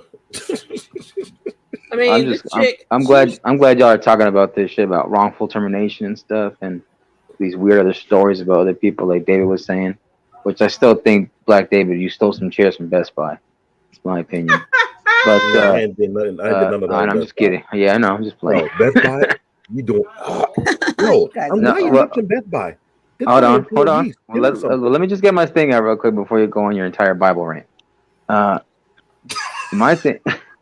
So my girlfriend, she's going through it right now because they wrongfully terminated her, and so what I did was I told her, document everything, and if you got to record things, let them know you're recording, because you have to legally let them know that the situation is being recorded. And she worked in a medical facility, because it could invade certain HIPAA laws and stuff like that, right? Documentation of the people's information. So what they did was, she kept making she made sure she filed her complaint, and she talked to the superior staff, which is like the board of directors and stuff, or HR. And then what they did was, they said, "Oh, we're gonna give you some temporary leave, but we're gonna give you pay. So while you're on paid leave, we're gonna make sure we review this." She went back to work, and then the people from her higher ups came to her facility, the location. They sat down with the people that were involved in the issue, and then she came home one day and she said, "They basically let me go, like they fired me," is what they said. "So they terminated you?" She's like, "Yeah." "So what do you want to go from here?" So what she did was, we talked to some lawyers. She's getting ready for it. She's making a mixture wrongful termination, and also what's that called? Like targeting, bullying, hazing, stuff like that towards her. Yeah, and it was retaliation against her. But she has the proof. She has the recording. She has paperwork. She has complaints filed towards the people that were supposed to be her superiors. So she's going through that right now, and then we're looking at a 6-figure settlement too. So, I hope good for her, Marcus. Good for her. Yeah, I definitely hope that work out, because one company, one company I dealt with, they never paid people overtime. So I used to do like 80 hours. Yeah, 80 hours a week. I get paid 40, no plus overtime. It was just 80 hours flat, no OT. And that went on for 2 years, and only one guy, and he pretty much sued them. And then I got like an email or something from the lawyer like 2 years later saying, "Hey, if you want to put your name in the hat for the lawsuit." But I had statute of limitations, so mine was ran out. So good for you and your girl for doing that. Well, the thing that made it tough was the fact that she had patients that were vouching for her, but some of those patients passed away. Some of the other patients are still alive, but they're going through dialysis, because she works as a dialysis technician. She's a medical assistant. So and with the hospital, the hospital, they very quick to cover their own asses before they doing anything else. They're tricky. I ain't gonna lie. I found that out. Yeah, they real good about Great that. Pill, you got no compensation for what happened. I mean, you working all this overtime and you didn't get compensated for that. No, it's a statute of limitation, because one guy, he the only one I had filed for it, and when word got out, I only heard about it like after the fact. So the Lord just pretty much just kept in touch with me about just keeping up anything else. If I had any looking for any claims I had against them, that's all I had. Anything else was just pretty much, they were just jerks. This was actually during the winter. If anybody know of Atlanta's history, when Atlanta had that snowstorm and everybody just went cuckoo for Cocoa Puffs, it was around that time. And I was working that time, and we had not well. According to the lawyer, I had no claim. It just the statute of limitation ran out for me, because it was anything over 2 years, it was done. Wow. I remember they had a security job like that, and I did mad overtime, and they didn't want to pay me for the overtime. Till one guy sued, and I got the letter, so I put my name in it. Then when the lawsuit was done, I only get like a couple of hundred, but since he's the one that sued, Black David brought a spear to security work. Don't worry, I'll come to your house with a spear. Oh man, put you to sleep. Yeah, so that's just for anybody in the future. If you're not getting paid overtime, if you're dealing with a company like that, go ahead and take action, or just leave, because if they start it, they're not going to stop. Wow, that's unfortunate. It's not. It's still going on to this day. The only people that does it a lot are companies that are not based in the U.S. They do business out here, but the headquarters overseas, and I feel I don't have to follow the state law. A lot of companies did that thing a lot in New York State, especially in New York City. And it's crazy, bro, because it's crazy because I remember it was it's like this one like I'm applauding Marcus and his girl just taking that action, not sleeping on it, because what happened is, let's just say they never did it, right? That could be a blessing they could have need in the future. That could have been like example for other people, like, hey, you know what, this is what you need to do. Because if you sleep on it, you're missing out on something. Like, I think should be a message sent to them, or even if you don't get anything, just as long as they know, like, you just can't treat other people the way you're supposed to be treated. Exactly. Great pill. Yeah. You're right. Because I slept on 3 lawsuits, bro, and my mom was one of them. Like, no, let him go. My stepdad's like, nah, let it go. Let's do this. One of the reasons why people get like they kind of don't want to push it forward with that is because the cost of lawyer fees and stuff, and having to go to court in and out, and then like the lawyers that are retainer are going to try to disparage and destroy your character, and so that makes it tough. And then if you don't have video and audio proof, that just helps you out more substantiating your argument. And then if you actually have things in your favor, obviously the leverage is going to be leaning more to your side. But we all know sometimes that doesn't even matter sometimes. So people just they take it tough. So I get why some people don't want to push it, especially if they don't have enough money for retaining a lawyer. Because remember, lawyer fees are up front. Yeah, you got to pay the rest later too. Yeah, and I don't want to call out. Yeah, and I don't want to put down our race, because usually not all of us, but some of us that is not. They'll see that and they'll get like the pressure of like, man, I don't want to go through it because like you said, the money, the lawyers, the deposit, all that stuff. But if people actually take the time out, do their homework just for just knowing the law a little bit, that will get you so much further than actually paying to put a deposit on a lawyer. 5-10 grand. Yep. Yeah. Or you can get a pro bono. Yes. There's a lot of good ones out there now. You just got to do the homework. No, I'm not gonna lie. I'm glad you said that great pill, because there's some lawyers who like to go pro bono to take down big corporations who are known. Yeah, especially if they know they're winning. Oh, they'll stick with you. And especially if that comeback check is big, they'll definitely stick with you. My former company I work with, that's a lot number 1 on that list for a lot of bad practice. In that company, they racist. I didn't even know that. One of the executives, no, she wasn't an executive assistant. She was a manager under one of the top executives. When I talk about the number one, the 1% branch, she told me to the side, let me know that, they playing the game. What she said, they only allow one black female to climb up to the rank high up them because, quote, it fit 2 boxes. 1, they promote someone who's black. 2, to put a female. They will never put a black male up in the top rank. I was like, what? I'm hearing you, but I don't know what that have to do with this, what we just said. But if it's me, I want a female lawyer. I don't care what color she is. I'm Q100. I'd rather have a woman as a lawyer, because they just seem like they're very they do their job well. They're on point. They be focused.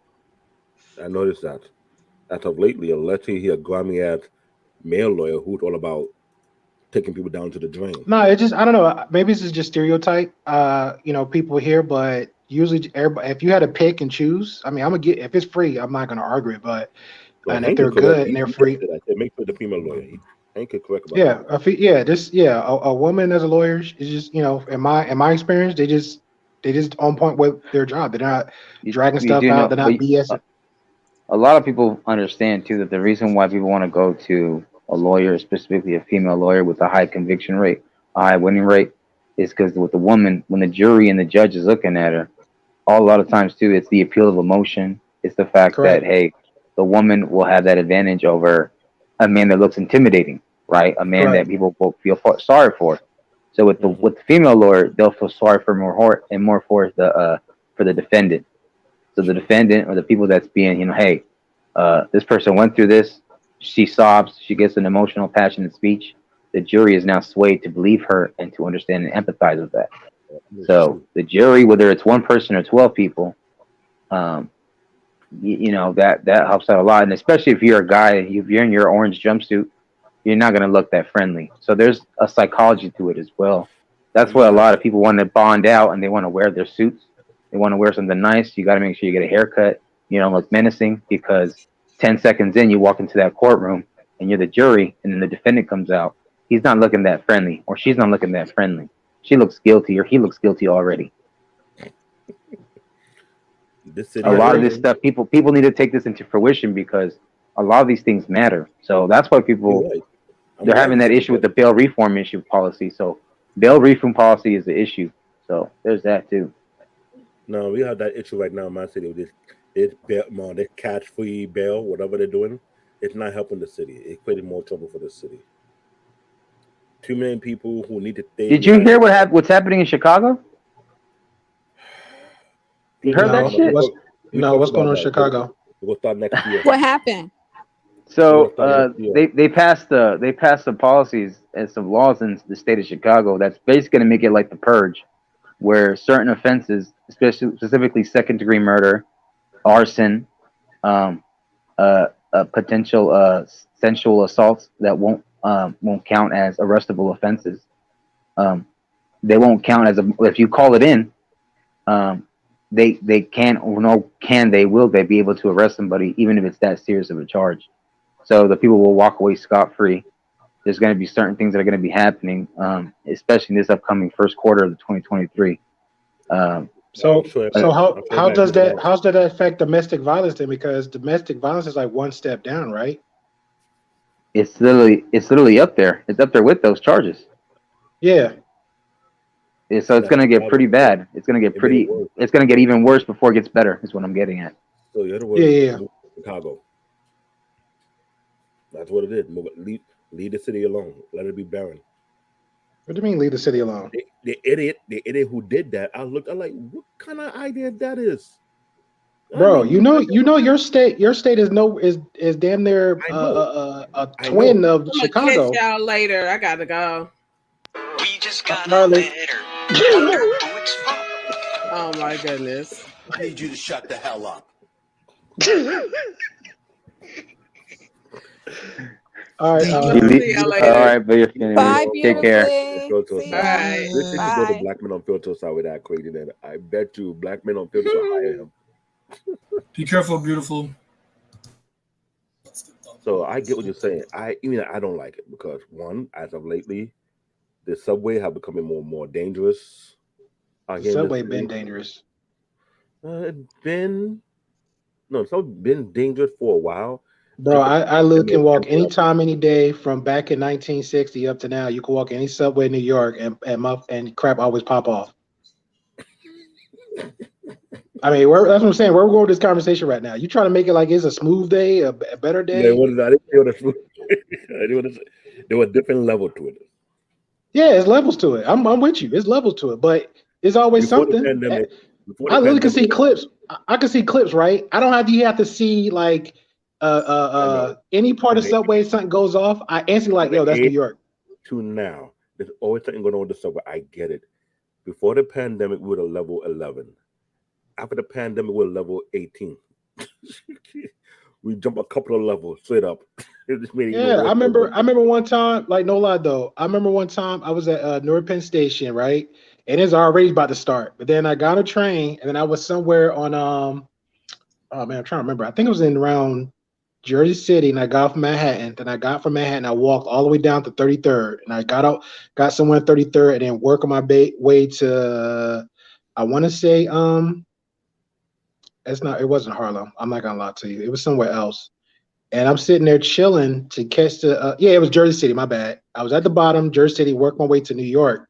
And I'm sitting there waiting, and everybody just lined up, right? And it's out of nowhere, there's one fool, always one fool out there. He just loud, just acting dumb. And here I am, roll my eyes. I take 3 steps back, like I swear to God.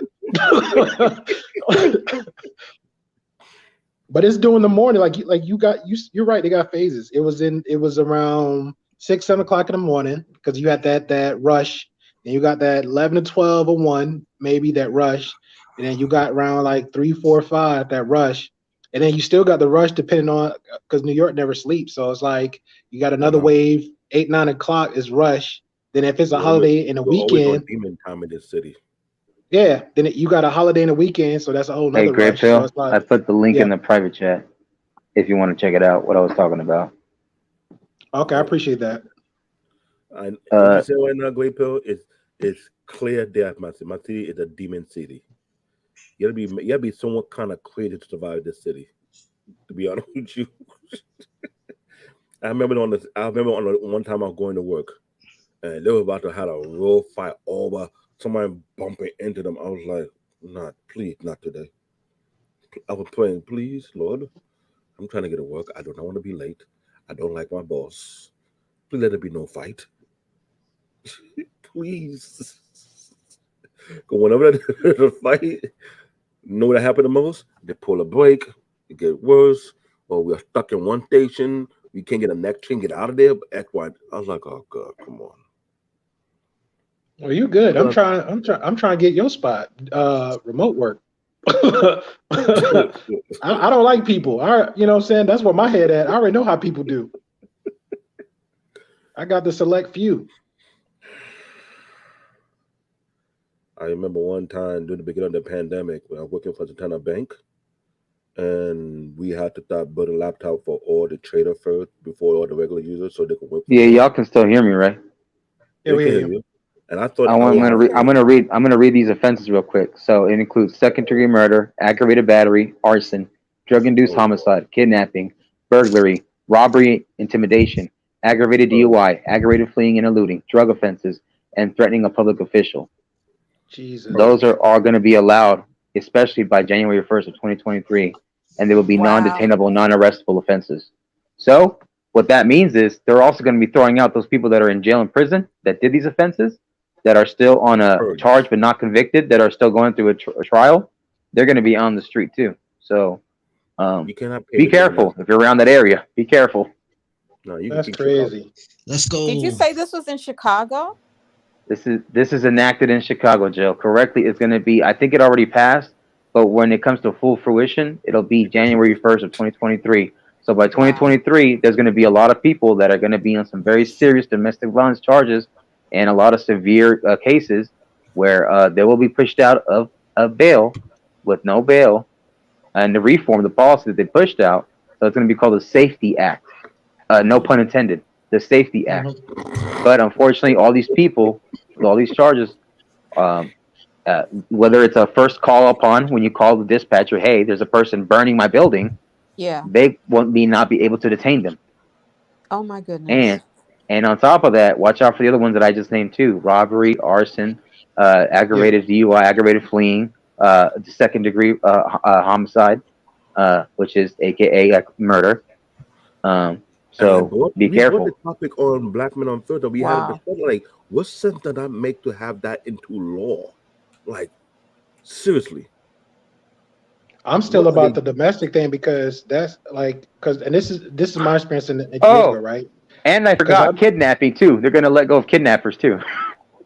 What? Get your straps. What? Is that not the time for you to move out of that city right now? Petty lives matter, really? Petty lives matter. I ain't gonna lie. You know, the two states I thought of when that popped up. Well, three actually: California, Miami, that part of Florida, and New York. Like y'all might as well go ahead and. Huh? And I almost forgot to say it. I said it again. Drug-induced homicide. So people that drugged you on purpose to delete you, those people will let go too, and will be non-detainable. That's crazy. Because you know the whole law how it started out with just domestic violence, right? Because it's pretty much it was like that crying wolf scenario. So when she actually got deleted, that law came into play for the domestic violence act. New York City? No, well, I heard it was in New Jersey too, but I don't really care where it started. But the thing is, let's just say, me and Jill's dating or whatever, and then I put some physical harm on her, or I don't put my hands on her, but the whole house is destroyed in threat of her, right? And then she goes call the cops and comes in. There's signs of domestic abuse. I'm supposed to get locked up and then due process. But the way he's saying it, it's like it doesn't even really matter what happened because that's like right there in the ballpark with everything he just listed. That's scary. It is. I don't think so because the judge makes final say on this. So it's not really gonna do anything. So why even bring up that bill if it's not going to get passed? Why Like, do you why even sound look like at God when you speak? Because You it's sound not like late what? at night. No, but Tristan, real talk though, bro. So why we even bring that? Like, why even bring that up to even look at it when? It's probably an economic issue because I'm guarantee you it's probably about cash bail. No, it been targeted cash bill because the thing Yeah, they it's have. related to cash bail. However, the issue is the people that are being charged with these offenses. Nah, listen, ain't That's no the white judge gonna let a known gang member walk on the street. You'd be surprised. Bro, You'd be money talks, surprised. bro. Money talks. Yeah, you'd be surprised. Tristan, you Yo, sure about I that? remember something that Come to New did York. Come to I New forgot York. something. Come to Hold my on, city. Canadian born. Hold on. So it was 2018. It was at the YouTube headquarters in California, and she shot the guy. It was a woman that worked at the headquarters, had a relationship with this guy. Apparently, it seemed like a domestic thing, and she shot the man. 3 were injured. He's the only one that died, and she shot himself. She shot herself. At least she got aim. Oh man, Tristan. what is wrong with you, Tristan? At least she hit the target. Yeah, and I remember, and the thing is, 2018. Sick man. This is when I was doing. I remember hearing about this a while ago, because I think I was taking my my test at my job for this particularly, and they said, my friend said, "Yo, something's going on in YouTube headquarters right now," and yeah, so yeah, that was one of the examples what you meant by like an associate and be a relationship and shit like that. Yeah, that shit. Yeah. Okay, well, damn, I just Stop. So, I'm sorry, Greg. Hold on. That information because he was trying to figure out what the hell it was. Okay. Tristan, continue, Tristan. Tristan and Wally continue. See, this is my thing, right? Wally, Tristan, look at the chat. Oh, now I gotta Not even find YouTube is fucking safe. Well, no places you can't predict anybody's reactions to anything. True.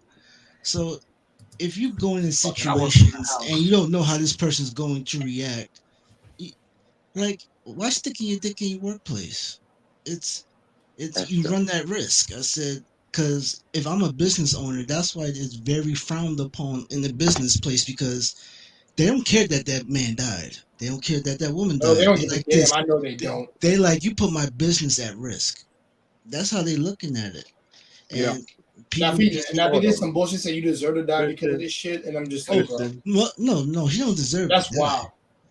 Tristan, you hear the story I hear the corporate America. Honestly, maybe they should be shot for that shit.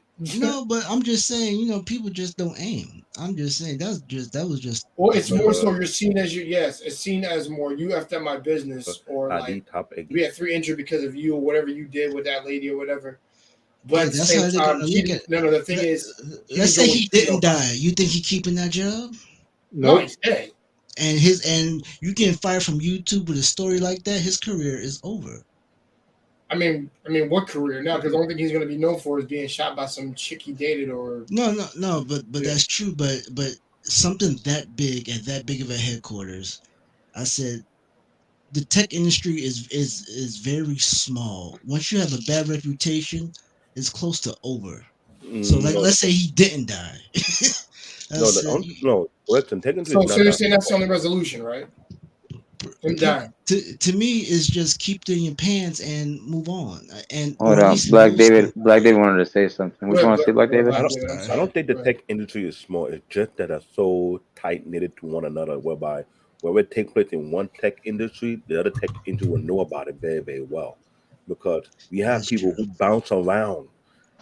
There was one article tomorrow complained about it. Say, why is that employee cannot go to one company to another company that might be a rival, but the executive can? They can bounce among rivals and not get in trouble for that.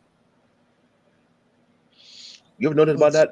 It's a known thing. All the top executive in multiple tech companies, they can leave one. That's easy. That's easy because the one has the other what the other one want or could gain. You know what I'm saying?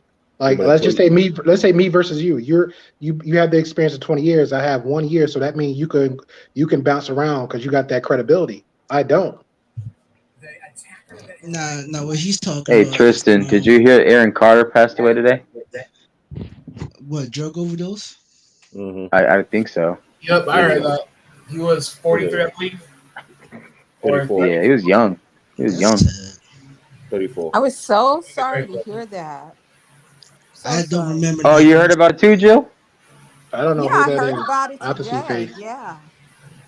It happened out here, Marcus. I think he lived in Lancaster. Something like that. Yeah.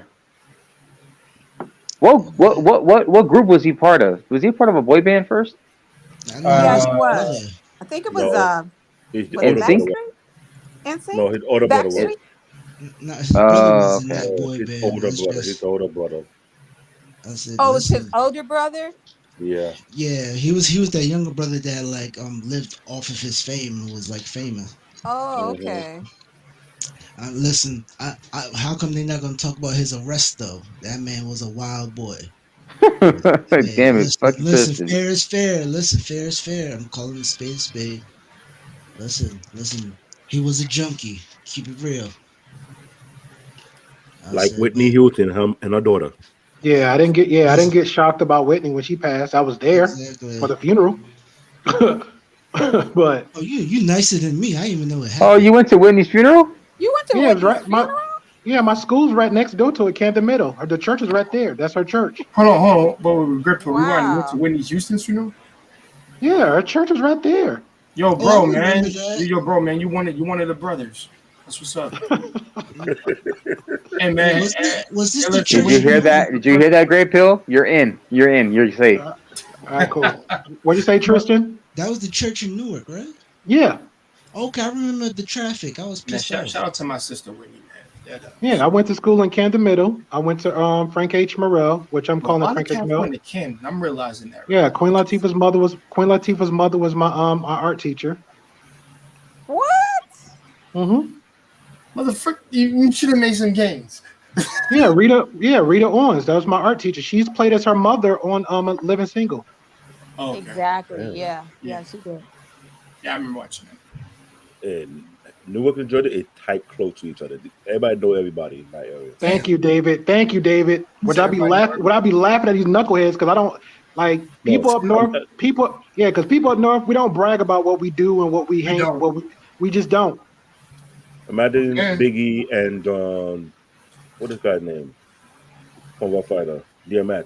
All went to the same high school. I just realized there's like 6 of them. I'm like, even Jay-Z. Yeah, I knew like, the reason why she had the key around her neck. She used to walk around the school all the time after her brother passed away from a motorcycle accident. Yeah, That was one of the first ones that saw her music video, Unity, all that.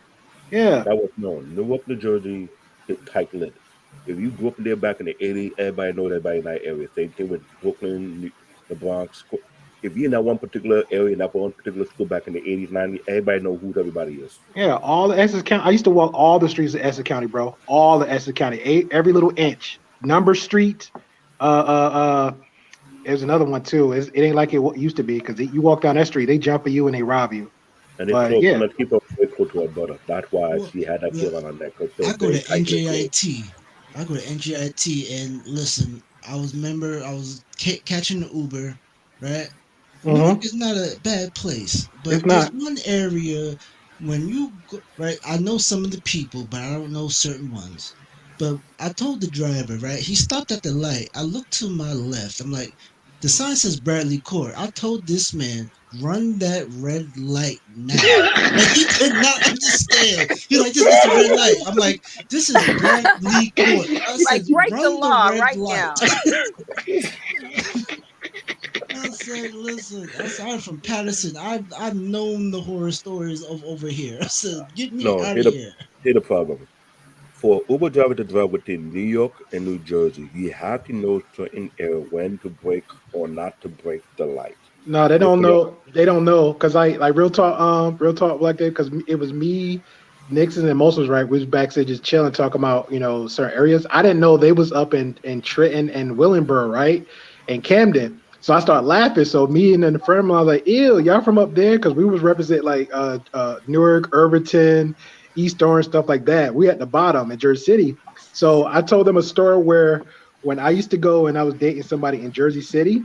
Jersey City was afraid of people in Newark, and then Newark and Jersey didn't want to mess with people up in Trenton and Camden because they thought they was crazy. Trenton and Camden thought people in Newark and Jersey City was crazy, and I was like, I think we just all need just to get along. Exactly. That's so Camden crazy. wild. That's Jersey City. I've That is been Jersey. to Camden. I've been to Camden. Camden is wild. Yeah, I'm like Camden's this. wild. I went up there Wait, a few ain't weeks ago, and Booker from homie was Camden like, also? "There's no police here. Mm-mm. There's no more police in Camden." Yeah, I'm like, Ain't "We that I need no couldn't more police." I couldn't get none of my peoples to come up there just to hang out in Camden, whatever, and I was house sitting, so I was like, dang, it is what it is. But uh, was it Prince Street in Newark? Prince Street isn't what it used to be because Prince Street was like one of the roughest streets. 21st and 22nd Street, they nicknamed it numbers. People used to go into houses and steal out their copper and pipes and sell it. Um, Irvington is still Irvington. I don't, nothing really changed. Nothing really changed. I'm serious. Go on Instagram and YouTube and look up Irvington, New Jersey. There's a guy on Instagram that shows all those shenanigans they do in Irvington. Like they have the four wheelers and they'll just ride up and down Lyons Avenue, Springfield Avenue, and I mean cops really don't do anything because they don't, it's not really illegal, but they just do all these shenanigans. Same here in my neighborhood. But that's because people from Newark are Wow. getting shipped out. I'm at NGIT and they are expanding. I'm like, oh, this is I would live here. But then he said Yeah, the rent was NJT was $5,000. I'm NJ like, Pack is still nice. NJT still nice. NJ, I don't know. I just love the vibes of NJ Pack because they have like all these crazy events, social gatherings. Like it's a lot going on if you know how to utilize the resources. That's no different from New York City. Like Red Hook used to be the worst neighborhood in New York City, especially Brooklyn. The Red Hook back in the 80s. Now, Red Hook is the most expensive place in Brooklyn to live at, which is kind of ironic. Like, but that's so crazy to me. Like they will jack up these prices. Like they will let these prices crash, and then like, okay, it's low enough, so we can just come in, jack it up. I'm no, like, it ain't it's a jack up. terrible cycle. Let me tell you how bad it is. Red Hook was so bad in broad daylight. You could say, if you get a SWAT uniform armor on you, you're safe. Don't walk around with no helmet on. With that bad in Red Hook, now you have IKEA, you have the Beta Independent School, a private school, and you have the storefront for Telsa, and they did the real world on taping in that area. I'm like, now to live there, you gotta make at least $200,000 to $300,000 a year to live in that neighborhood. Yeah, they ship all the Negroes out. Yeah, man, you gotta go. Listen, That one, then you know what they're Manhattan doing Bridge now with Park. the rent, right? Please This is don't what tell they're me. doing with the rents now, right? And you know how they used to like subsidize the apartments to fill it out. Yeah. Like if you can't afford it, you can't afford it. Now they got this algorithm now where they can scan the tenants and they'll jack up the prices where they know certain tenants will pay it regardless of the price, and they just sit there with empty apartments now. They're not even doing the subsidized or the Section 8 housing no more. They Yeah, about to That's go. stupid. It's that only happened crazy. to the What apartment state out they doing here, that at? New York Um, City. I think the one I heard was in Miami.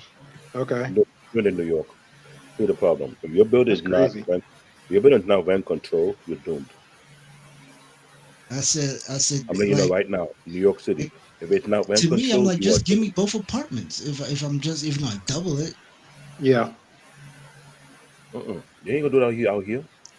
A two-bedroom apartment in Brooklyn right now, averagely costs around 2,500, 2,800. That's how crazy it is. But here the ironic part, I live in a two-bedroom apartment for 1,200. You know where I heard was stupid expensive was Boston.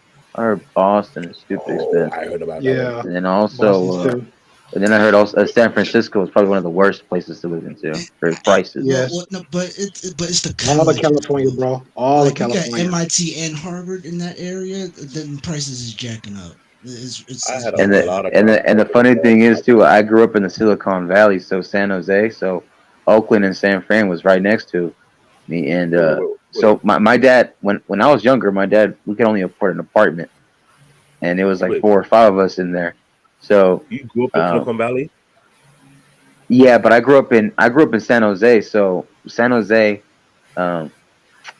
it's much bigger now because of the platforms and stuff like Facebook and like all this Google and stuff like that. It's worth Yeah, and they're over there, and so a 2-bedroom. What's up? You might rent a garage. That's all you can afford over there, a garage. Well, like now, people are sharing a studio. Like roommates are sharing a studio. College, like it's tough. So I can't. I'm sorry, Jill. What would you say, sweetheart? No, that was what you call the kid talking to Black David. My daughter. Oh, I thought it was Jill. My bad. Let me put it something. I heard about it over there. The only thing you can rent right now is the garage that you can afford. Somebody else's garage because listen, my father said it. He said, "Get out of New Jersey because the only thing that's going to be left is the rich people and the people that do their lawn." I agree. I think it might come back because I remember Elizabeth. I used to hear. But when I was talking shit about Jersey, Grayfield gave me so much pushback. That's right, because you came at me raw, you're not from New Jersey. Yeah, you came at me raw. You came at me. No, Tristan. Yeah, you came at him Tristan. raw, but they doing some fuck shit like that. Nah, I can't stand that. I can't stand when motherfuckers from New Jersey think they're the shit coming from New Jersey. I can't stand that shit. Let me get you the fuck up out of here real quick. This is what happens when you talk about New Jersey and you're not from New Jersey. Exactly. Let me get you up out of here, bro. That part. The hate is real. We coming to kick your ass. That's what we do. We get grandpa and everybody. You'll talk about New Jersey. That's all right. I got my family lineage right here. They got enough. Hey, if grandpa think he could take you, everybody stand in the middle of the street, let you shoot that one. But as soon as grandpa fails, everybody jumping in. You come from one of us, Grayfield, you come for all of us. Just letting you know that. Hey, that's how. Hey, every time I turn around, I see more people from up my way than yours. So we good. Hey, California, New Jersey ain't got a fucking shot. I'm just letting you know that right now. Yeah, listen, this is what we're gonna do, Marcus. We're gonna go to Mexico and be like, this man is a traitor. I said, Marcus. Nah, he got. All right, Tristan. You take care, Tristan. Have a nice day. We will have no slandery of another. We're gonna go get the other people from California is now the headquarters of 10 City. Nah, Marcus got home field advantage. That's like I remember back in the day in elementary when people used to pick at the Haitian community, and then when I got in high school, they stopped that. The Haitians rolled so deep. I'm telling you right now, we ain't playing. Yeah, you mentioned Haitian. You see me doing this? They rolled so deep. No, man, it was crazy. Haitian. You see me doing this, right? The reason I'm doing this. Haitian folks are not regular folks. Let me tell you why I say what I said. I went to Job Corps back in 2000, 2001, right? Because I heard I only gonna pay for no trade school, and I heard you can learn for free in the Job Corps. These Haitian folks walk in packs. They don't walk by themselves. That's number one. Any female who is a Haitian and not listening to these other Haitian guys, you cannot touch them because they're Haitian guys and you're not allowed to touch them. They will jump you. You know, that's not their sisters. And I was like, You froze. I dated Haitian women. They cool to me, but you just gotta try to be cool with everybody. That's pretty much how. Kidding me. Yeah, you just gotta be cool with everybody. Oh, yeah, be cool, but Haitian people are very funny. I've seen them jump people for no apparent reason. I'm like, I don't know about your experience of that one. I have to kind of disagree with that one, Black David, because on my end, I want to say from what I've seen, they don't jump nobody for any type of reason. If you F with one, that's when something pops off. That's the experience I seen. And then one, now they like to party and drink like my fellow Latinos and Mexicans and Guyanese family members out there, and they'll party all night long. And I remember a time, I love Mexicans when they party. Mexicans, West Indian folks, and Haitian in Ghana, that's all night. Yeah, look at them. So my homeboy, right? My best friend from high school, he was dating this one chick. She was Haitian. We went to her place. She pulled out a party or something, and we're chilling, whatever. So he brought his little brother, and this dude and his other dude was drunk. I ain't gonna lie, Black David. One of them looked like you, but he's bigger. So one dude was drunk, and the other one was drunk. And all I know is I saw him pour beer on his car. The other one got ticked, pulled out his gun, started popping off. And then what the girl did, what I thought was the dumbest thing ever, she grabbed the garage door like, "Hey, everybody, come inside and hide." She shut the garage door, and me and my homeboy looking like, bulls can go through those, right? And then we got up and we left, and then we just went walking down the street.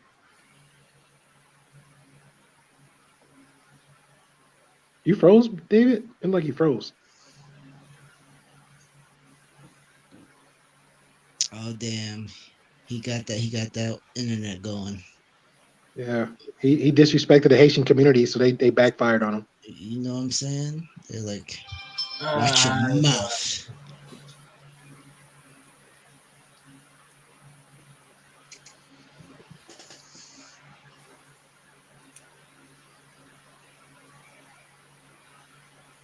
Why I got quiet? I don't know. I was looking at you. FBI, open up!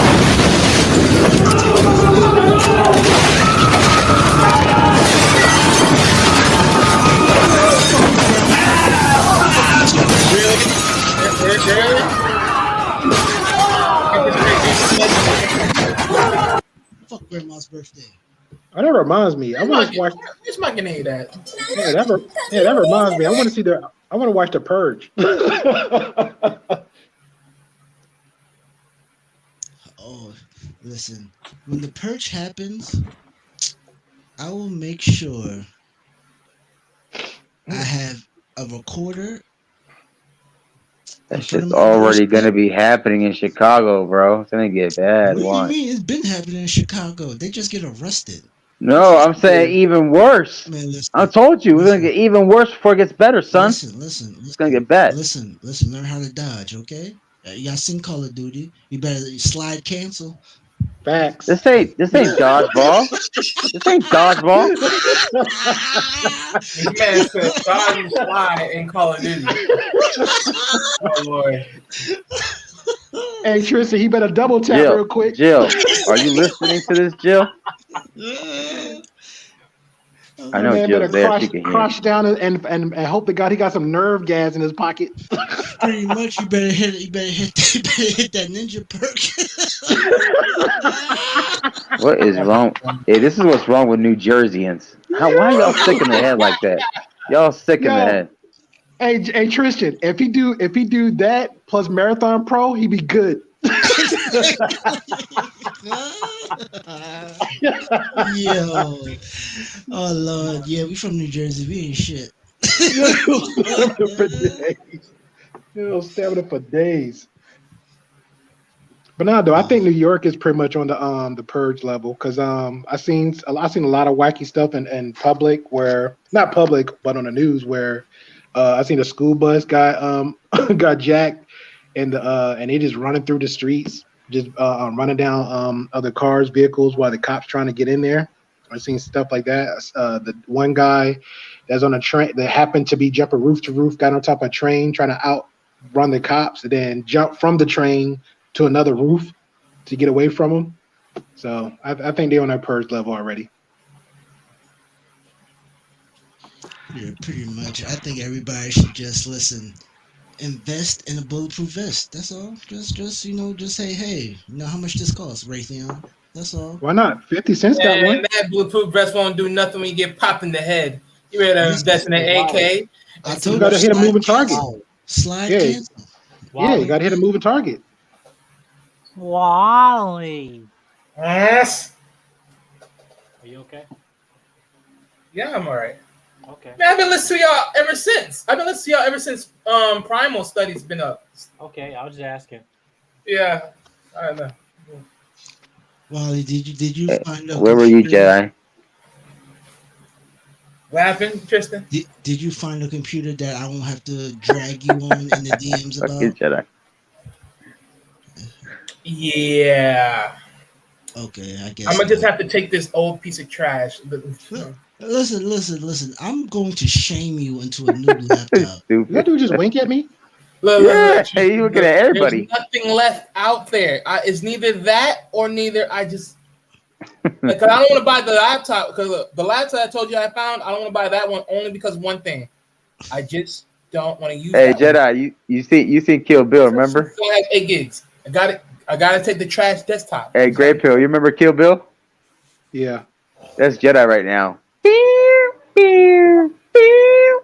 I ain't gonna lie, that shit creepy as hell though. Wally, I thought you found what you No. I told you I found some. Yeah, I did. But here's the reality. You rub your nipples, Jedi, on the panel. Not trusting. My thing is, as much as I know, well, okay. It's not that I don't trust Walmart. I don't trust the providers that are selling it. What do you mean the providers? The people in the store? Okay, so yeah, because so you know how it is. Like you can sell on Walmart. So there's people that are the providers. You're sick in the head, Jedi. And some of these dudes, their rating are trash as hell. Only one decent rating because there's only one pro seller. Do you just are you talking about just buying it from online, or you just want to go in the store? If I'm buying from the store, I can trust Walmart with that. But I'm saying online though, from the providers that sell from Walmart, I ain't trusting all my folks. I'm better off going to Amazon. Okay, Marcus. Yes, sir. Okay. Guess remember you kept telling me about Annalicia, blah blah blah. Guess who was on Destiny's stream? Annalicia? Annalicia was on Destiny's stream? Destiny? Yep. Get the fuck out of here. I got the link and everything. You know what? I remember I told you I had interactions with her. Like, this is before she was the first person I got on, like, when I was on YouTube and stuff. And she told me to delete myself. Oh, wow. Straight up. Wait, she told you that? Yeah. What the hell? That was one of my first interactions on YouTube ever. Okay, because, hold like, on. I saw her on Saint vs. Sinners and stuff like that, right? And before I didn't get anyone's panels, but I saw she was doing a live stream. Let me get on. I messaged her, first followed her on Instagram. She still follows me. But like you might can get a spot on Destiny and have a conversation, because Destiny, I think you might have a good. I do have influence, you know. Been on the Peep Network and all stuff like that. I mean, I can be like, hey. Nah, Destiny don't care about that. Destiny like even though he's YouTube famous, but he's literally like he's actually more chill. Guy. Yeah, he's real chill. Well, guess what? Give me the information. I'll probably check. Nah, just hit his channel up, bro. Nah, just message him. him. Information. I'll check it out. Let me give you the Discord. This guy, Destiny has like 600K subs. I told you to delete yourself. No. Destiny don't have. See, this is that bullshit. See, this is what I'm talking about right here. That's that shit I'm talking about. Stop, Tristan. Now, mind you, y'all, like, you know me. Like, I'm like Chick-fil-A. You come to me, I give you chicken. There's no beef. I don't open on Sundays. But but the thing is, you know, she said that to me. I think I was playing a correlation about like black people, how we spend our money to. I'm like, well, men are spending their money on shoes. Black women are spending their money on hair. It's a fact. That's it. So you're saying only reason I started following Destiny is when it's because I think her name was Brittany, and Brittany and Destiny has been pretty cool, and they like, because he liked the debate, so they go back and forth in their little deep thoughts. Yeah. Oh, I remember when Destiny and Brittany would go at it. But honestly, if she was like that, I'm telling you now, if she's not what she did, she would not be speaking like that. Did you hear, Tristan? Did you hear her conversation about the ones and twos and threes, like her breakdown of that? Yep, I said. But at the end of the day, and guess who messed up? Guess who messed up trying to approach her about it without really knowing it was Abba. I'm like, you're an idiot. I said this girl believes in that. Yes. I said, and you trying to challenge somebody's world's view on something which they know in and out, and you just like, you can't joke your way into that. Like you can't. And she's a deep thinker, and she got no patience for bullshit. Yep, and she called him out on it. Abba looked bad yesterday. Oh, I gotta check that out. Is that hold on? That's the one where her and Destiny was on all together? Yeah, it was her, Destiny, and the other Brittany. Brittany from the was it Politically Provoked podcast as well, was on there, like panel full of women. Hold on, let me grab it. Okay, that one I will, because I seen a little bit of it, but I didn't dive in it because I heard her say a comment of Alba, like that was the intro of Destiny's stream, and then I started watching something else. I have to watch that. Yeah, because like this is how people look at ABBA and the Black Manosphere. You basically focus on minorities, and that's what Brittany said, which is a fact. But ABBA was like, no, we have all like. Brittany's like, no. Yeah, she watched your content. Yeah, she deep dive. I said she know everything about this man. She was like, Yeah. no, majority of your stuff is catered to minorities. I said, no matter how big, no how millions Well, of subs you but to have. be fair to Abba and Preach, though, they have covered among a plethora of many spaces of different types of cultures and people. Yeah, but it doesn't That's matter. true. But Yeah. but the thing is, Abba's trying to debate a woman where her view is okay. That doesn't have to do with your analytics say minorities. Everything else says Which Brittany is minorities. this? Which Brittany is this? The white chick with the curly hair. Yeah, like the one right next to Abba in the. Okay, there's a bunch of girls I know with curly hair that are named Brittany. You got to like last name. What is ABC? I call it Brittany 123. To be honest. Yeah, That's what I that's really how I know call it her. too. But it's Brittany. I want to say Brittany Simone. That's the last name. You would know what she said. She talks really fast, Marcus. And she's very like hypertension, but she's like real deep thought on her views and stuff like that. Like she went like how we be conversating backstage, she deep dives like the F out of stuff, bro. Like she deep dives. So when she's not gonna approach you unless she's not like how them two like what he's talking about with like she knows Alba content and everything else. Like she knows. So it's like anything she says, like she's not talking to her ass. Brittany Simon. Thank you. She's not talking to her ass when she's talking about Albert and Preach the content, and she's right about it. That's like me saying, "Oh well, I talk about credit reports and that too." No, you don't. You only talk about this. Well, look. I have like probably like 1 or 2 videos talk about finances, so that supposed to make me valid? No, it don't. That's the point that Albert was trying to make to her. Yeah, like she has a number system. What is it? 5 is the highest level, right? Yeah, I like her breakdown to 1, 2s, and 3s though, because that shit had me think. I was like, what am I? Exactly. Like she put you in a number system, and but she's even fair. She's like, I'm not a 5. Oh wait, is it 3? Something like she doesn't put herself as the highest thing. Yeah, because it's not realistic. It's not realistic to put yourself. Normally, the person challenging. If I say, oh, like I know, like Marcus make a joke, you could tell he making a joke, like, oh, Jersey at third, so that's a jab at me. But if he making sarcastic remarks consistently all the time, then personally he's reflecting outward at me versus himself. That's the difference. And so mostly people do when stuff like if you're talking about looks, whatever, I might be telling the truth, like, such and such ugly. That might be the truth, but at the same time projecting a negative way. So that's pretty much how she's saying it. Like, okay, for me personally, I know I'm not above this higher rating that most people delusionally think that they're 8, 9s, and 10s, which is not. But her breakdown of the 1, 2s, and 3s is so on a whole deep level. Like it really gets you thinking, like, what are you?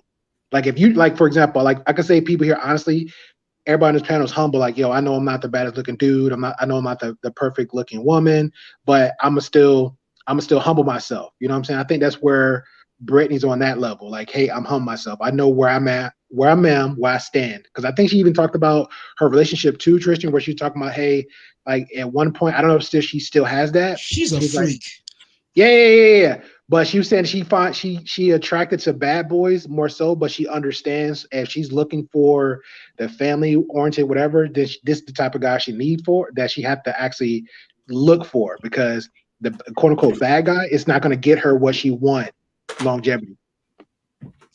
Hey, you guys, I just want to jump in really quick. I just want to say to Jay and to everybody on the chat and on the panel, I had an amazing time with you guys. I hope you all have a wonderful weekend, and I'll see you all soon. All right, thank you. Okay, bye-bye. All right, see you. Yeah, I'm about to tap out too. I want to see that conversation. Yeah, I said like Abba realized he was trying to be right in the debate instead of having the But he petty though, because you can tell too, because when Apple, like, he was on lead attorney, he made a little smirk because he was trying to. It was something he was trying to do one time, because I know that's when him and Fresh and Fit had that beef, and he was asking certain questions to lead attorney, trying to make like a push a narrative a little bit. But Lee still had that lawyer cap on, so he never gonna drop that. So Lee was like, no, I don't think it's like this. He's like, I think like this. He's like, okay, Kate, I'm just checking. He had that little, and Ab had that smirk on his face. So Ab's on that petty level too. So it's like the jokes is trying to get him in. It's not depending on who you're talking to. So, but yeah, it is what it is. But I'm gonna go. Like she can get them jokes off on, was it what Anton's thing, Fight Club? Yeah, but you're not gonna get that off with professionals and actual thinkers where they're like, we don't do her these Destiny. conversations. Her Destiny is one. Then whoever Destiny actually looked to have conversation with, like I think the recent one I seen him have is when he was somewhere on campus and he have actually political conversations. That was a good one. The kid with the ponytail really wasn't making his point across 100%, but you could tell like, okay, he's not letting his stance go, which is fine. But yeah, Destiny and Brittany, they on that level. But yeah, I will definitely check that out. Definitely gotta check that out. Destiny was getting too emotionally, like when he was like on the fresh and fit thing. He wasn't letting people finish his points because he kept cutting them off over and over again to the people. But that's Destiny's personality though too. Yeah, he is like. But that's an issue with him too, though, because he's never going to be able to have a decent conversation, discussion. Because if you're getting so emotional, so triggered, I used to believe that, but he knows where it's going. He's like, you're trying to be. Well, yeah, but you also got to make sure you listen to you also got to make sure you listen to everybody's point, and then you can go on your rant, and then you're going to go on a rant. But if you're going to make your point, you take your time. You make sure you talk out your points. You pause and you mute and you shut up and you let the other person speak. That way you know what's going to go. But like he's the kind of guy that you really can't have a debate with because it'll just prove your own point if he's going to be cutting you off over and over, left over. What about this tactic? What about this one, Marcus? Because me and Raplistic had this conversation where it's like you have that ability you could finish other people's conversations or their words because some people either slow or they're thinking slow or their verbiage is slow. So it's like you'll finish the sentence for them because you know where it's going. So I think that's where he comes from time to time. That's not what he was doing that time though. In that episode, I'm just saying, just coming from. That's the point of view usually I come from because I used to have sometimes I have that problem, but I'll have like, okay, let me just shut up and think, or just let me just shut up and just let them get there. I mean, just let them finish their sentence though. Like if they have an issue not even finishing their sentence, that's gonna be on them. Then you can ask them after they're completely done talking and saying, hey, is this what you meant? Oh no, what did you mean? Do you want to explain it? Do you need help understanding your point so your point gets across? That way you can hear what you want to say. I don't want to put words in your mouth, but I want to know what you're actually trying to mean. But I think we should do it like a deep, like this. You said this one on Fresh and Fit. Yeah, because it was him, Fresh and Fit. It was KJ. It was KJ Wright or something like that. His name is, and then there was like another guest. There was like 3 or 4 guests on there, and it was on Fresh. We should do a deep dive. We should do a deep dive because I know it's like me, you, Trish, definitely Jedi Micah. Jedi Micah is a real good listener. That might be a good conversation to have on the stream, just dissecting their conversations. Not him on Fresh and Fit, but just like Destiny with Brittany or Destiny with whoever random chick be popping up on his thing. I think that might be a good conversation. Listen, like I never agree with most things, but for him to able to tame Mr. Girl, who is probably the most toxic person I have ever seen on the internet, is amazing. Yeah, I like that. Yeah, because I honestly like it was Brittany for me. Then when I heard him conversate and dissect that that OnlyFans girl and the virgin boyfriend that was sitting on the floor, the way he pegged them, that shit was scary and amazing at the same time. And I was like, okay, I would like because usually I'd be like, yeah, I want to know a therapist that can pick my brain. But when I hear him talking, I'm like, okay, I think he might be a threat. So, but he get close to home with some people though, so I don't know. But that might be a good conversation. But I got like, yeah, I'm gonna go ahead and watch this now because that's interesting. So I appreciate it, Tristan, for reminding me. But fellas, I'll catch y'all guys later. Have y'all a good Sunday, all the good stuff. I think I might be supposed to be planning doing church, so we'll see when I wake up. Yeah. All right. Peace, y'all. Peace, y'all. Got here too. All right. I see y'all. All right, so you guys. Let's go. I got an A in my presentation.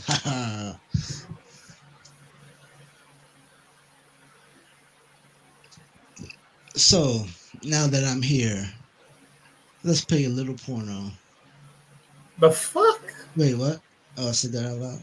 Oh, Jay's still here. Never mind. Sorry, Jay. You didn't hear that part. Hey, Wally. Hey, Wally. You know I was going to dress up for Halloween? What? It's going to get real offensive. You sure you want me to show it? Go ahead. Okay, here's my costume. Your dad?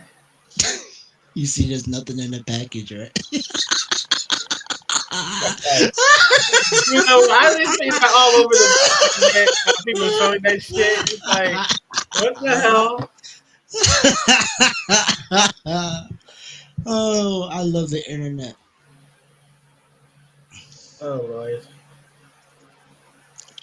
If my dad is watching, it's a joke. Do not take it serious. You ain't shit, Tristan. What? Listen here, man. Nobody cares about all that. Everybody cares about the punchlines. You extra salty, Marcus. Wet tears. Oh, you fuckers. You fuckers. Delicioso. Oh, shit. Marcus, so when is the wedding? We all come to the wedding, so you might as well let us know. You're like, Marcus, what's the wedding? Oh, yeah, then shut up. This girl right next door. I said, we all. Hey, shut up, you.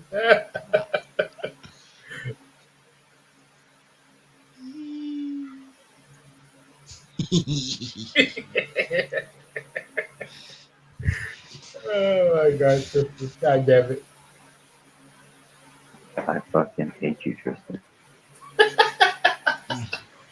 Oh, was she really there? Was that? Oh, I'm so sorry. Was she really there? Oh, bro. Why are you listening to this stuff? God damn it, Marcus. God damn it, Tristan. God damn it. Shame on you, sir. Shame on you. Why do y'all pop on these shows and have it blast on speaker? What's wrong with y'all? Tell her I'm sorry. It was a joke. God damn it, Tristan. God damn it. Marcus still has 7 years.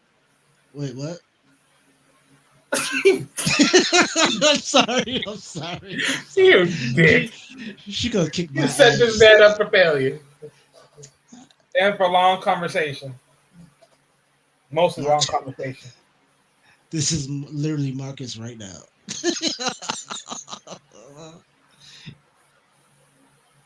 Yeah, let me get you out of here. Marcus is like, this Negro.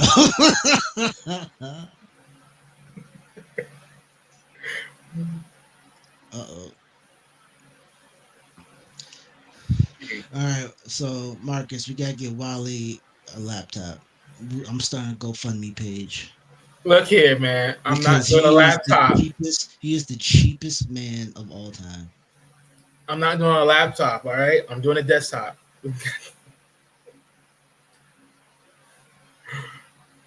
Right, I'm not doing a laptop. Even though I could, but I'm not doing one. I'm doing a desktop this time. It may be old. It may have some years on it. But fuck it. That's what I'm saying. Like, just put money in for a new one, or just get. I'll build you one if need be, and I'll just ship it out. Yeah, and by the time you build it, it'll be beyond next year. So I need it now, my G. Nah, just call me your Negro. Just bring out the old racism. I heard you. I heard it. It was in your voice. No, but see, that's the whole point. I didn't want to do that. I didn't want to do that. I did not want to represent you like that. That's what I'm saying. So no. Listen. I'm a black man in America. People have been staying 6 feet away from me since before the pandemic. Okay. I understand my role in this society. It ain't pretty, all right? Yeah, well, shit. I'm woke, Negro. No, you this. Oh, this man. God damn it. Oh, why is this picture so blurry? What's my other one? But yeah, man, I'm going for a desktop, man. I'm going for desktop. It may be old. We have some years on it, but I'm going for desktop. Well, at least find. How about this? You know what I think you should do? Find one that's upgradable, and we just send you the components piece by piece. Upgradable by what degree? Oh, That you're you talking can about swap the from stuff. the inside out. Well, I Yeah, mean, you already know all of them will be able to be opened up. So yeah. yeah, but not all of them can hold that capacity. Ah, right. Well, Yeah, I mean, just find like a like well, see, now I have to check back at the thing and then look at the schematics and what it can upgrade to. So it's too with much work. with CB was doing. Just go to Facebook Marketplace. Like he was showing. Were you here? You were here on the panel when he Yeah, was of course showing I us was the here when I. prices. Of course, of course. The only thing is with Facebook Marketplace, I have to literally trade these money smart because, like he said before, he always used Zelle to transfer the money, so at least there's a paper trail. I don't have a paper trail yet to transfer these motherfuckers. And Cash App. How you don't have Zelle? You don't have a. Never mind. Well, of course I got You Zelle, but still, I mean, yeah, of course I got Zelle through the bank, of course. But my thing is just. Okay, we don't have to go on to it in public. We'll talk about it later. I'm not saying I wouldn't. I'm just saying. Oh, I know you. I know you would. You just cheap. You like Marcus. See. Why we have to mention that? All that? Okay, no, sir, no. I'm not cheap. Listen. Like I said, if I had it, I would have did it, but I don't have it right now. To be surprisingly enough, I'm looking around for a freaking job because I'm saying fuck this shit now. Because my thing is right now, I've been trying to find a stay-at-home job. Did you go? Did you go to remotely.com or we work remotely? You said we work remotely? Yeah, we work remotely.com. That's all that is. All right, hold on. Let me find it. Let me look at that shit up. So they're like 10 sites that just pitch on work remote jobs.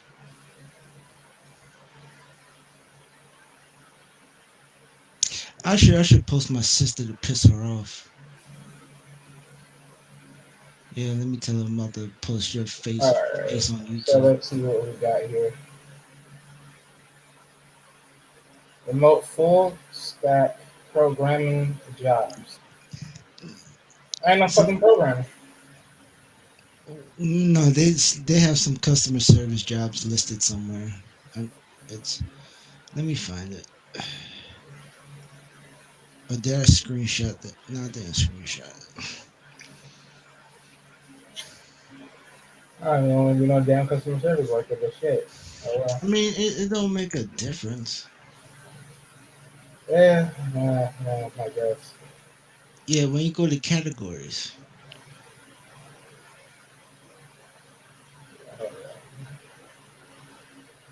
there's like customer support, sales, and marketing. You can even do contract work if you want. Oh wow, I haven't checked. I have 300 messages. Oh my god. Hmm. Yo.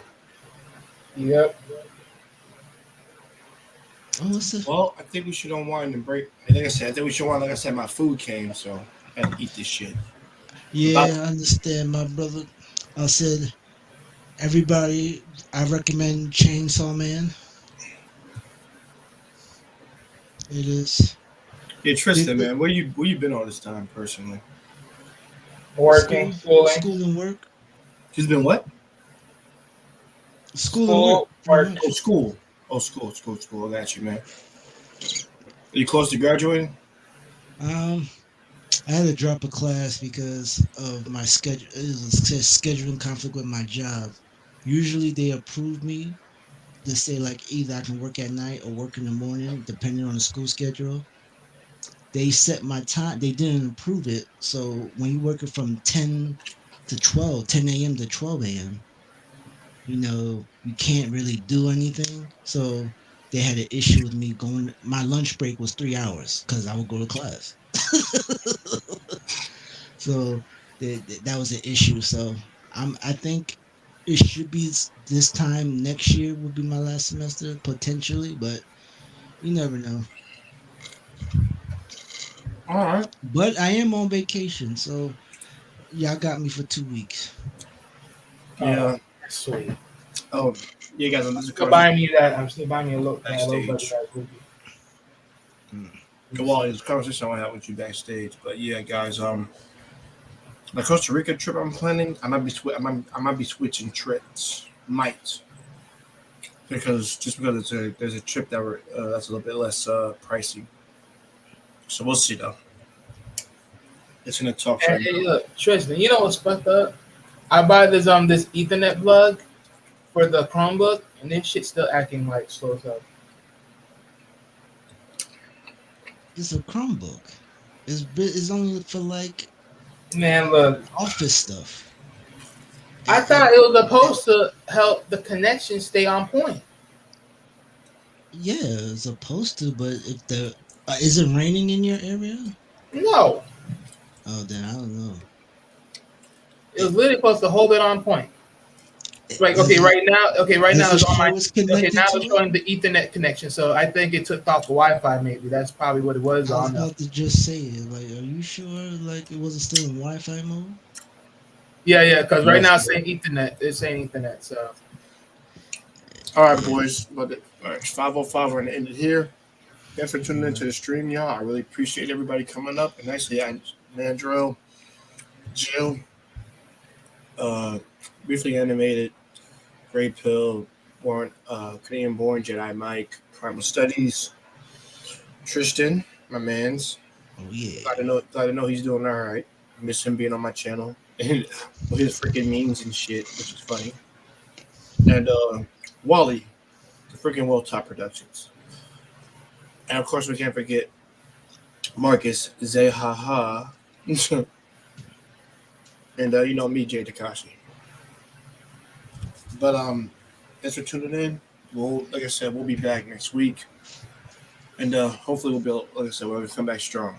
Other than that, check out Wally's recent video on Kamen Rider. It's been getting views constantly right now, so shout out to Wally. I don't have a sound button, but good job, Wally, for that stream. Right. If you want to get a sound button, check up. Well, I'm gonna let you know. Because it's only we'll be backstage to talk about it. Other than that, that video on Joseph King Dreams have been getting views, so that's making me happy right now. I'm just glad Wally did a great job. That's all. And speaking about what you wanted to speak about, and Wally said he's going to watch Moon Knight.